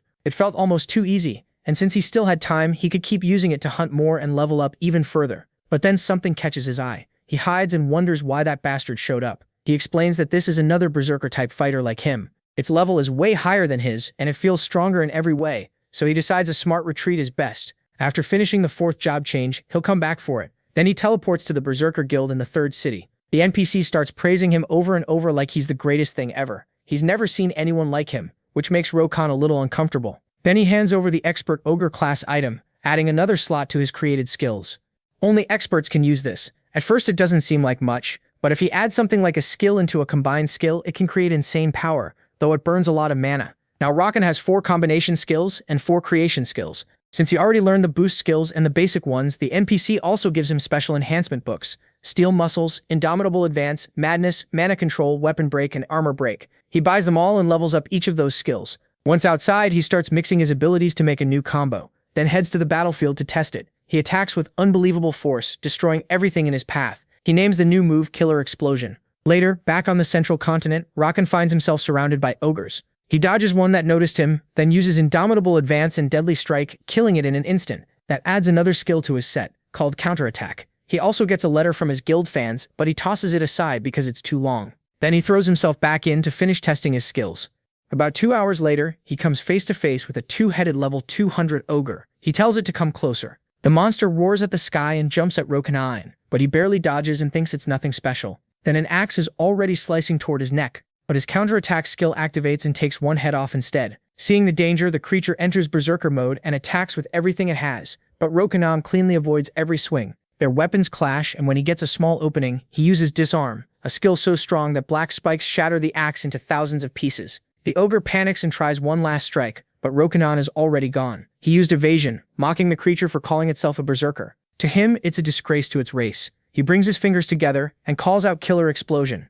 After the blast, he admits the ogre earned some respect after that slaughter. It was still fighting. That, he feels, is what a berserker should be. Then he uses Killer Explosion of slashes. With the twin-headed ogre finally defeated, he heads for the continent using runes. When he arrives, he can't believe how much mana he burned and decides he'll need to be more careful with his new combo skills. Then, while checking the ogre's axe, he notices people around him getting excited. Rokan wonders if the saint might be here, feeling lucky that he found her right in the center of the city. She offers a prayer for a citizen and gives her blessing, then calls for the next person.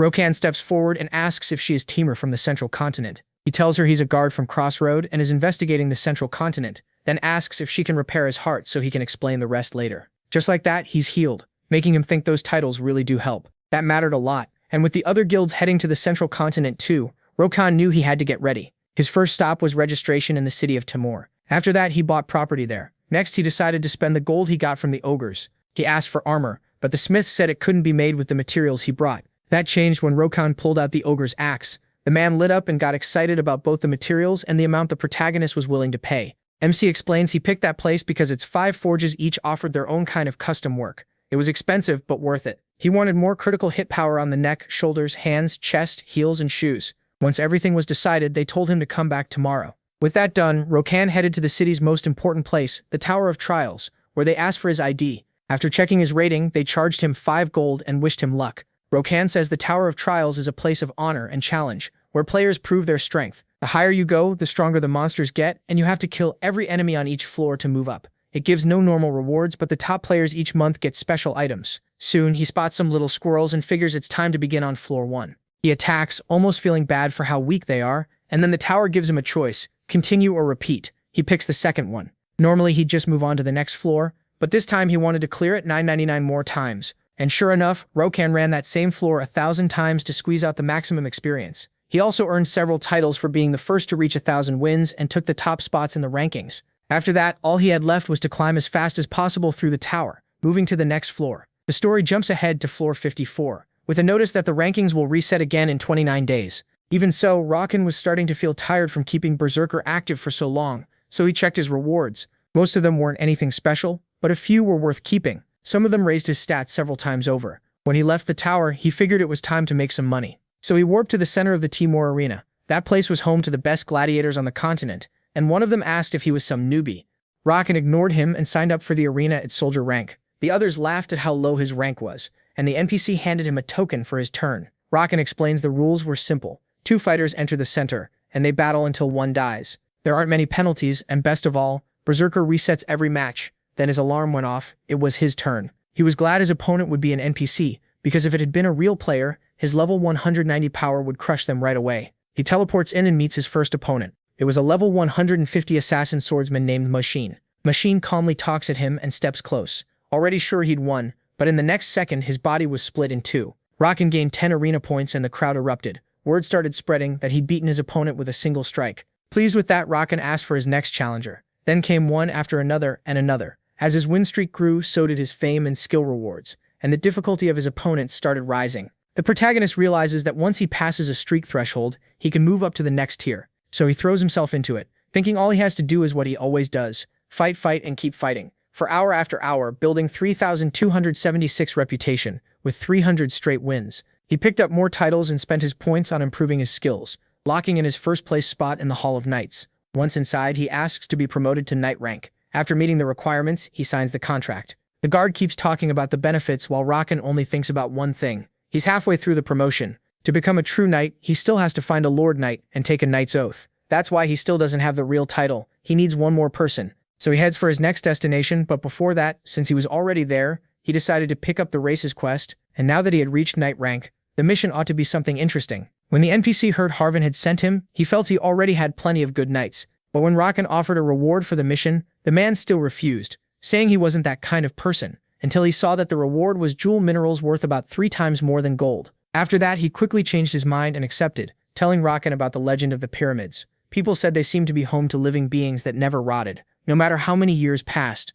so his task was to investigate them. That activated his new quest, but Raken wasn't sure what to do next, since it was a very hard one. Thanks to the bribe and his titles, he'd been given a very high-level search mission. The level gap wasn't huge, but those monsters also had titles and special abilities. He decided to think about it later. Then he headed to the Timur Coliseum. Because he was now a knight, his class there rose too, giving him access to more recognition points and a wider shop selection. As Raken leaves, he says that if he earns too many points, he could catch the attention of nobles, and that might become a problem, because his real priority is the main quest. He then arrives at a building where they ask him to state his affiliation.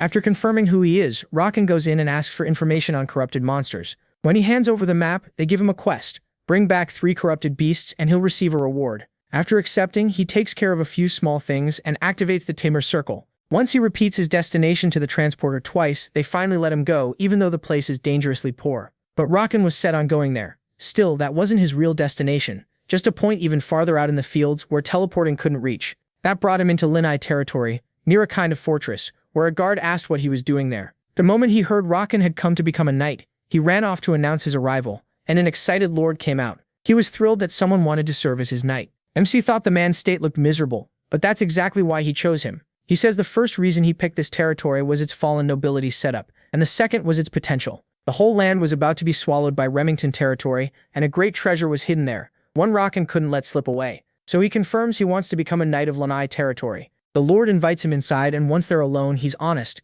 They don't have the means to pay him. He says that's fine. They can pay him with land. He isn't asking for much, just a small part of the mountain. Seeing the man's hesitation, Raken adds that if there turns out to be a mine in that area, he'll hand it back right away. He doesn't want the minerals, just the hunting ground. After thinking it over for a long time, the lord agrees and even gives him soldiers to help subdue the monsters. With the deal made, Duke of Durkham, Bon Lanai, names him his knight. Raken just smiles, thinking that land of gold would soon be his. Now that everything was set, he went to inspect those lands. Seeing the agreement go through, he still couldn't believe they would let a free knight join so easily. In another territory, no one would do that with a stranger. He also remembered that the monsters there should be around level 240 at most, not too high, but still very profitable. So he told a soldier to gather as many troops as possible. Once everyone was assembled, Raken carried himself like a real general, saying they'd be back soon. His plan was to make a big impression and win everyone's trust. The soldier's job was to guide the beasts and keep them from escaping. Before long, they found level 213 wolf beasts. Rakan shouted that it was time to hunt, declaring that those lands were under his protection. He cut down one and wiped out the rest with an explosion. The Duke couldn't believe he'd cleared out all the nearby monsters. He thought that selling the monsters' drops would help the territory. Rakan had expected that, so he agreed, but not before packing away the useful loot and experience. Then the Duke asked him to share the news with the neighboring lands. The protagonist smiled. This would be the start of getting everyone to follow him, and with more trust, he'd have more freedom. Then he headed to the battlefield, speaking proudly for the city he served, and at the end he handed a bag to the guards and told them to spread it around. It was one of Rakan's tricks to stop more monsters from spawning there, making the area perfect for mining and for the town. Everyone would focus on that place, but his real goal was elsewhere. First, though, he began the public dungeon achievement, the Cavern of Silence. He earned titles just for being among the first to enter. Rakan was thrilled to see his plan coming together, believing the most important thing was near Timur, which he knew about from a ruins book. After everything he did, they thanked him, because thanks to him, they were able to open their second mine, and now they could start thriving. In return, they gave him freedom to act. Rakan bragged a little about how honorable his work had been, and said he'd now patrol the area, eventually reaching his own land. There, he uses a blueprint he bought, and it turns into a large structure, perfectly blocking the area, so no one could see what he was doing. After walking a bit, he finds the exact spot and discovers the entrance to the secret dungeon. He breaks the seal, and a crystal appears, warning him that 2,999 entries remained. Rakan was delighted. He could still enter 2,999 more times, and of course, he planned to make full use of that fortune. Once inside, he explains that this place holds a stone found only there. These are enhancement stones, split into general upgrades and high-level stones, which can sometimes push gear as far as level 6 and even 9 in defense. Normally, all monsters can drop stones, but the chance of a high-level one is around 5 to 1. In this place, it rises to nearly 20%. That's why the entries are limited, and later on they'll be sold for insanely high prices. So for now, he was going to strengthen his own gear. The first enemies were stone spirits. They had a few weak points. Rakan used his bomber attack, hit the core, and got an item. It turned out to be his first enhancement stone. He kept hunting, taking down the fire spirits next.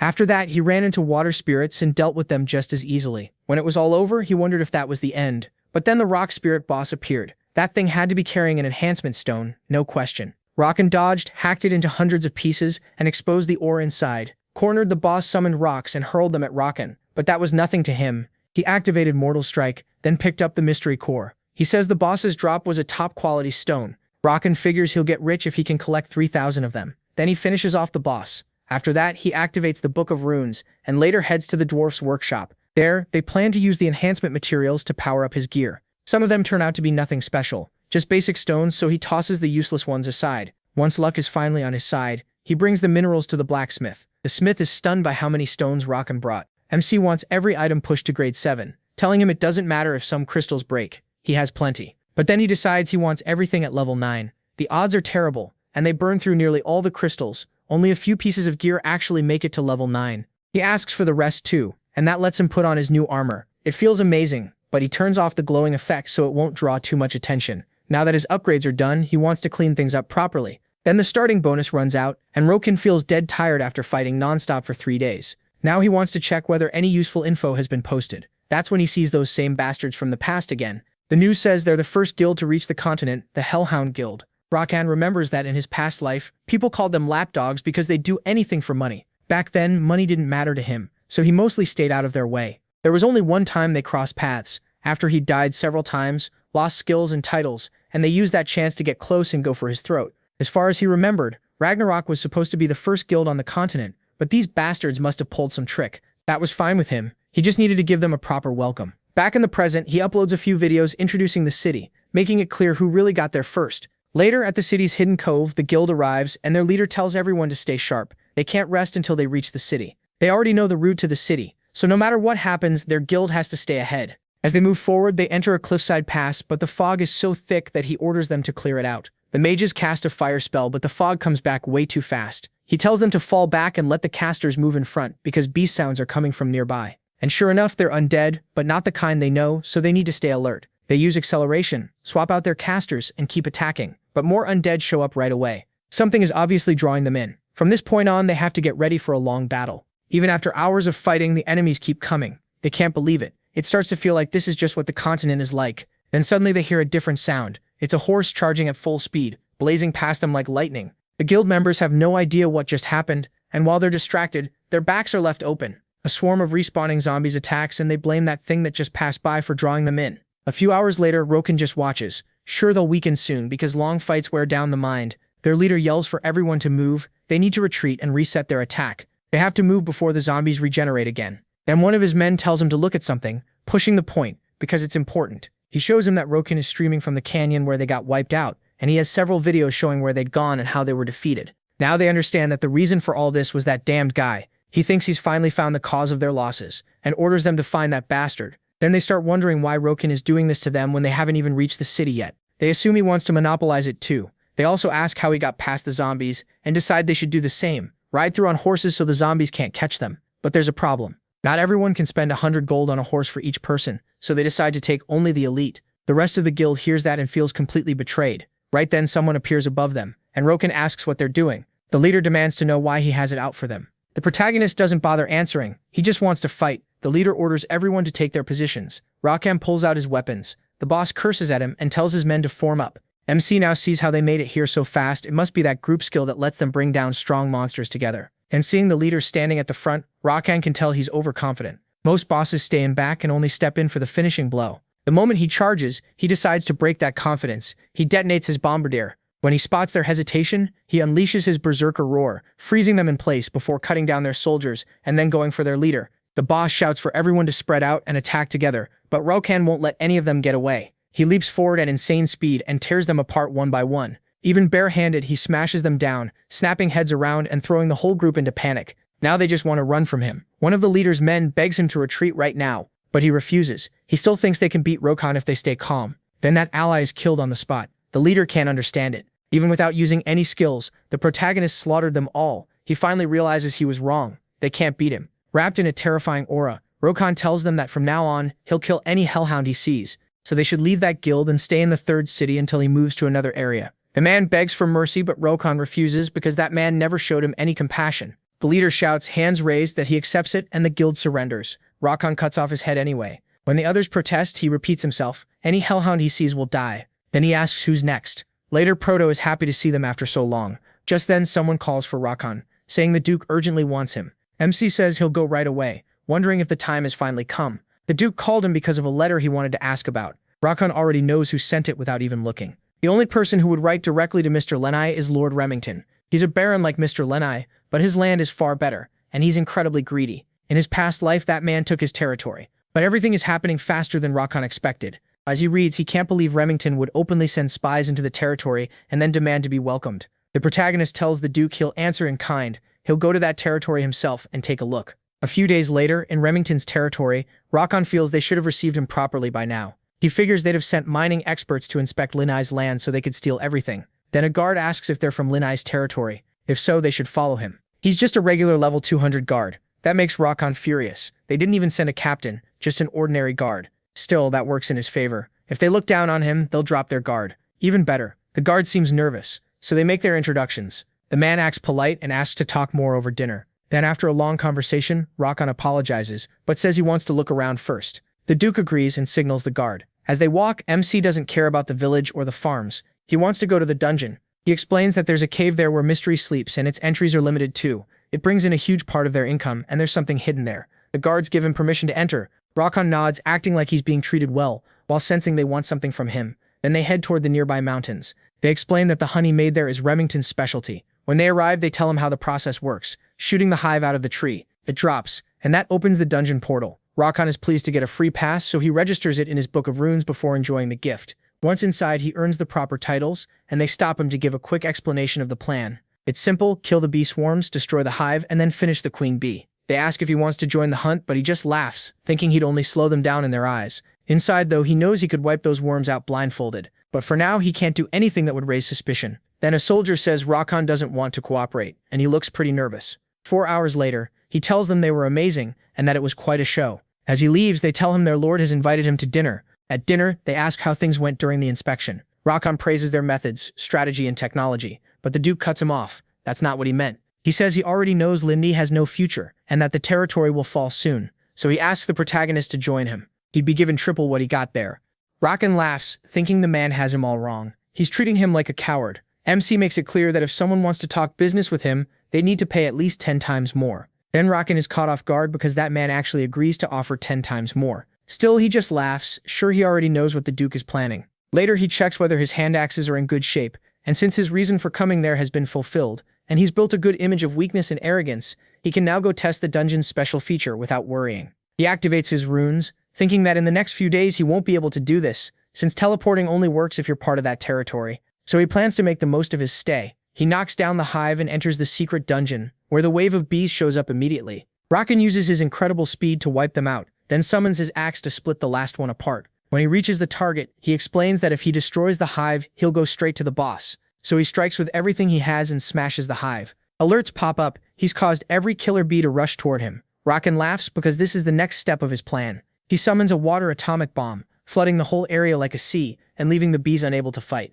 Rakan grins, everything worked perfectly. Now he can finally start collecting. Soon he's carrying loads of killer bee stingers. Normally those stingers don't drop when the bees die, but if you pull them out while the bees are still alive, the drop rate is 100%. That's why he only immobilized them, and now he just needs one more thing. He uses Bombardier, bringing out the level 239 queen bee. She attacks with her stinger, and as Rakan dodges, he knows that was dangerous. If that stinger hits him, he'll be hurt badly. That's why all he has to do is keep dodging. He rushes in, slips past the attack, gets into position, and tears the queen bee apart. Then he earns the titles for clearing the dungeon. A few days later, in Aina territory, Rakan brought the Duke a gift. He told him to just enjoy it and use it however he wanted. Then he excused himself, saying he was a little tired. After that, he headed to his room, wanting to check what had been posted in the community. He found news about the guild that had kicked him out, but it barely caught his interest. Then something else popped up, and he wondered who those people were and how they had made it there. They were from the Black Dragon Legion, who had teamed up with another guild. That explained how they got there. Rakan smirked. They were better than he expected.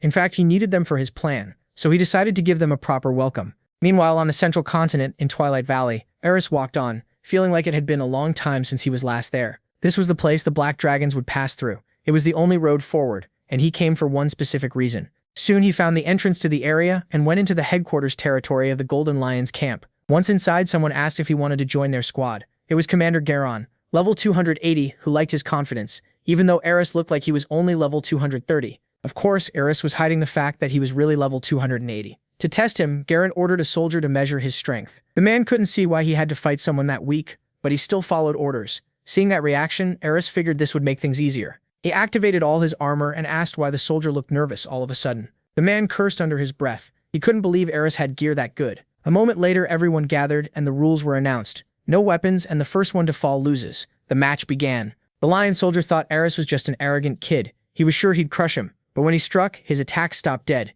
He froze, then jumped back. His allies yelled, asking what he was doing, but he told them to shut up. He couldn't understand what had just happened. Eris hadn't even flinched. Still, the soldier was set on showing the gap in their strength, so he charged with everything he had. He moved right in front of Eris. Sure, he had him, but the hero vanished. Eris called him way too slow. Everyone went still, and the commander accepted the result. Eris had won. That was enough. He thanked the soldier for the match, and the commander calmed things down. Since Eris had shown what he could do, it was time for them to keep their side of the deal. So he asked about the strategy Eris had mentioned. Eris laughed, saying it wasn't that hard, and laid out his plan. Back at the port, they explained that the undead race held the key to how those players, no matter who they were, managed to reach that place. It was all thanks to the Undead Player of the Year, Yuganada. He had always chased achievements and fame, and while looking for his chance, he found the Black Dragon's anger after Rakan drove them off the continent. That was when he stepped up as leader and promised to reach the other city without having the power for it. Of course, nobody believed him. It sounded impossible, but he never gave up. He stayed determined, strapped weights to both ankles, and sank into the ocean. Because of his race's traits, he could breathe underwater. And sure enough, he made it to the port and found a way across. That let all the undead cross the sea, and they joined up to hunt Rakan down. Back with the chief, the protagonist explained that if they ignored them, they could become a real problem for the organization. Besides, they had nothing to lose. He wanted to move right away, but the old man stopped him, saying it was too soon. Rakan just calmed him down. Everyone had gathered, so the timing was perfect. That meant it was time to welcome those rude black dragons. At the port, the undead arrived, thinking their leader had made an amazing discovery. Now they needed to study the items there so they could keep pushing forward. But then something felt wrong. Something was coming. They realized it was Rakan, the killer himself. He greeted them and even congratulated them for making it that far. Then he kicked off the operation, introducing himself as Rakan the Berserker Guardian, while surrounding all the undead. They couldn't understand why no one was attacking. Did MC seriously plan to fight all of them by himself? They thought he was underestimating them, but he saw them as clueless. When two groups stood on the same battlefield, he could trigger something.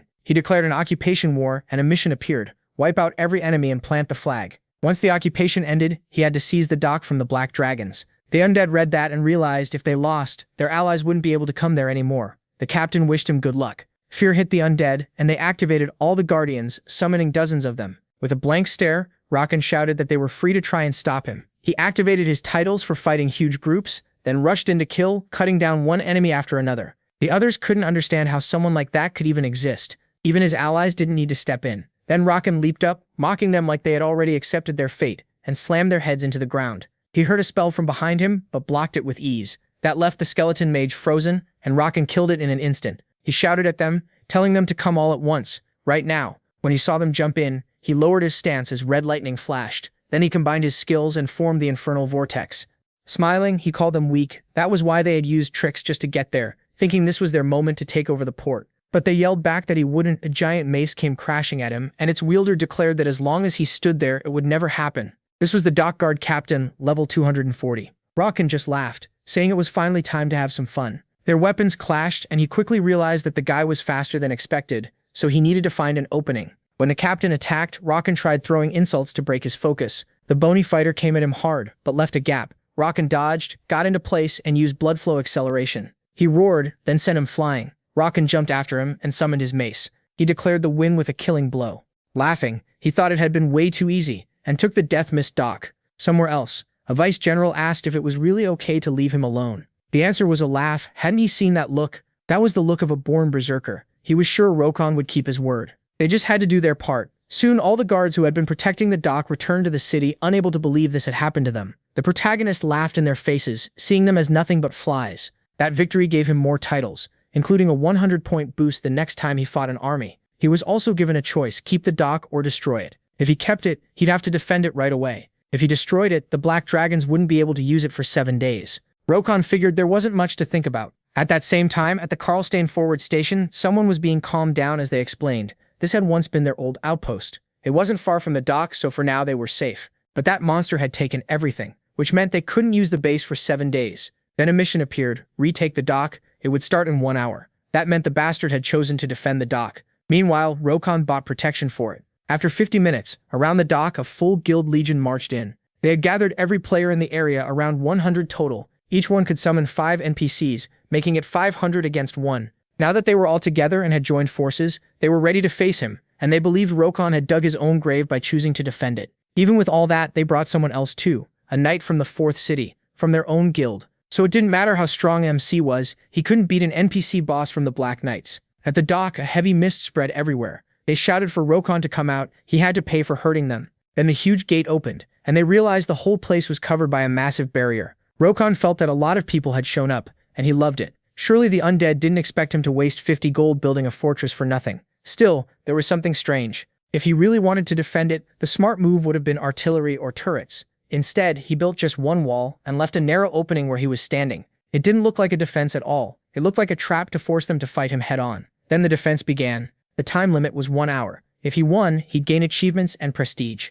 The signal to start was given, and the Black Dragons activated their explosive spears. But Rakan had so many titles, plus 9th level armor, that the attacks barely even tickled him. On top of that, since he was facing 500 enemies, he had the 100-point buff. He laughed. He had more power than he expected. The skeletons were stunned. Rakan was ready to begin his slaughter. He explained why playing was so addictive. Showing your strength is something everyone wants. Pushing past your own limits, no matter who stands in front of you. That was also why he built a defense with no turrets or weapons. Simple. He wanted a thrilling fight with no regrets. He activated his axe and hurled his bomber attack. The enemy quickly ordered everyone to raise their shields. They thought they had stopped it, but then the defense started cracking. The attack broke through, hit its mark, and exploded. Rakan laughed. Their precious number advantage had just been blown away. Deep down, even he hadn't known fighting that many enemies would raise his power so much. He was getting close to the strength he had in his best days before. The undead couldn't believe he had smashed through their defense in one hit. Panic set in, and they tried to return to their base, but Rakan laughed. The Golden Lion faction had taken action just in time and destroyed their forward bases.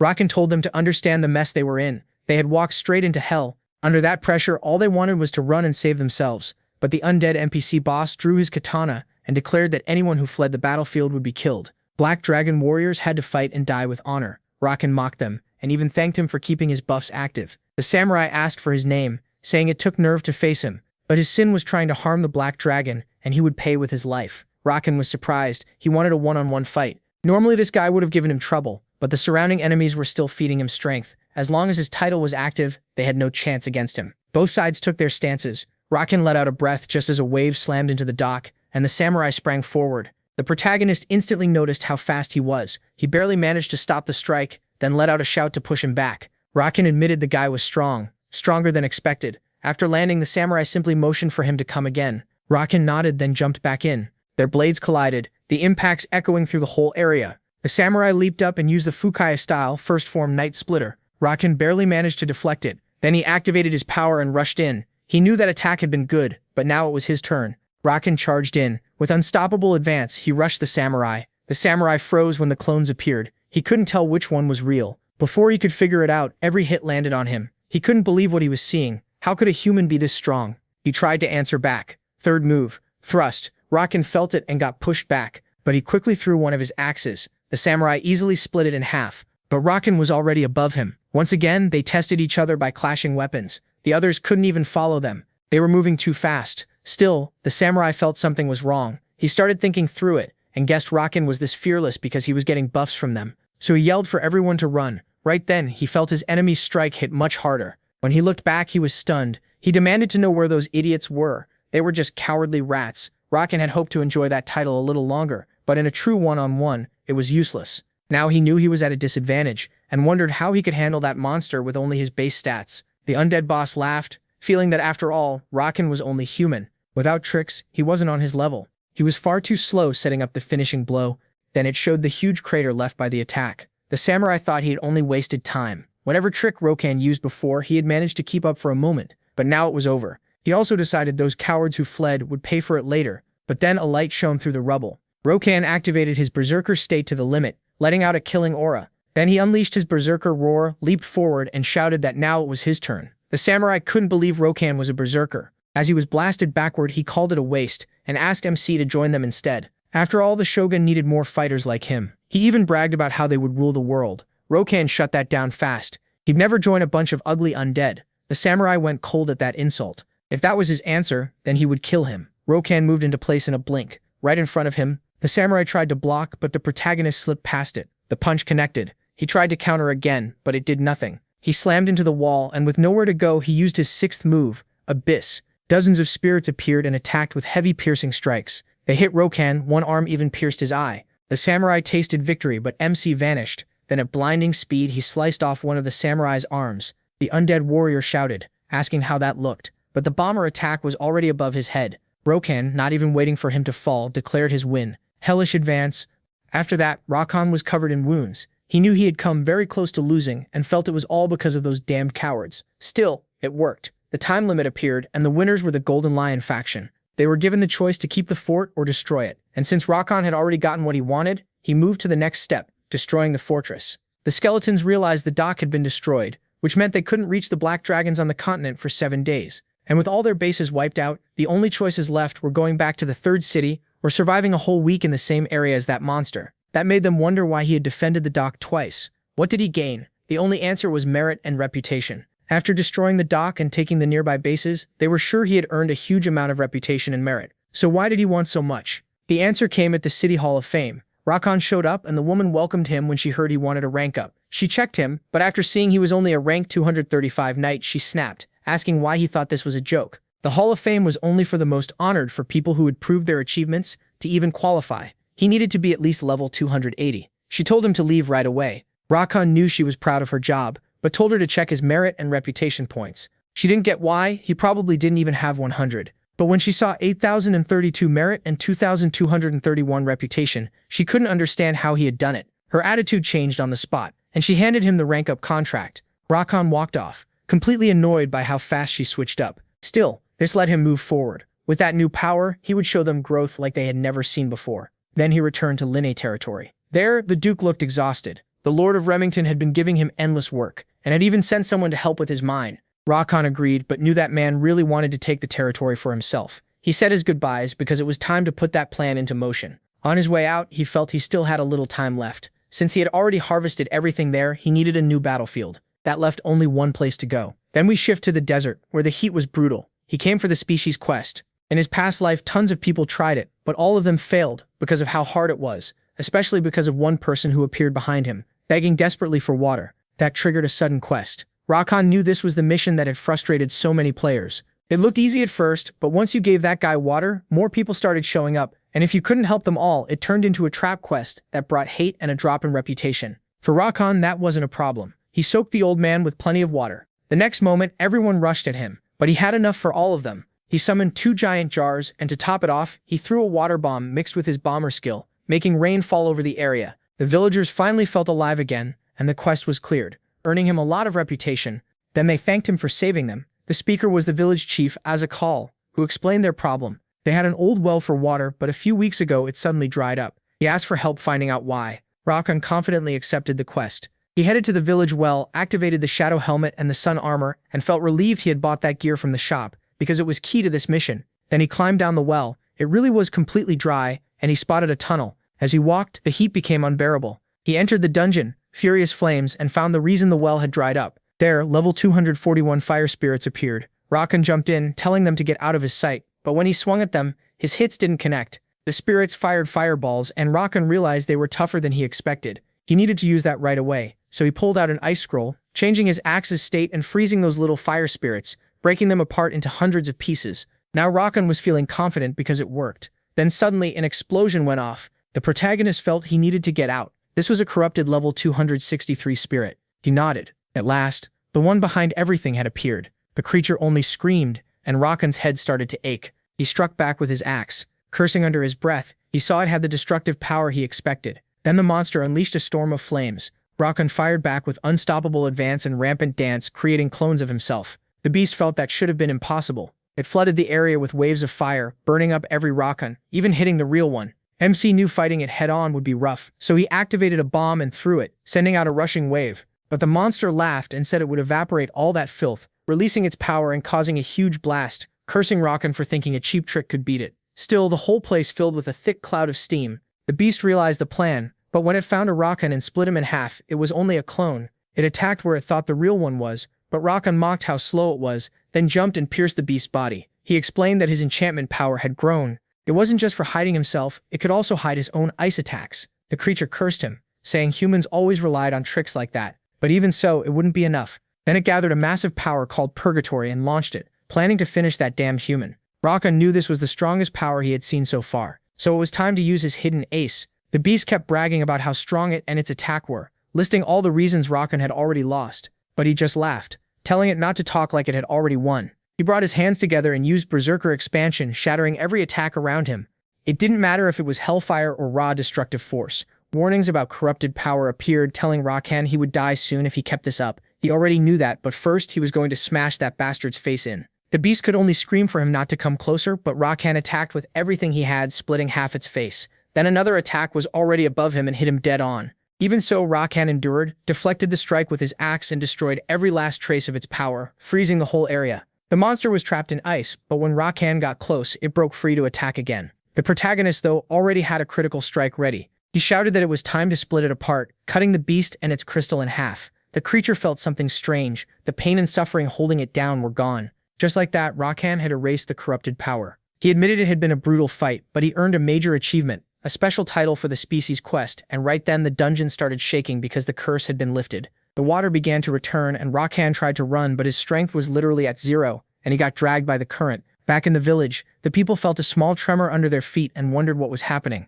Then Rakan was blasted out of the well. They cheered for the water, knowing they could finally live properly again. Meanwhile, MC got buried under falling cacti. The chief ran over to thank him, but after seeing him up close, he asked if he was okay. Rakan could feel it. He thought he was about to die and passed out. Later, in the chief's house, the man said he thought he had died. Even he didn't know how he had survived the after effects. Still, they thanked him. They would never forget what he had done. The quest was complete and he leveled up, gaining several titles and rewards too. He even got a chest, and inside was the hero's treasure, a unique item. According to legend, it had to be given to the savior. Rakan couldn't believe it. This was the key to the next stage. But what happened there was only the tutorial for what's coming next, because the people out there are on a completely different level. And that's how his desert journey began, with Rakan suffering through the game's insanely realistic heat. He also remembered the hero's insignia wouldn't work right away. It only activates after finding the places he needs to visit. Luckily, he still had memories from his past life. Otherwise, that desert would have been game over. He keeps wandering through the desert and finds nothing. Then he spots a rock, and luckily that's exactly what he needed.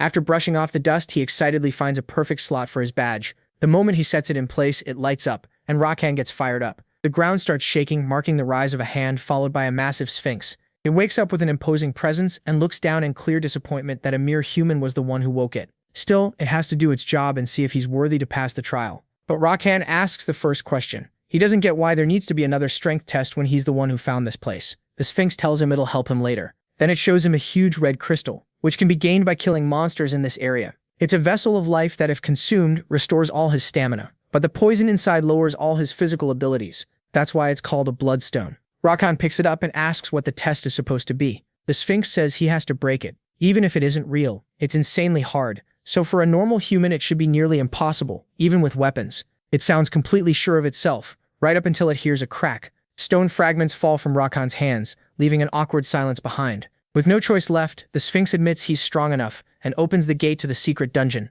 the legendary pyramid. The protagonist starts heading down. The Sphinx tells him to be careful, but he keeps going like it's no big deal, until it stops him to return the badge he used to open the place. That throws Rockhan off, since he never heard about that in his past life. He figures it might be some extra reward for being this strong, but doesn't think much of it and keeps descending into the dungeon. At the bottom, he's greeted by a huge glowing key of life, which asks the hero to cleanse what was once a shining pyramid, now swallowed by darkness. If he succeeds, it'll give Rockhan exactly what he wants. Rewards. Its light suddenly grows much brighter, blinding him until it vanishes, and when he opens his eyes, he's somewhere completely different, looking at an ancient city and giant pyramids. He recognizes as the legendary pyramids of the Kara's Empire, ruled by King Scorpion. That king built up his own world, and then dragged the empire into darkness while trying to reach the outside world. Rockhan remembers it. All started with a corrupted game spirit living beneath the village, so he guesses Scorpion's corruption is also tied to the corrupt worshippers. He never did this mission before, so he doesn't know much, but they clearly need to investigate.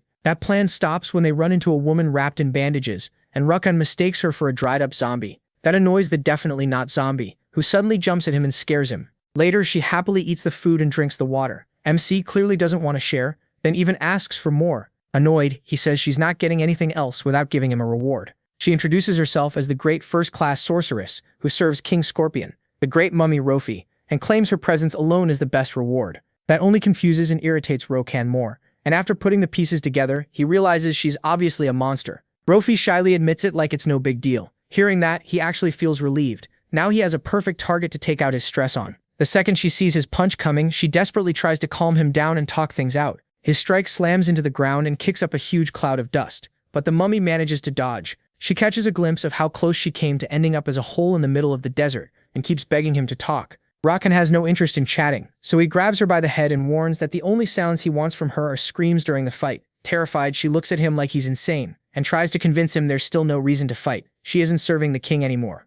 Still confused, Rockhan just grabs her by the neck and hurls her away, saving her with absolutely zero gentleness from a huge attack that lands right where she was. That attack came from Horit, a level 250 eagle man who hoped to kill two birds with one stone, especially the traitor Rofi, who was now hanging around a human. The mummy girl quickly says she didn't betray anyone. She was trying to persuade them, but to Horit, it makes no difference. She still has to die. Rofi refuses to accept that and activates her magic, but then she freezes in confusion when she sees Rockhan behind Horit with his giant axe. In one blow, he smashes the eagle man and knocks the courage right out of him, basically warning him not to get cocky just because he has an eagle face. Odzi throws him off with his wings, charges power into his fist, and rushes in with a hard punch that actually manages to hurt Rockhan's gums, making him admit the guy is fast. The protagonist answers with a heavy axe swing that misses. The Roots then shoots up into the sky and glares at the arrogant human, who mocks him for acting like a coward and tells him to come back down. Even though Eagleface thinks he could beat him quickly, once he notices Rofi ready to fight too,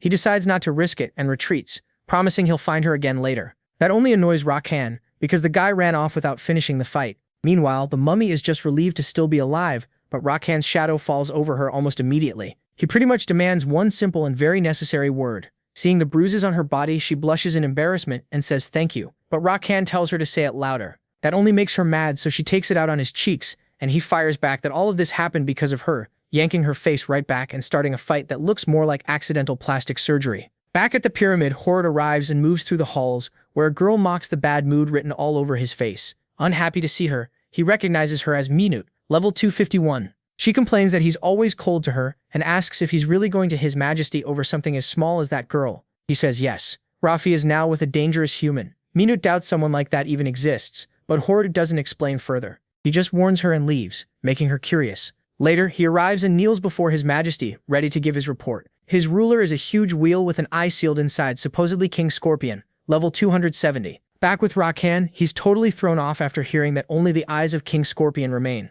Rafi tries to explain that the king lived for so long that over time he lost his physical form and was left with only his eyeballs, though she really doesn't know exactly how many years he's been alive. Rakan thinks an old mummy should know that, which annoys her, so she makes it very clear, counting on her fingers, that she's only 18 years old. That shocks MC, not because he cares, but because this is way different from what he read in a trustworthy online guide in his past life. So he asks what that bird brain meant when he called her a traitor. That makes her nervous. Now we cut to the city of Karais, where cabbages are being sold, kids are playing, and in the middle of it all, an old woman notices the arrival of the huge Horut, who's recognized all across the area. He asks if she's seen the troublesome girl. The old woman assumes he means Rofi, whom she hasn't seen in a long time, even though the girl used to visit often. So she guesses Rofi must be out exploring. Horut accepts that and leaves, warning her that if any stranger shows up, she needs to report it right away. As he flies off, the old woman can't help feeling worried, and a couple of kids come over to ask about Rofi, who they clearly miss a lot. As for Horut, he returns to the pyramid and enters through a passage that leads him to where a jackal-like figure waits.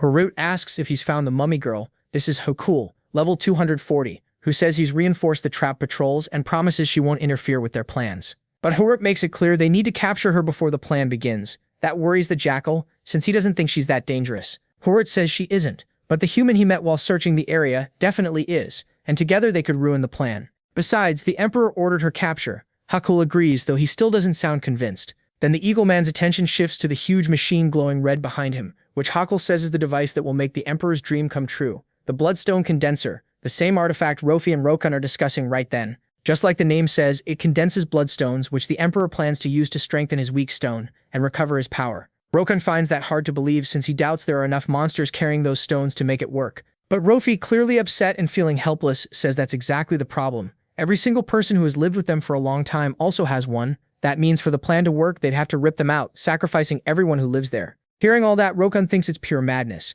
He never expected to run into someone this insane, and then a voice beside him asks who the insane one is. He answers without thinking, King Scorpion. Then he remembers nobody else should be there, and when he turns around, he finds a curvy woman behind him, which scares him so badly that he goes flying, dragging Rofi with him after rescuing her once again, with zero gentleness. Minute, the half-serpent woman is surprised they escaped her attack and admits the boy isn't ordinary. Rokan can already tell how strange she is, while the singed mummy tries to warn him she's dangerous. The snake girl doesn't waste any time and attacks at once. Rokan dodges as best he can, but the mummy isn't so lucky and gets captured by Minute, who starts humiliating her, angry over her betrayal of the Emperor, who had helped her so much. She's fully ready to kill her, but with quick movement, Rokan jumps in and frees Rofi. The girl drops to the ground in pain, barely able to stand, while Rokan keeps fighting the serpent woman. Her tail is way too tough, and he ends up in the air in a bad position, giving her the opening to throw 2 fireballs at him. He somehow manages to stop them, and she's just about to drive her tail into him when Rofi uses her magic to summon a golden swarm of scarabs that drag Minute away. Furious, she breaks free, but she didn't stop.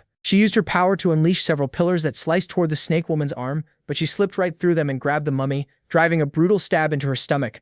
Then she crushed her bones with her tail, clearly enjoying the fight. But then something warned her. Rakan was charging in again, yet he missed his target because she had already vanished, dropping Rofi unconscious. This time, Rakan tried to track the snake woman down when her voice echoed inside his head, laughing as she told him to stop. The words hit and locked his whole body in place. He figured it was some kind of debuff, but his stats should have broken it. He started getting frustrated, unable to understand what was happening, while she moved in close to his neck, admiring how handsome he was and savoring him up close. Seeing her in human form, Rakan asked why she still hadn't killed him. She admitted she wanted to devour him another way, which left him confused, so Minute explained that for centuries she had lived in that barren world, bored out of her mind. Even so, she stayed loyal to the Emperor. Still, his plan to sacrifice humans for his revival bored her too. But when she saw Horut injured and heard his warning about the human, she got excited, went looking for him, and after their fight she made up her mind. She wanted Rakan, so she offered him a contract. That caught him off guard. Rakan knew the game had a contract system, mostly used for deals between players,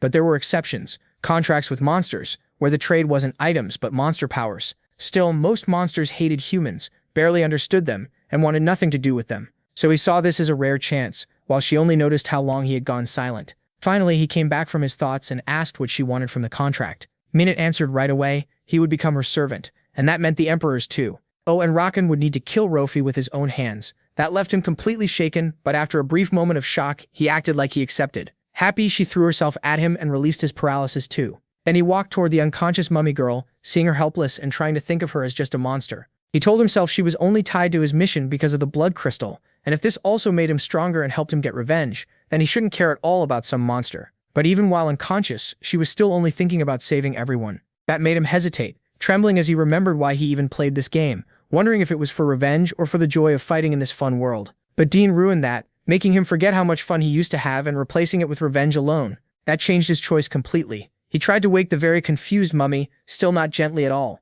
She tried to remind him that he said he would save everyone, so he shouldn't get caught like an idiot. But she was the one sounding foolish, and the two started arguing, while behind them the giant snake rose again. They barely dodged, and the mummy dropped hard again, ending up wrapped up once more. She praised Rakan for breaking the hypnosis, which felt like déjà vu to him. Then she explained that Minute had two forms, a human one that used hypnotic powers to keep people from attacking her, and a snake form that was far stronger. Now the terrifying woman was furious that Rofi had not only betrayed her emperor, but was also spilling secrets, so she decided to kill her, and then deal with the arrogant human, even if Rakan pretended she couldn't mean him. She asked why he rejected her contract, and his answer was simple: it was more fun. Between accepting an easy path to power or teaming up with the clueless, useless mummy, the second option sounded way better. That way he could slaughter all the servants of the Mad Emperor, the same one who would sacrifice his own people. He got so fired up that he even started to scare Rofi, then summoned his twin axes. As he got ready, Minute realized she had judged him wrong. These two were both crazy in their own way.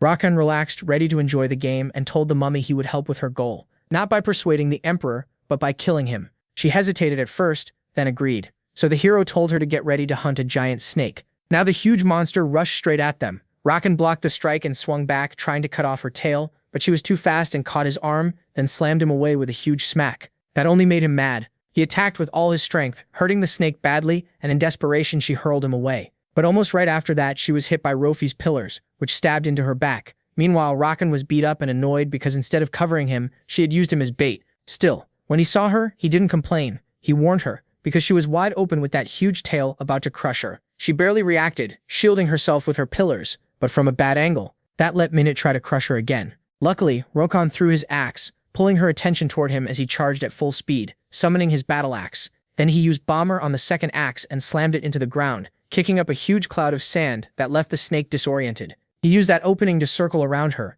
aiming straight for her back. Confident, she reacted right away and stabbed at him with her tail. It pierced him, but then she realized she wasn't facing just one Rakan, but an army, as he used Frenzy, tearing into her and leaving her badly hurt. In desperation, she thrashed around to throw them off while pieces of clones flew everywhere. Then she thought she had found the real one, so she stabbed him in the back and started crushing him, dragging him closer, furious that he had rejected her offer. Rakan understood why she was angry, but he reminded her she was forgetting something, right as Rofi used her power, stabbing Minute again with her pillars, and launching her into the sky. Excited, Rakan praised her and asked to be next. Though confused, the mummy agreed and used her pillar to launch him too, while a baffled Minute looked on. Then she saw Rakan coming at her, burning with cruel delight as he revealed his massive scythe, calling himself the Reaper, before slicing her in two.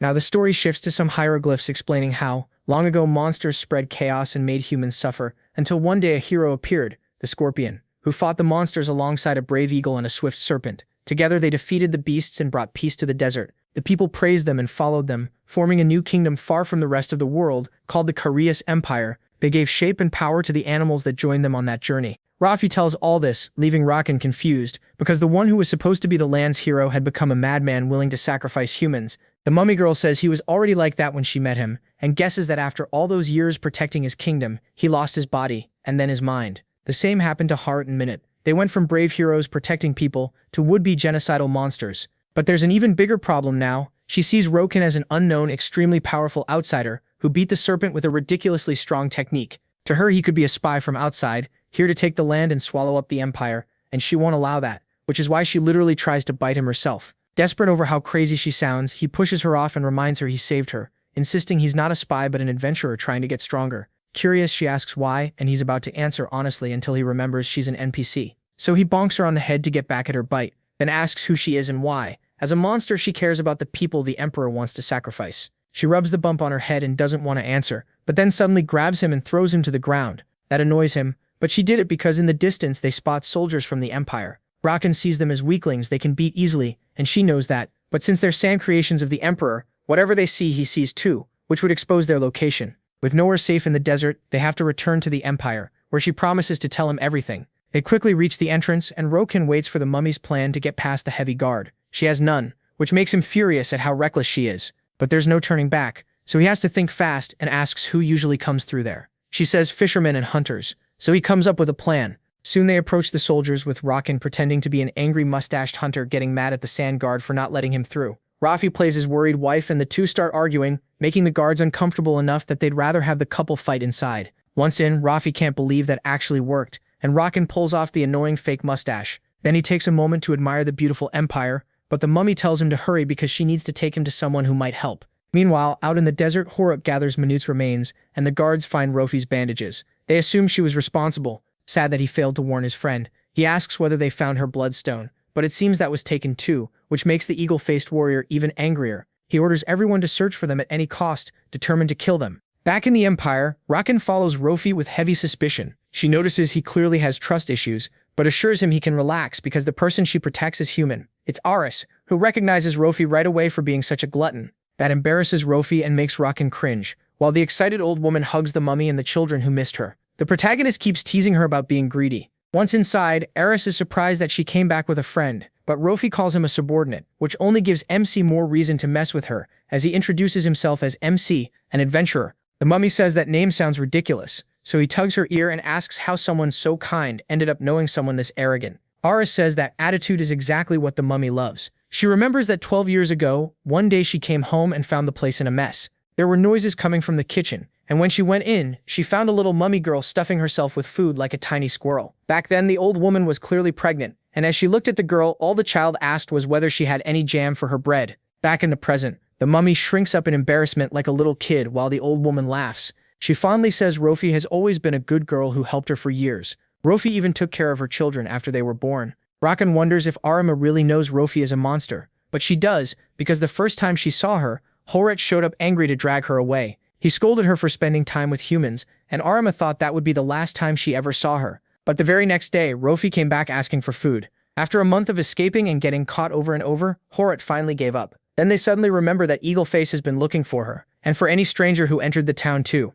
When Arima asks what happened, Rofi tries to play it down, calling it a small disagreement. She asks Arima to hide them there, and Arima agrees, also taking advantage of it since her children are about to come home, which scares the mummy the second they rush in. Both of them look way too happy about what they're about to do. They jump on her and start choking her. Right then, Arima casually asks Rofi to watch them while she makes dinner. She suffers through it while Rakan laughs, until one of the kids decides he looks strong and picks him as a new toy. Meanwhile, Horet reports what happened to Minute. The Emperor says he regrets the loss, but he cares more about Rofi, who Eagleface still hasn't captured.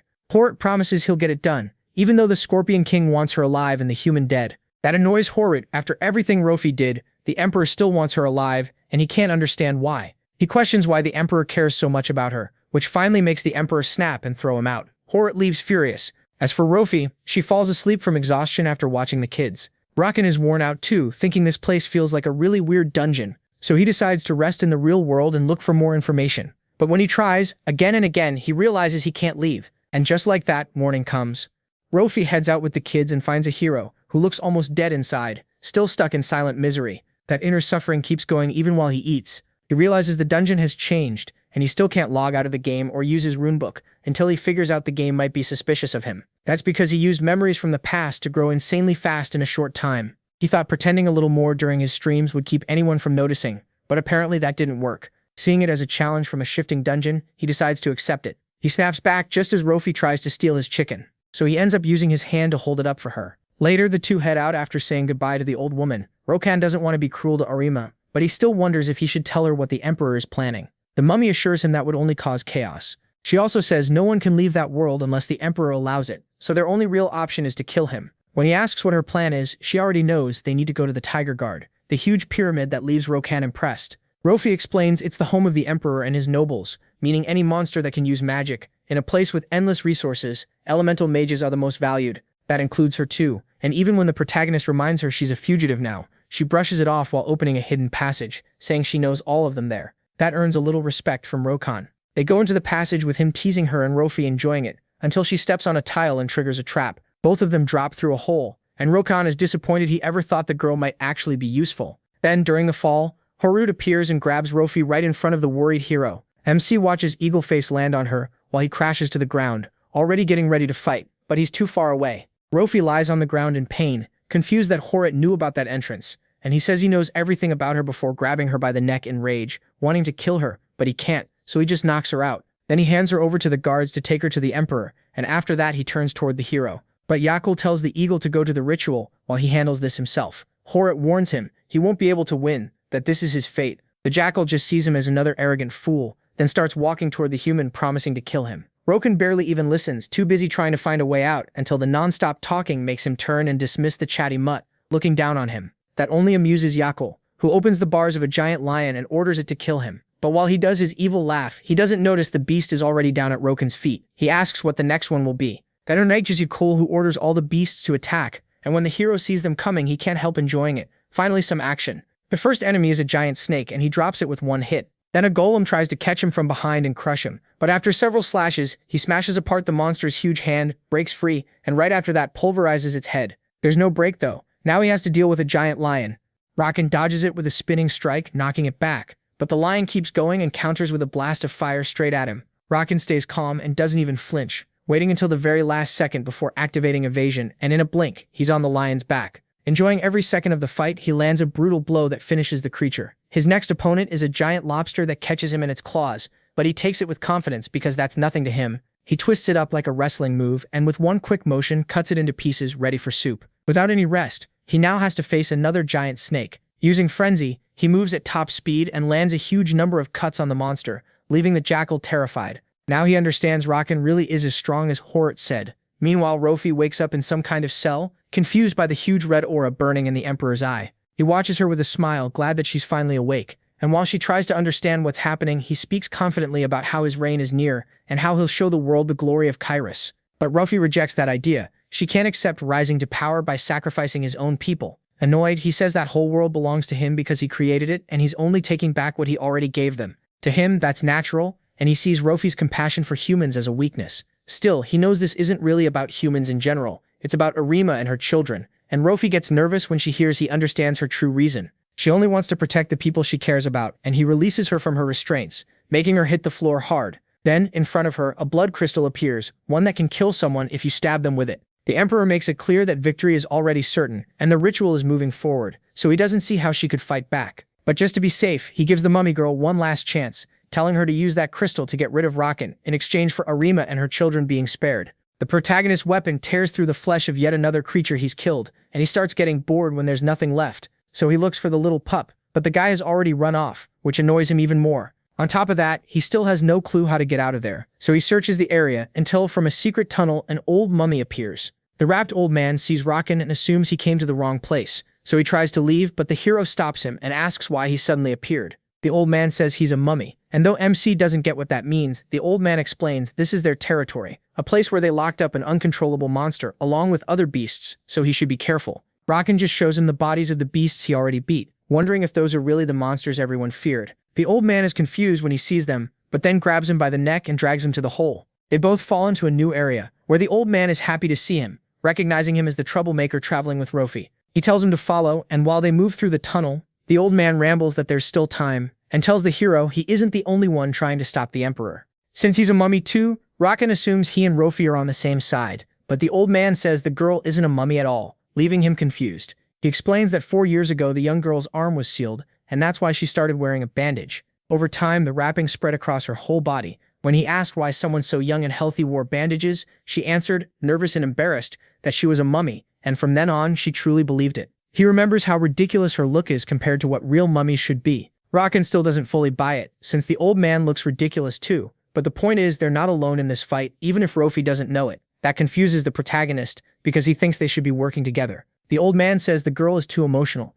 remembering how, when Horut revealed the noble's horrible plan to revive the Emperor, she was the only one who spoke up and condemned it. Even if others also disagreed, no one supported her, and she was the only one who ended up being thrown into the desert by Eagleface himself. Because of that, the others were able to keep acting from the shadows, and Rokan gets excited, thinking he finally found a way to stop the Emperor. But the mummy lowers his expectations, because they still don't know how the bloodstones will be gathered. So without a real plan, their only goal has been finding a lower area in the empire to evacuate as many people as possible. During that search, they found something strange. In one room, they discovered hieroglyphs that tell the story of the emperor, just like Rofi had said. But according to the old man, there's more. He points to a symbol, the emperor's insignia. The mark reveals there are 3 paths. They are desire, body, and conviction. The 3 parts the emperor was split into. His body is still missing, and his conviction was destroyed. So now the only thing left is his desire, and that makes them wonder what the emperor has really become. Right then, the ground starts shaking. Feeling it, the old man says with no doubt that it's an earthquake. It's Horrid using his power to set the plan in motion,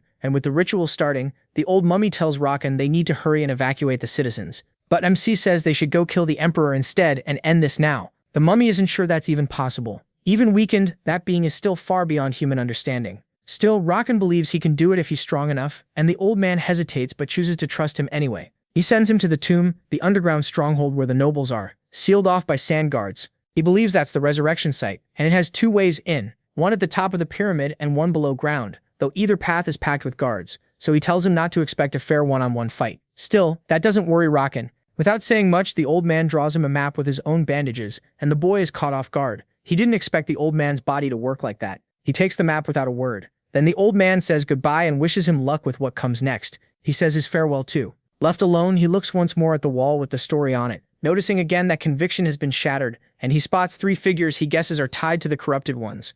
But this isn't the time to get sidetracked, so he keeps moving without stopping. While back in the city, everyone is panicking over the quake when suddenly from the ground, a giant obelisk rises. Watching the humans panic from afar is the old mummy. A panther comes up beside him and explains that even if they still don't know the full plan, it has already started, with obelisks appearing all across the city, and people stare at them in confusion until some of them try to touch one. Then one of them gets wrapped in bandages and thrown back by the old man, who shouts at the humans to stay away from the pillar. Seeing how bad things are getting, he starts placing all his hopes in Rokan. And right then, the protagonist seems to reach his destination, a huge group of guards ready to stop him. He doesn't hesitate and crushes the first one at once. Soon he's surrounded, so he summons his axes and starts tearing through everything in his path. Even so, the enemies keep coming. Completely confident, he brings out an axe much bigger than before and charges to wipe out everyone around him, enjoying the destruction until something cuts off an attack. An obelisk appears. He recognizes it right away, then freezes in confusion when he sees Rofi approaching, completely serious. Back in the city, the old man keeps helping evacuate whoever he can, until in the crowd he runs into Yahello, who is awkwardly trying not to be noticed. The mummy wastes no time, throws out his bandages and catches him, ignoring the jackal's complaints, because he knows exactly who he is. It's Yahello, the technical advisor, and the old man has plenty of questions for him. He drags him somewhere isolated where he and the panther get ready to question him. The jackal is furious, accusing them of being traitors for going against the emperor's wishes. But the mummy points out that Yahello can't fully agree either, or he wouldn't be trying to run away with the humans. The jackal says he already did his part by building the bloodstone condenser. That only confuses the mummy more. Someone that smart wanting to flee doesn't add up. But Yahello explains that he ran for his life after crossing paths with the lunatic Rofi brought there, the same guy who took care of Minute and then smashed all his monsters without effort. So even if he's technically on Team Emperor, he'd rather stay far away from Rokan. That makes the old man more confident, seeing that MC really is a threat. He even calls himself his ally, but now they need something from this terrified little coward. So he and the panther press harder to make him talk. They demand to know why so many obelisks appeared in the city, threatening to tie him to one if he doesn't speak. Out of options, he starts explaining that once bloodstone is crystallized, nothing sticks to it. None of his human experiments could change its state. The mummy is shocked, but the jackal keeps going, telling them about underground ruins and a mural about creatures they don't understand. That same mural also mentioned a way to condense many bloodstones into a single one. It uses a complex mechanism which Horrid has just activated by raising the obelisks across the city. They'll rip human life away and send it underground. The mummy scolds him for those cruel experiments, but Yahello brushes it off. The mechanism is already active, and even if they save some humans, hundreds of thousands will still die. As long as Horrid keeps the ritual going, there's no way to stop it. Meanwhile, at the pyramid, Rofi is holding back someone who can't hide his confusion when he sees her there. She tells him that as a good outsider, he should ignore all this and just leave. But in the blink of an eye, Rokan is already right in front of her. Annoyed, she throws a hard right punch, then starts angrily complaining, saying all of this began because of him, and now he's being told to go away too. Even so, she begs him to leave while attacking him. Rokan dodges easily, confused by her behavior, thinking she got brainwashed. She says no, but to him, the best cure for brainwashing is already right in his fists. That scares her, but she stays serious, ready to fight. Rokan, though, doesn't even take her seriously. He steps in, grabs her by the face, and smacks her, dropping her to the ground in pain. She yells at the guards, reminding them they're supposed to do something about this. The others finally seem to remember they can fight too and rush the hero, surrounding him completely, only for him to take them down with ease, one after another, and more enemies keep pouring in, but they end up the same way, torn apart and reduced to dust by Rokan's brutal blows.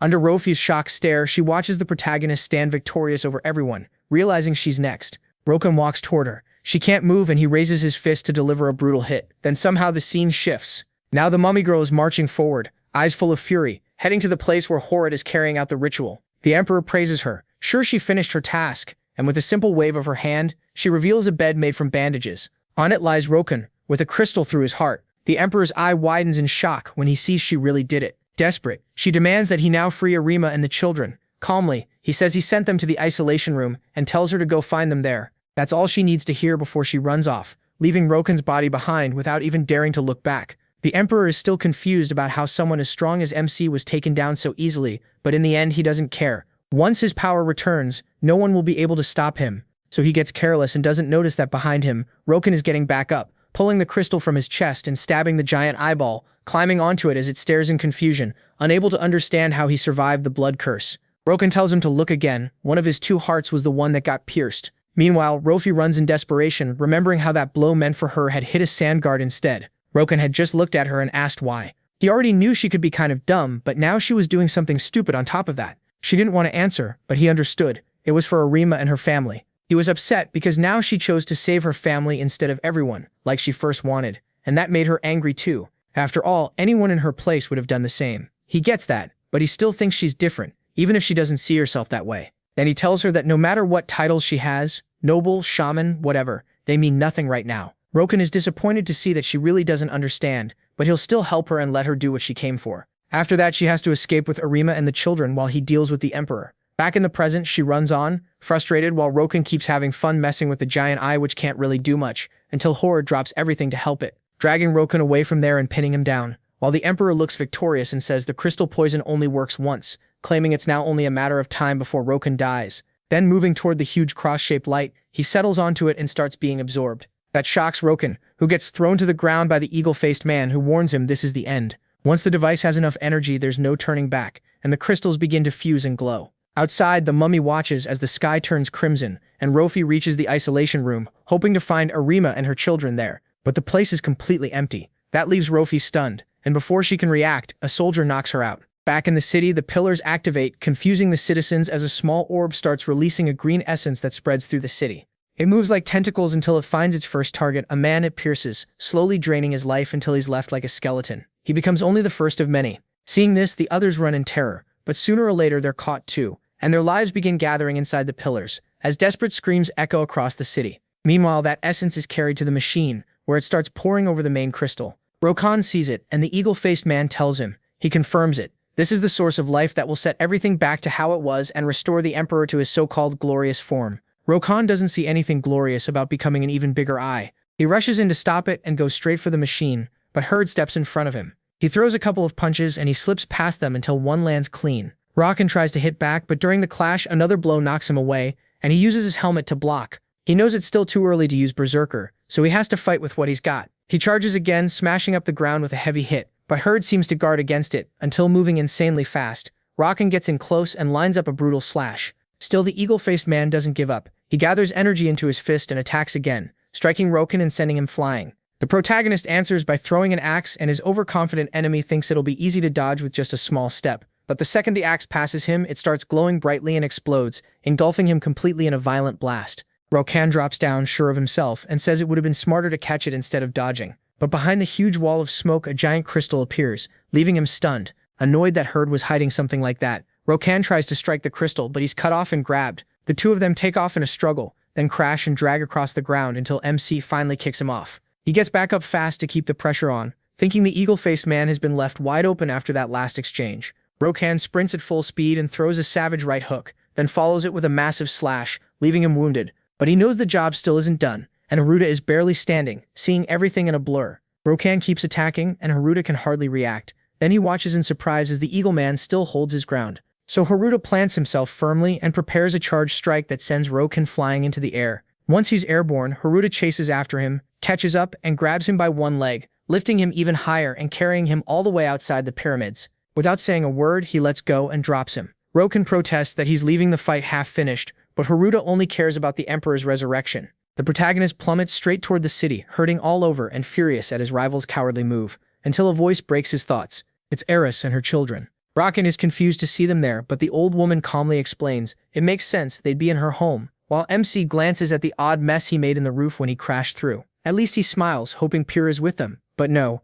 Eris hasn't seen her since they left. That only confuses Roken more, but he has no time to think because outside chaos breaks out, followed by a green glow that puts him on alert. He tells the family to hide while he handles the tentacles that tear through the wall. They're disgusting, and while dodging them he realizes something: they have the same color as corruption, and when they touch food, it starts to rot. That makes him connect them to the roots of the Tree of Origin, an elven legend that says those roots absorb the land's energy and form the seed of the World Tree. But that makes no sense to him because it was supposed to be just a legend, and he understands even less why those roots are here. Then he reaches a conclusion. They planted the tree upside down and changed its structure so it would absorb the life force of the Bloodstones, using corrupt power. He realizes it's all coming from that crystal he saw and runs outside where he finds the roots coming out of the obelisk as they twist and writhe. That sight fills him with rage. Meanwhile, an exhausted Horit returns to the pyramid, where beneath the crystal he finds a colossal body. Because of this, no one will be able to stop them, but his wounds finally catch up to him. He grows weak, unable to see the final result, drops to his knees, remembers his friend Minute, and then collapses dead. As for the Emperor's body, it finally awakens, unleashing its power. Back in the city, the obelisks stop. With Eris and the kids hidden away, they start to think it's all over. That's when Roken arrives, telling them to stay there and not come out. He's angry at himself as he sees his arm shaking along with the rest of his body. He's crushed by the helpless feeling of failing again, and it drags him back to the memory of being humiliated under hundreds of enemy arrows. He grits his teeth, trying to hold back the frustration, when suddenly Eros pulls him out of it with a hug. Roken freezes, confused, not sure what to do, but she only wants to thank him for saving them. He doesn't really understand the gesture, much less the strange game life seems to be making him play, but he ends up returning the hug, still surprised. In that moment, it becomes the push he needed to clear his head, and he runs back toward the fight, knowing it still isn't over. Now he's determined to stop it, heading straight for the pyramid. Meanwhile, the monstrous emperor tries to stand, and down in the sewers, the few refugees left are being watched over by the old man Manhwa, who looks on in frustration, knowing that even after all his effort, he only managed to save around 600 people. And to make things worse, he feels a presence, a shining blood crystal, and eyes coming closer and closer until they're right above him. Desperate, old Manhwa screams for them to run just before he's crushed. The humans flee in terror while the enraged emperor chases them, calling them wretches for hiding instead of offering up their lives. Up on the surface, Roken looks toward the pit where he hears an ancient tongue, and right away a crowd of people starts running past him. He watches, confused, as the ground starts to shake. That's the sign. The giant emperor is coming out, furious and determined to keep devouring humans, swearing to wipe them all out and begin a new era. Standing right in front of him, Roken nods with a half-smile. He says this really will be a new era, as he puts on his helmet and releases his weapons, staring straight into the Emperor's eyes and telling him that in this new era, that greedy idiot is ending up with his skull split open. Then the monster rises and drives its hands into the ground, using its legs to launch itself with all its strength straight at Roken, who dodges by leaping into the air. Determined, he grips his axe tight, reaches a house, and pushes off it with all his strength to start a savage attack. The two collide in their first impact, both holding firm before they break apart and lock eyes. This time the Emperor attacks first, trying to crush him, and Roken barely manages to stop one hand because the other grabs him with brutal force, trying to grind him into dust against the ground. He barely escapes, then sees the monster coming for him again. Roken dodges the devastating impact, but the creature won't stop trying to destroy him. Then the protagonist, with a little distance, lands a solid axe slash and is pushed back by the beast. He switches to his bigger axe and clashes with the creature again, trying to strike once more. He throws two hand axes, using them to build momentum for a chain of slashes that don't seem to hurt the Emperor at first glance. But Roken doesn't give up, moving faster as he waits for the right moment, and he finds it when the monster slips. Stomping hard on the ground, he puts his full weight into an axe strike that slices into the brain, and for a second he feels like he's won. But his opponent is furious and humiliated. It starts to mutate, releasing a huge aura of power, its eyes glowing an intense purple. Roken sees it and tries to fall back, barely escaping the savage beam it fires, which destroys a huge part of the city. Roken looks worried by how absurdly overpowered his enemy is, and that fear is confirmed when he sees it move again with insane speed, appearing in front of him in a second, ready to strike with a brutal blow. MC dodges, then with relentless speed launches himself into the air, locking onto his target and tearing into him with savage attacks that rip him apart. Even so, the Emperor is still alive, rising with difficulty, body ruined and both arms gone. Roken stares in shock, thinking pride is the only thing still keeping him up. To his surprise, the Emperor actually praises him, admitting he underestimated him. He says he is clearly far stronger than the mages who came to control him and whom he had to get rid of. The protagonist is different, and the Emperor can't understand why he's here. But the protagonist doesn't care about motives. He's just enjoying beating up a monster. The Emperor understands that, and now that he sees MC as a true rival, he's ready to give everything, firing a fierce flash from his eyes. He dodges it with confidence, but when he lands back on the ground, he sees in confusion that the Emperor is escaping toward the pyramid. That's when he remembers Pyrrha, who is still there, unconscious on a stone bed and dressed as a bride. As the Emperor pulls away, Rakan goes after him, but his path is blocked by the sand guards. He doesn't think much of them, but there are a lot of humans nearby and he doesn't want them getting hurt. So he grins, realizing the guards only managed to delay him and starts slaughtering them on the spot.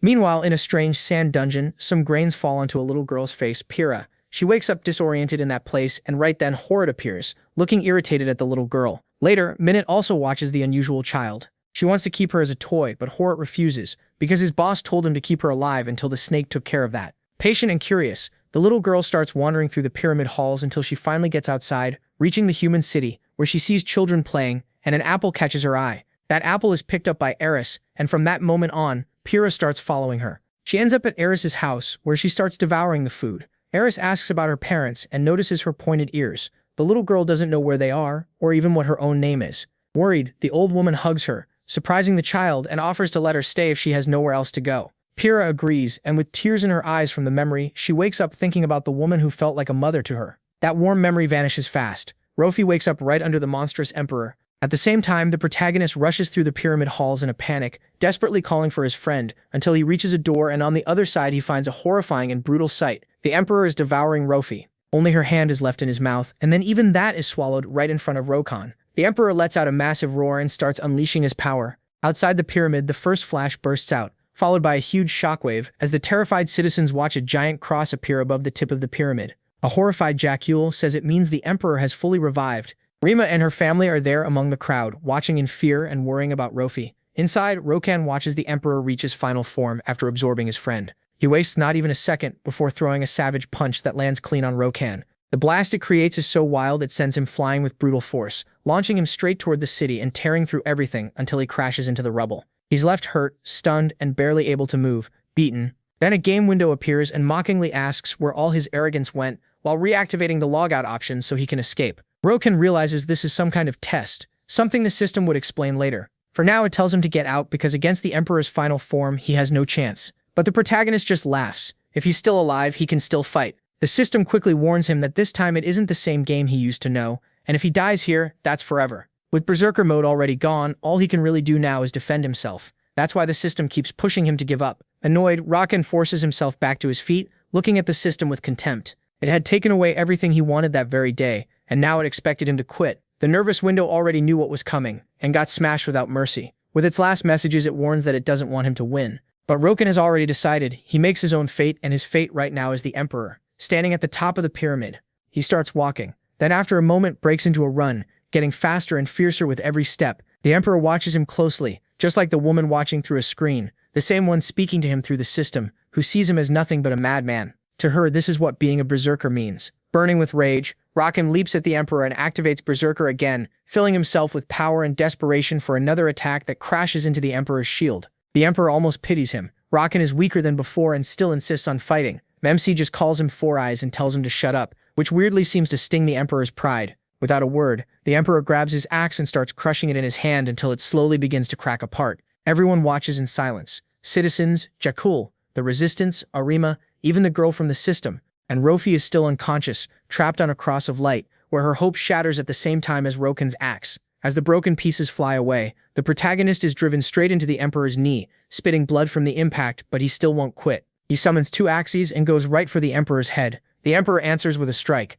Rakan dodges it, trying to make space, but his rival chases him down and uses magic to raise a wall that traps him, leaving him open for a blow so strong it smashes through what he had just created. Rakan is left half-conscious in the air, but he snaps back and forces himself to stay standing. He wipes away the blood and sees the Emperor coming. Rakan knows he can't win unless he gives it everything he has in the 5 short minutes Berserker would last, so in desperation he wastes no time and attacks again. The Emperor is waiting to swat him away with one hit, but what he hits is only air, as Rakan uses clone technique to strike from all sides. Even so, the Emperor throws them off with pillars of earth, wiping them all out, but Rakan isn't among them. He gets behind the Emperor and puts all his strength into an attack. The Emperor reacts by hurling an obelisk, but it only makes the last clone vanish, leaving him confused and not noticing that Roken is already above him, landing a fierce slash with both axes. That opens the way for a non-stop barrage at full speed, forcing the Emperor to do nothing but defend himself. Bit by bit he grows more enraged, and every clash tears apart more of the pyramid. The destruction echoes through the whole city,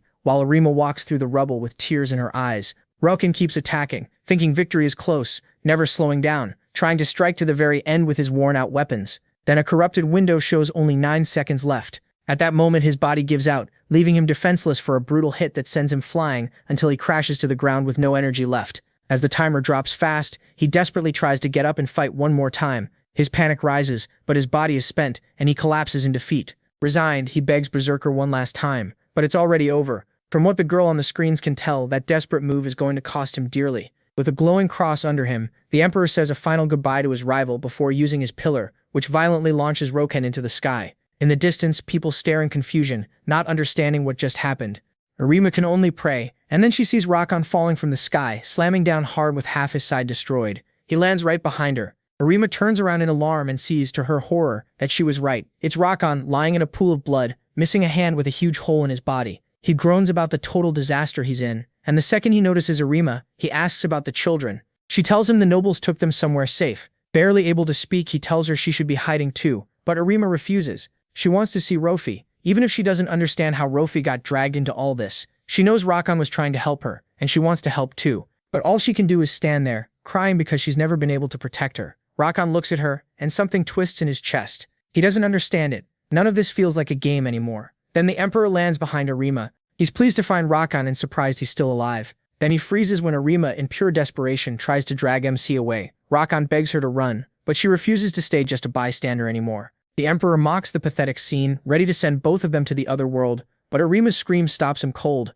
He loses control of his body because of Rofi, who had left her prison inside him and was trying to break free from her bonds. Even while the Emperor scolds her, telling her to rule as part of him and stop caring about those inferior creatures, Rofi shuts him down in fury and fights with everything she has to escape. She rejects the Emperor's terrifying plans. What she wants is simple: to live with Arima. The Emperor screams in pain as his blood crystal starts shining intensely. From there, Rofi slowly begins to emerge. She sees her friend, and though the Emperor refuses to let her go, tightening his restraints and trying to pull her back inside, Rofi desperately raises her hand, only to realize she's being trapped again. Then Arima grabs it. She calls out to Rofi in desperation, but her grip isn't strong enough. She's about to lose her when a huge hand stops it. It's Roken. He snaps at that idiot Rofi to get out of there, then yanks both girls back with all his strength, freeing them in one pull. As they're pulled through the air, Rofi cries, feeling free, her fingers locked with Arima's. Meanwhile, Roken crashes hard against a rock, completely spent. The Emperor, furious, tries to decide what to do, but then his chest starts glowing brightly. Rofi gently sets Arima down on the ground, grateful she made it out.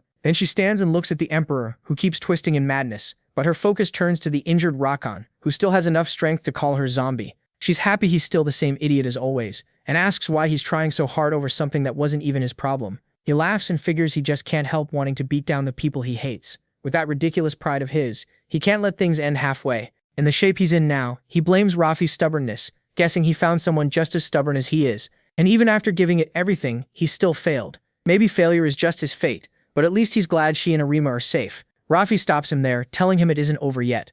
She begins to shine and thanks him for saving her from the Scorpion King, ready to return the favor. Meanwhile, the crazed Emperor starts twisting into a horrifying Cyclops-like form. At the same time, Rofi uses her power to keep Roken stable. She tells him her own mind was broken, and she even died, but he won't, because his mind is strong enough to handle the power she's about to give him through their contract. Confused, he asks what she could possibly give, if she has nothing left. Rofi only smiles.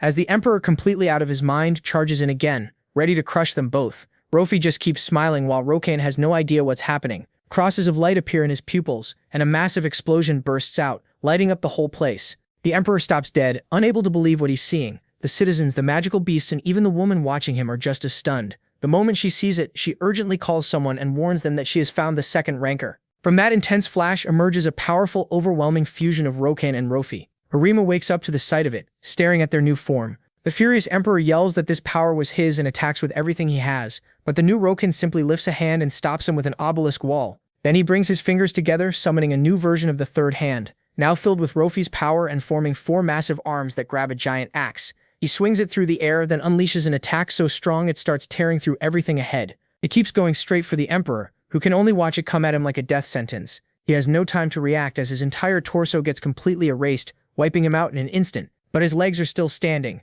and from them the Emperor's body starts growing back. A moment later, he's back in the fight, angrier than ever. He barely gets the chance to show that rage before Rokan is already on him, ready to attack again. This time, the Emperor catches the light axe and tries to strike back, but the protagonist slips away with ease, then answers with a brutal burst of aura that sends the Emperor stumbling backward. Rokan doesn't let up and lands another hard hit right after that. The Emperor refuses to go down. Clenching his fists in rage, he fires a massive laser, but MC spots it and dodges just in time. Using that opening, he throws out a huge punch, then follows with a savage axe strike that blasts the Emperor away. Still, the Emperor manages to stop himself mid-air, just long enough to unleash his power and raise a massive wall of obelisks. Rokan breaks through it easily. Even so, the Emperor stays confident. Sure, he fell into his trap when he used that energy beam, which does hit its target. But once the smoke clears, Rokan reveals the trick. He threw the axe as a decoy, then came in from behind with a wild strike that sends the Emperor flying. He crashes across the ground, finally coming to a stop, helpless on the floor. Rokan heads up, gathers his power, and wraps his fist in heavy armor. Then he pulls the Emperor in with an obelisk, dragging him at full speed straight into that furious, massive punch that finishes the combo. It slams the Emperor down to the ground, where he crashes hard, leaving his whole body ruined. Even then, he still refuses to give up, desperate to land one more hit. He fires a huge beam into the sky, missing again and again, growing more desperate as he realizes he still can't stop his enemy, until one beam finally connects. But the fusion comes out of it completely unharmed, staring him down like it was nothing. Then Rofi's side takes over, ready to deliver the final blow with a smile. Aura begins building around her hands, and then she releases a giant image of herself, prepared to throw one last punch. With total confidence, she charges straight at the Cyclops, who can't even move. He can only watch as their two wills join together and slam into him at full speed, hitting him head-on and unleashing a massive shockwave. Then through the wreckage, the fusion walks toward what's left of the Emperor, now dying. All he can do is look at Rofi sadly, saying he wanted her to conquer the world with him. She makes it clear one last time, she never wanted that. In the end, he accepts it. Admitting her stubbornness reminds him of his own past, as he starts to fade. Even so, he regrets that it took an outsider to remind him why he was supposed to fight. As he disappears, he leaves behind his blood crystal, now losing its corruption. Rofi takes it in her hands, and both she and Rokan return to normal, holding the crystal together. She thanks him for saving her, though he reminds her she saved him too. Rofi admits that when the Emperor absorbed her, she understood the truth. She had always been part of him, and had always been his conviction. Rokan says he already knew from the moment he tried to stop her before, though really he just guessed, because that's what the usual anti-Emperor type always turns out to be. She smiles without really getting the joke, then gives him one last gift, the hero token. She remembers making it back when she was still the Emperor at the height of that power, before giving it to a child. Rokan tells her he found it in a village and wanted to check if it was real, but her focus shifts to the destruction caused by a part of herself, and she feels like a pathetic empress. Gripping the badge in frustration, she decides to do one more thing and tosses it back to Rokan, leaving him confused. She tells him to return it to the child she gave it to, and then taking the Emperor's crystal, she rises into the sky as Rokan watches in worry. His confident friend smiles and says this is the only thing left for her to do, then says goodbye. Panicking, he reminds her that she promised to stay with Aris. She hears him, but her choice is already made and she destroys the crystal in the sky. All Rokan can do is look at his friend one last time as her body starts turning into pure energy, and then she shines across the sky, releasing a huge flash of light that sends sparks all over the city. Rokan watches in confusion, as those sparks fall and bring back the people whose lives the Emperor had stolen. But Rokan can't see anything else once his body starts fading. The last thing he sees is Aris waking up, confused, right before he gets thrown out of the game by force. Rokan comes out of the capsule dazed with a pounding headache when he hears the voice of a stranger standing right in front of him. The smiling girl looks at him and says he's finally awake, calling him by his real name. He stares at her in confusion, then looks around and sees several men checking his equipment, like this is completely normal. He takes a deep breath, ready to blow up at the weird strangers in his house and throw them out right away. But the girl steps in to calm him and hands him a card. She says she's with Falcon, the company that made the game. Her name is Mary Kim, and she reminds him this isn't their first conversation. That makes Rokan remember the logout problem, so he angrily says he should be the one suing them. Mary turns serious and tells him to calm down. He clearly doesn't understand what's going on. If anyone can sue, it's them. She snaps her fingers and asks for a laptop, then pulls up his activity record. Rakon starts sweating. She says his performance was shocking, finding treasure rooms, secret areas, and hidden rewards with no trouble, while also taking over the market and pulling off all kinds of moves. The point is clear. He's no fool. She even knows he bought his apartment with money from the game, and hints he could lose it. The protagonist thinks it sounds like blackmail, but she says she doesn't care about his crappy stuff. Annoyed, he demands to know what they actually want. She simply tells him he's been under evaluation, and what he's done made one thing obvious. They have more than enough reason to erase all his progress. But unlike hackers or cheaters who use the game to get rich and live in luxury, Rakon kept earning money only to pour it back into himself, chasing every item and piece of gear to get stronger. That's what made them suspect even more that there was something different about him. She steps closer while he stands there tense, and asks if all he really wants is to fight, or if this is some personal revenge. To be honest, she doesn't care about the answer. Fed up, Rakon finally asks what she wants from him. Without missing a beat, she tosses him his clothes and says he passed the test. Then she tells him to come with her, and he agrees. During the ride in a luxury SUV, he feels like he's being driven to some cartel-style execution, even if she thinks that idea is ridiculous. Still, he keeps suspecting something, especially when he notices several vehicles escorting them in formation. He assumes they're there to protect her, meaning she must be important. Mirai admits that she is, but says the guards aren't there for her. When they arrive at a building, they step out of the SUV and walk to the entrance, where she hands him an access card with his old-school photo on it. Not exactly flattering, so he wonders how she got it. As they go in, she warns him he can't tell anyone outside what he sees there, though she knows no one would believe him anyway. They move deeper inside, and the place feels bigger and stranger by the second. Mirai explains that 23 years ago, a rift opened in Antarctica, and something came out of it, something that left Rakon completely shaken. Calmly, she reminds him that he's already hunted one before, then shows him the first monster that emerged from that rift, a two-headed ogre. The two ride an elevator down in silence, and when Rakon steps out, he nervously gets a close look at the giant corpse. He can't understand how a game monster could be there, and she explains it isn't from a game at all. What they called the game was really a simulation of another world, one created to train saviors. Seeing Rakon's confusion, she goes on. 23 years ago, that ogre came through the rift while terrified explorers watched. Then something even more shocking happened. A beam instantly killed the beast, leaving everyone stunned. It came from the other thing that stepped out of the rift, Odin, the first descendant. He helped keep the rift stable for years, but they couldn't rely on him forever. So they studied it and learned the rift was a window into a world beyond understanding, where that ogre was only the beginning. They couldn't just leave it alone, or more monsters might cross through. They even feared another rift could open in a city, and since they couldn't trust the descendant to help them, they searched for a safer answer, someone who could match that kind of power. That's why they built all this, to make their own savior. But it had to stay secret, and not many people would risk their lives for something that dangerous. Then they discovered the rift could send information both ways, and used it as a database for the world-famous game. The whole program was made to create saviors. Rolkan, annoyed, says, "It sounds more like a hidden military draft." The girl admits that's basically true, but says they had no other choice in a crisis like this. She adds that the game itself is only a simulation, so there was no real danger. Even so, MC thinks it still makes no sense if none of it works in real life. She reminds him he already knows this isn't a normal game. It adapts to each player's body and mind, so almost everything learned there can be used in the real world. The only exception is skills based on mana, since mana doesn't exist here, though that could change completely if someone crossed into the world beyond the rift. The hero still wasn't sure any of this made sense, and Miria admitted that at first it was only a theory, until someone crazy enough tested it. He asked what kind of idiot would do that, but then he thought it through and realized that basically the idiot was him.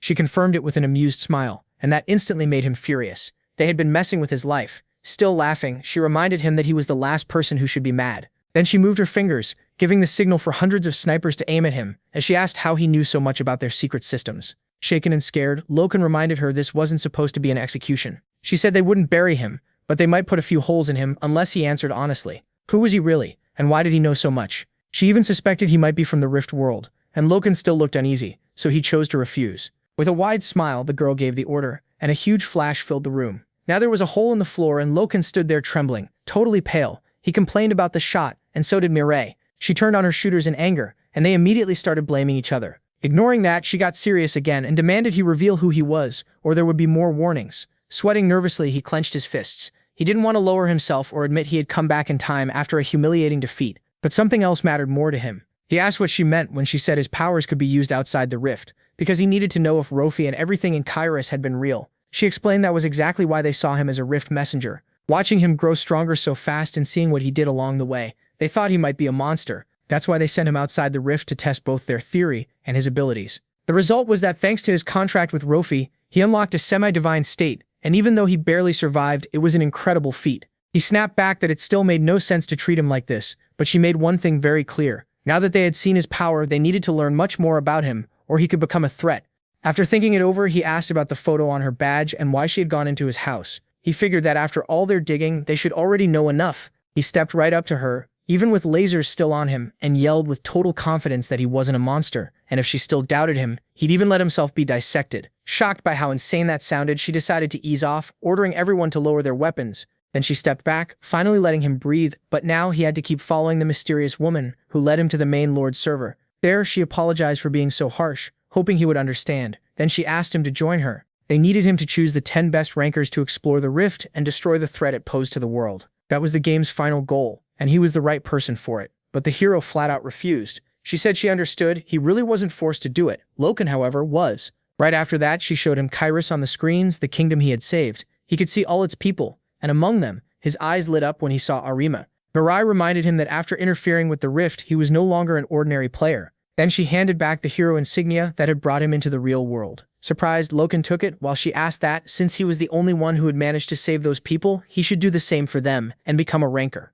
Meanwhile, somewhere else in a rainy forest, a hooded man dragged his sword as he locked onto his target, a two-headed ogre resting among human remains. Suddenly, a skull flew straight into its head, making it turn angrily toward the hooded figure. Enraged, it grabbed its weapon and charged hard, but the hooded fighter, with one fast slash, broke the weapon, then leaped and ran up its body until he reached its chest and dealt a fatal wound. The ogre dropped to its knees, and the hooded man was Loken. He remembered how he had ended up accepting the ranker role Miri wanted for him, though she still wouldn't let him enter the rift. She told him that even if he was a ranker in name, he didn't yet have a ranker's power, so he had to keep playing until he became strong enough to be a real ranker, handing back the hero insignia. Back in the present, the ogre was nearly beaten as he walked toward it, accepting its fate. Then the hero pulled back his hood, showing his new look and his resolve to become the strongest ranker. At that moment, the ogre woke up and tried to strike, but it was easily blocked. Loken planted himself and answered with a huge sword slash that dropped the monster to the ground helpless under his furious assault. He jumped straight into the next hit, but the ogre refused to give up and kept defending, which only fed Loken's bloodlust.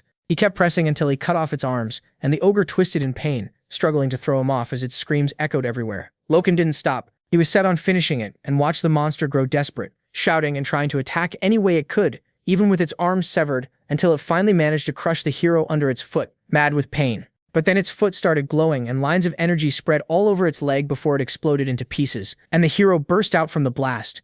That attack knocked the monster down again. Then it saw him coming from above with a massive energy axe, wearing a victorious grin as he landed a huge critical hit. He stayed standing there like a beast, picked up his weapon, and looked for the next target. Later on the central continent, Loken checked his stats, ready to continue the race quest because he needed a new weapon. He remembered what had happened to his axe during the Emperor fight, and even though he thought the bloodstones he got would make it easy to get one, he was surprised to find many more people there now. He let out a heavy breath, feeling like it was his time to shine, and ran home. From a dusty chest, he pulled out a letter he had gotten after beating some bandits. He figured that if the council formed and he met the right conditions, it would trigger the Furious King quest, and that would get him a berserker weapon. Just thinking about it got him excited, until he saw the letter had expired. That annoyed him because it felt like his old failures were coming back. Now he had to repeat the second village mission to get the item again. At first it seemed like a pain, but then he started seeing the upside. A dark grin spread across his face, and soon he was walking happily through the forest near the second city. He wondered if he was really getting stronger, remembering that in RPGs, the stronger you get, the stronger the enemies that appear. So battle still felt the same, and the only way to know if anything had really changed was to go back to a low-ranked dungeon. He was excited to test it, and the moment he entered the cave, he enjoyed running into the level 100 bandit boss who threatened him. Loken calmly waited, watching him come in. The bandit landed a sword strike, but for him, it didn't even make Loken budge. Now level 165, the hero bragged about it, staring at his enemy with a cruel smile. Then he attacked, erasing the bandit in a single blow, treating it like chopping a vegetable. He grabbed what he came for and felt pretty good about how easy it was. Though if he was honest, it was also boring. He liked fights that really got his blood pumping. So with nothing else to do, he left the place. Back at the Temir Council, one member named Carbon admired the bloodstone the hero brought. He thanked him, saying it would help the human empire, while Loken enjoyed pretending to be modest. Then, noticing the race quest had already started, he asked the old man not for a reward, but for a meeting with the emperor. The elder said that was impossible. The high officials were dealing with something serious, which a smiling Loken already knew was the Furious King. That threw Carbon off, and he watched as the confident hero offered to handle it himself. Soon he arrived at an office and slapped a paper onto the desk, grinning as he showed an urgent report. The small masked one watched as the bandit boss received a letter from the Furious King, and from that he understood the king was starting to gather his forces. He was annoyed he hadn't noticed sooner, especially when they had been focused on training, but Loken calmed him down, saying he had a plan. Even if the small one doubted one person could beat all the bandits who had probably already joined the king. Even the hero had second thoughts, but he still had an idea so he wouldn't have to do it alone.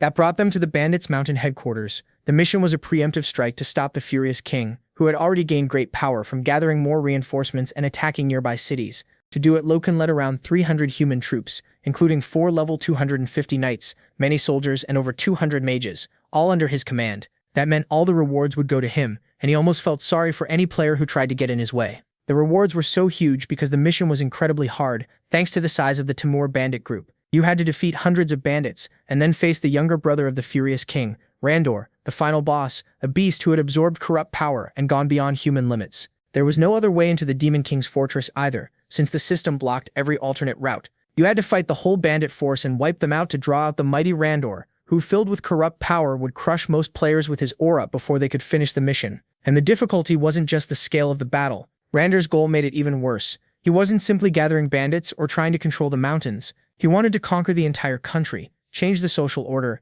and become king of a new world, a rare ambition for a bandit or monster. That fierce desire rooted deep inside his corrupted heart was exactly what made him so dangerous. That's why the humans gave Loken all their support to destroy the threat. And even though he admitted that wiping out so many monsters while leading human troops wouldn't be easy, his goal stayed the same: kill them all. A soldier warned them in panic. The attack had already started. A pack of giant boars came charging in fast and everyone tensed up. But Rakan reminded them of the plan, and the troops quickly pulled back into formation. The mages were the first to move, calling down a firestorm while the rear line got ready to strike. Then a warrior gave the signal, and the wind mages spread the flames across the field, burning through the monsters. Rakan watched the fight, happy to see everything working perfectly. He had no plan to waste these troops on one mission. He wanted to turn this into a hunting ground and farm easy points with auto-hunting. That nasty little plan got interrupted by passing players who barged in and wrecked everything. They were annoyed that the NPC soldiers were in their way, and while one of them seemed ready to back off after seeing the warriors, the other clearly didn't care. That's when Roken walked up with a grin and told them attacking his soldiers during an official mission was a serious crime,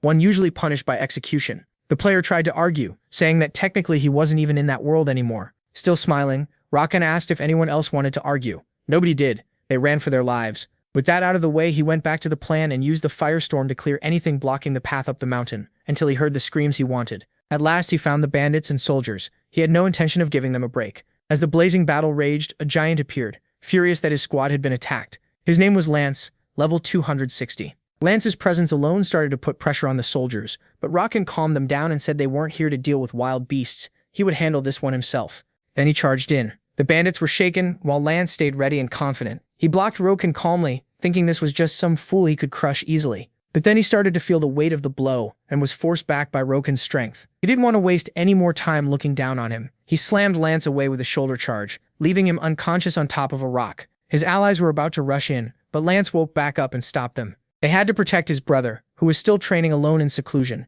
so he said he'd deal with Roken himself. The protagonist only smiled, calm and sure of himself, since his fire resistance let him fight here without worry. Even so, he admitted Lance was tough. The guy was enduring all this through raw toughness alone. Knowing a direct clash wasn't smart, Roken dodged Lance's strike and pulled back, trusting his timing. He unleashed a blade slash that smashed hard into the ground. Lance just mocked him, saying that kind of power wouldn't be enough. Then he used a giant crossbow to blast Roken away and chased after him, landing a savage hit to his side. But when the attack went through, MC's body burst into shadows. The real he appeared behind him, ready to wipe them all out with everything he had, and left Lance wrecked. Lance's allies watched in terror as Roken came closer, and desperately called for reinforcements. With no better option, they tried to distract him by attacking the knights. The protagonist watched that useless move, told them to stop, and shut them down with a single bombardment that blew the bandits apart. The survivors tried to flee the blasts and started retreating, but the now fired-up knights cut them off, trapping them with the firestorm. The bandits ran wildly toward the mountains, trying to block the army's path by throwing burning trees straight at the troops.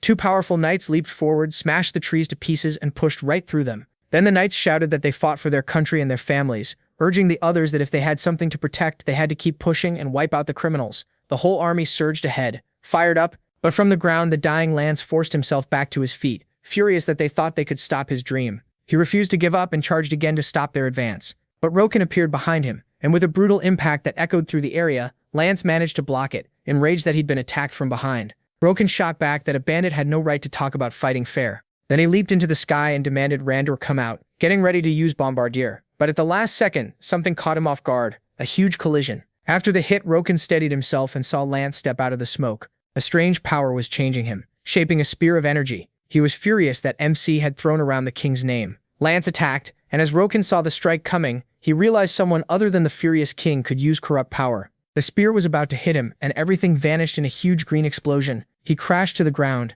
relieved that he had dodged the blow. But the real problem was that Lance was wrapped in corruption. That power should have belonged only to Randor, and even so, Rokan had to get ready for the fight, thinking things were starting to change too much, even if most of the timeline still seemed on track.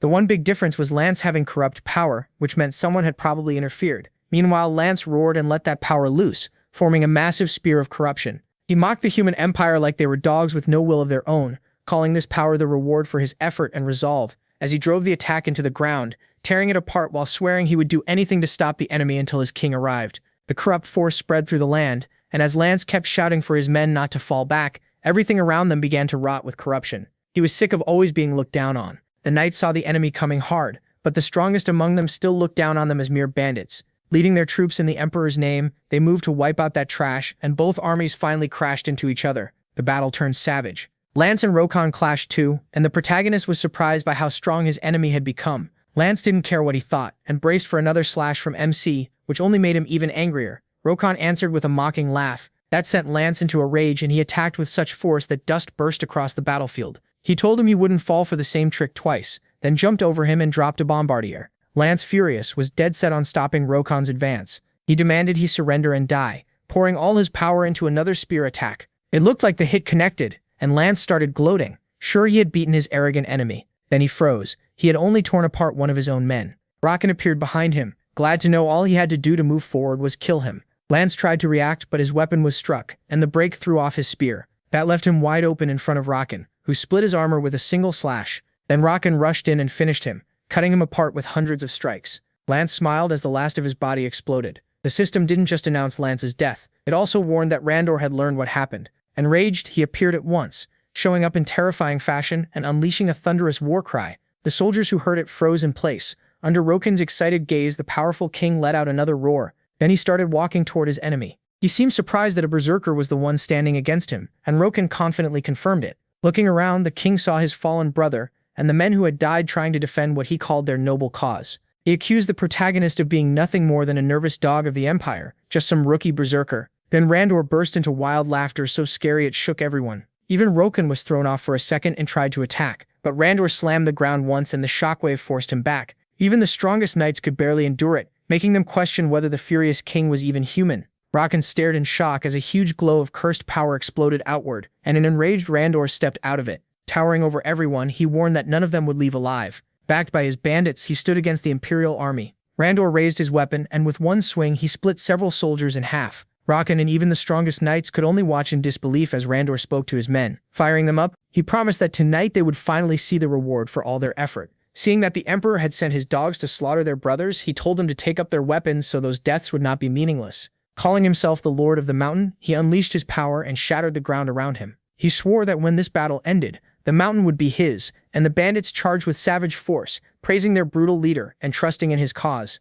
Their momentum crushed the knights' morale. Randor, saddened by the sight of his brother's fallen spear, decided that death would be repaid. He shot into the sky to take the heads of several knights who couldn't even react, but in midair, something stopped him. To the young knight's surprise, it was Rokan. He praised Randor's speech, then reminded him face to face that he was the real opponent here. The two broke apart, and Randor looked at him like an annoying pest he wanted to crush fast. But his attack missed, and that only made Rokan push even more boldly. That angered the king, who still saw him as a rookie, and decided to test how much he could take. He started pouring on more power, roared fiercely, and launched a deadly double throw straight at Rokan. It ended in a huge explosion. Out of the blast came MC, completely unharmed, even praising the quality of Randor's axes. Then he mocked him, saying he should have found a good spear for his brother too. That made Randor even madder. Filled with rage, he started chaining together slash after slash. Hundreds of blows that Rokan kept dodging in the air, one after another, moving at incredible speed like he had prepared for this fight with the king. Still, he quickly noticed this enemy was far above Lance,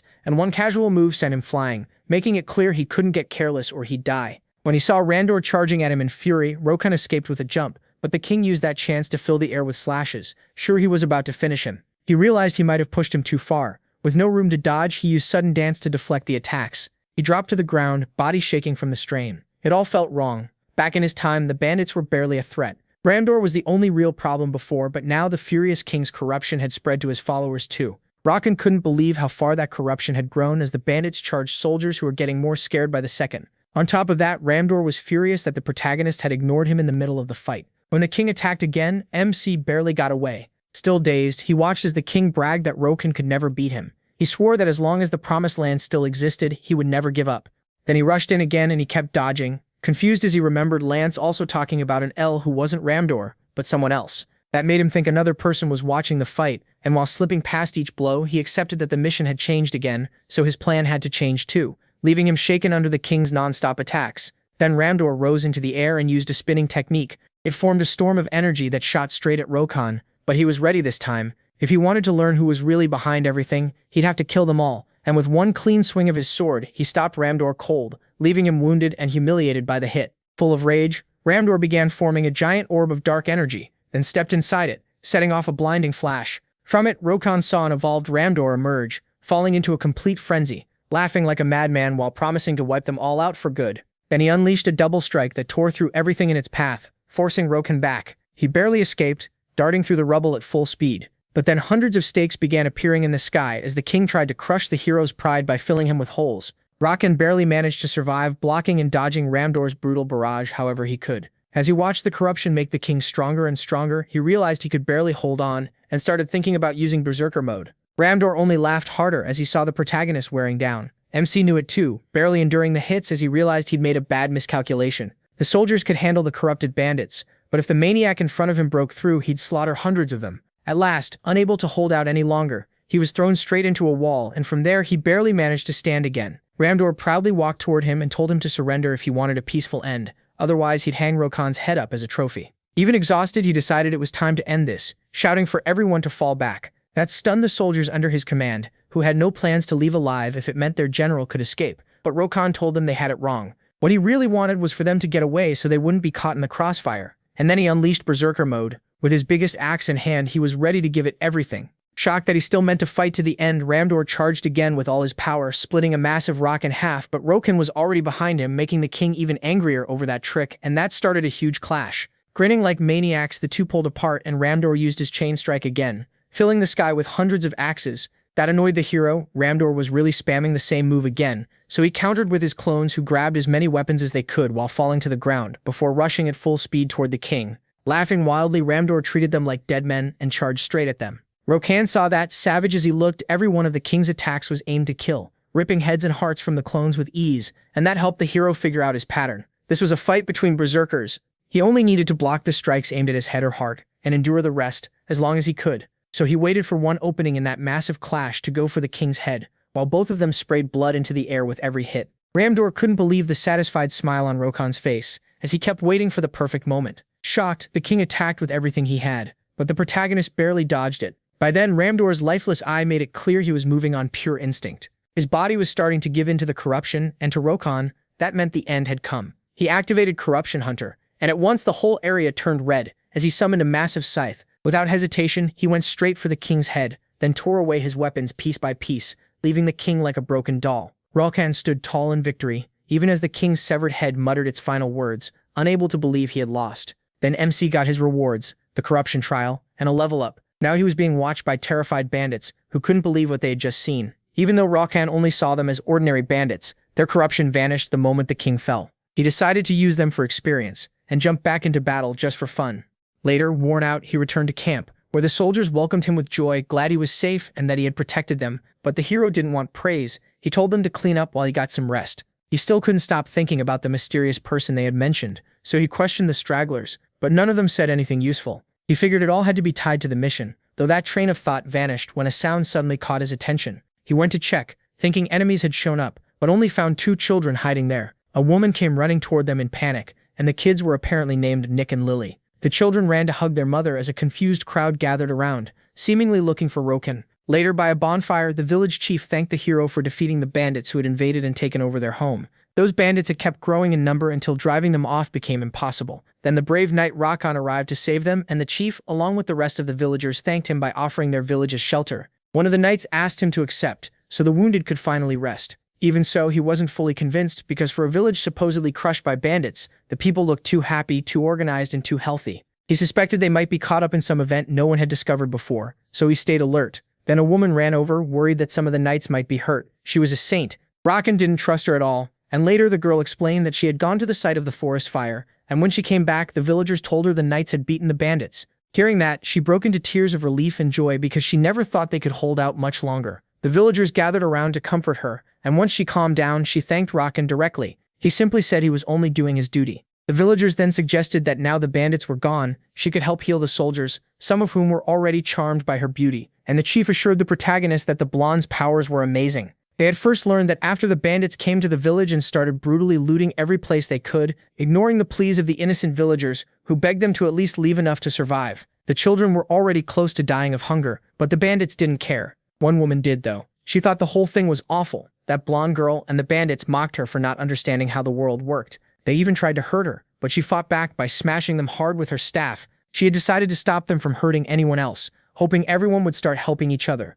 So she stayed in the village and ended up caught in one fight after another. Still, more and more bandits kept showing up, either attacking her directly or waiting until she was gone to strike. In time, the villagers begged her to leave the village, which was almost destroyed, and many of them wanted to run away. But the smiling saint told them not to think like that because this place was their home, and she promised she'd find a way to stand against the bandits. She said the harder things got, the more they needed to stay united. That inspired them to change their thinking. They built a wall and armed themselves to fight back. For a while, they actually pushed the bandits back, and with the saint's powers, they also managed to heal many badly wounded people. But things kept getting worse until the Imperial Knights arrived, thanked them for holding on, and said they would rebuild the village now, asking them to celebrate with them that night. Then the saint offered to heal the knights with a bright, warm aura full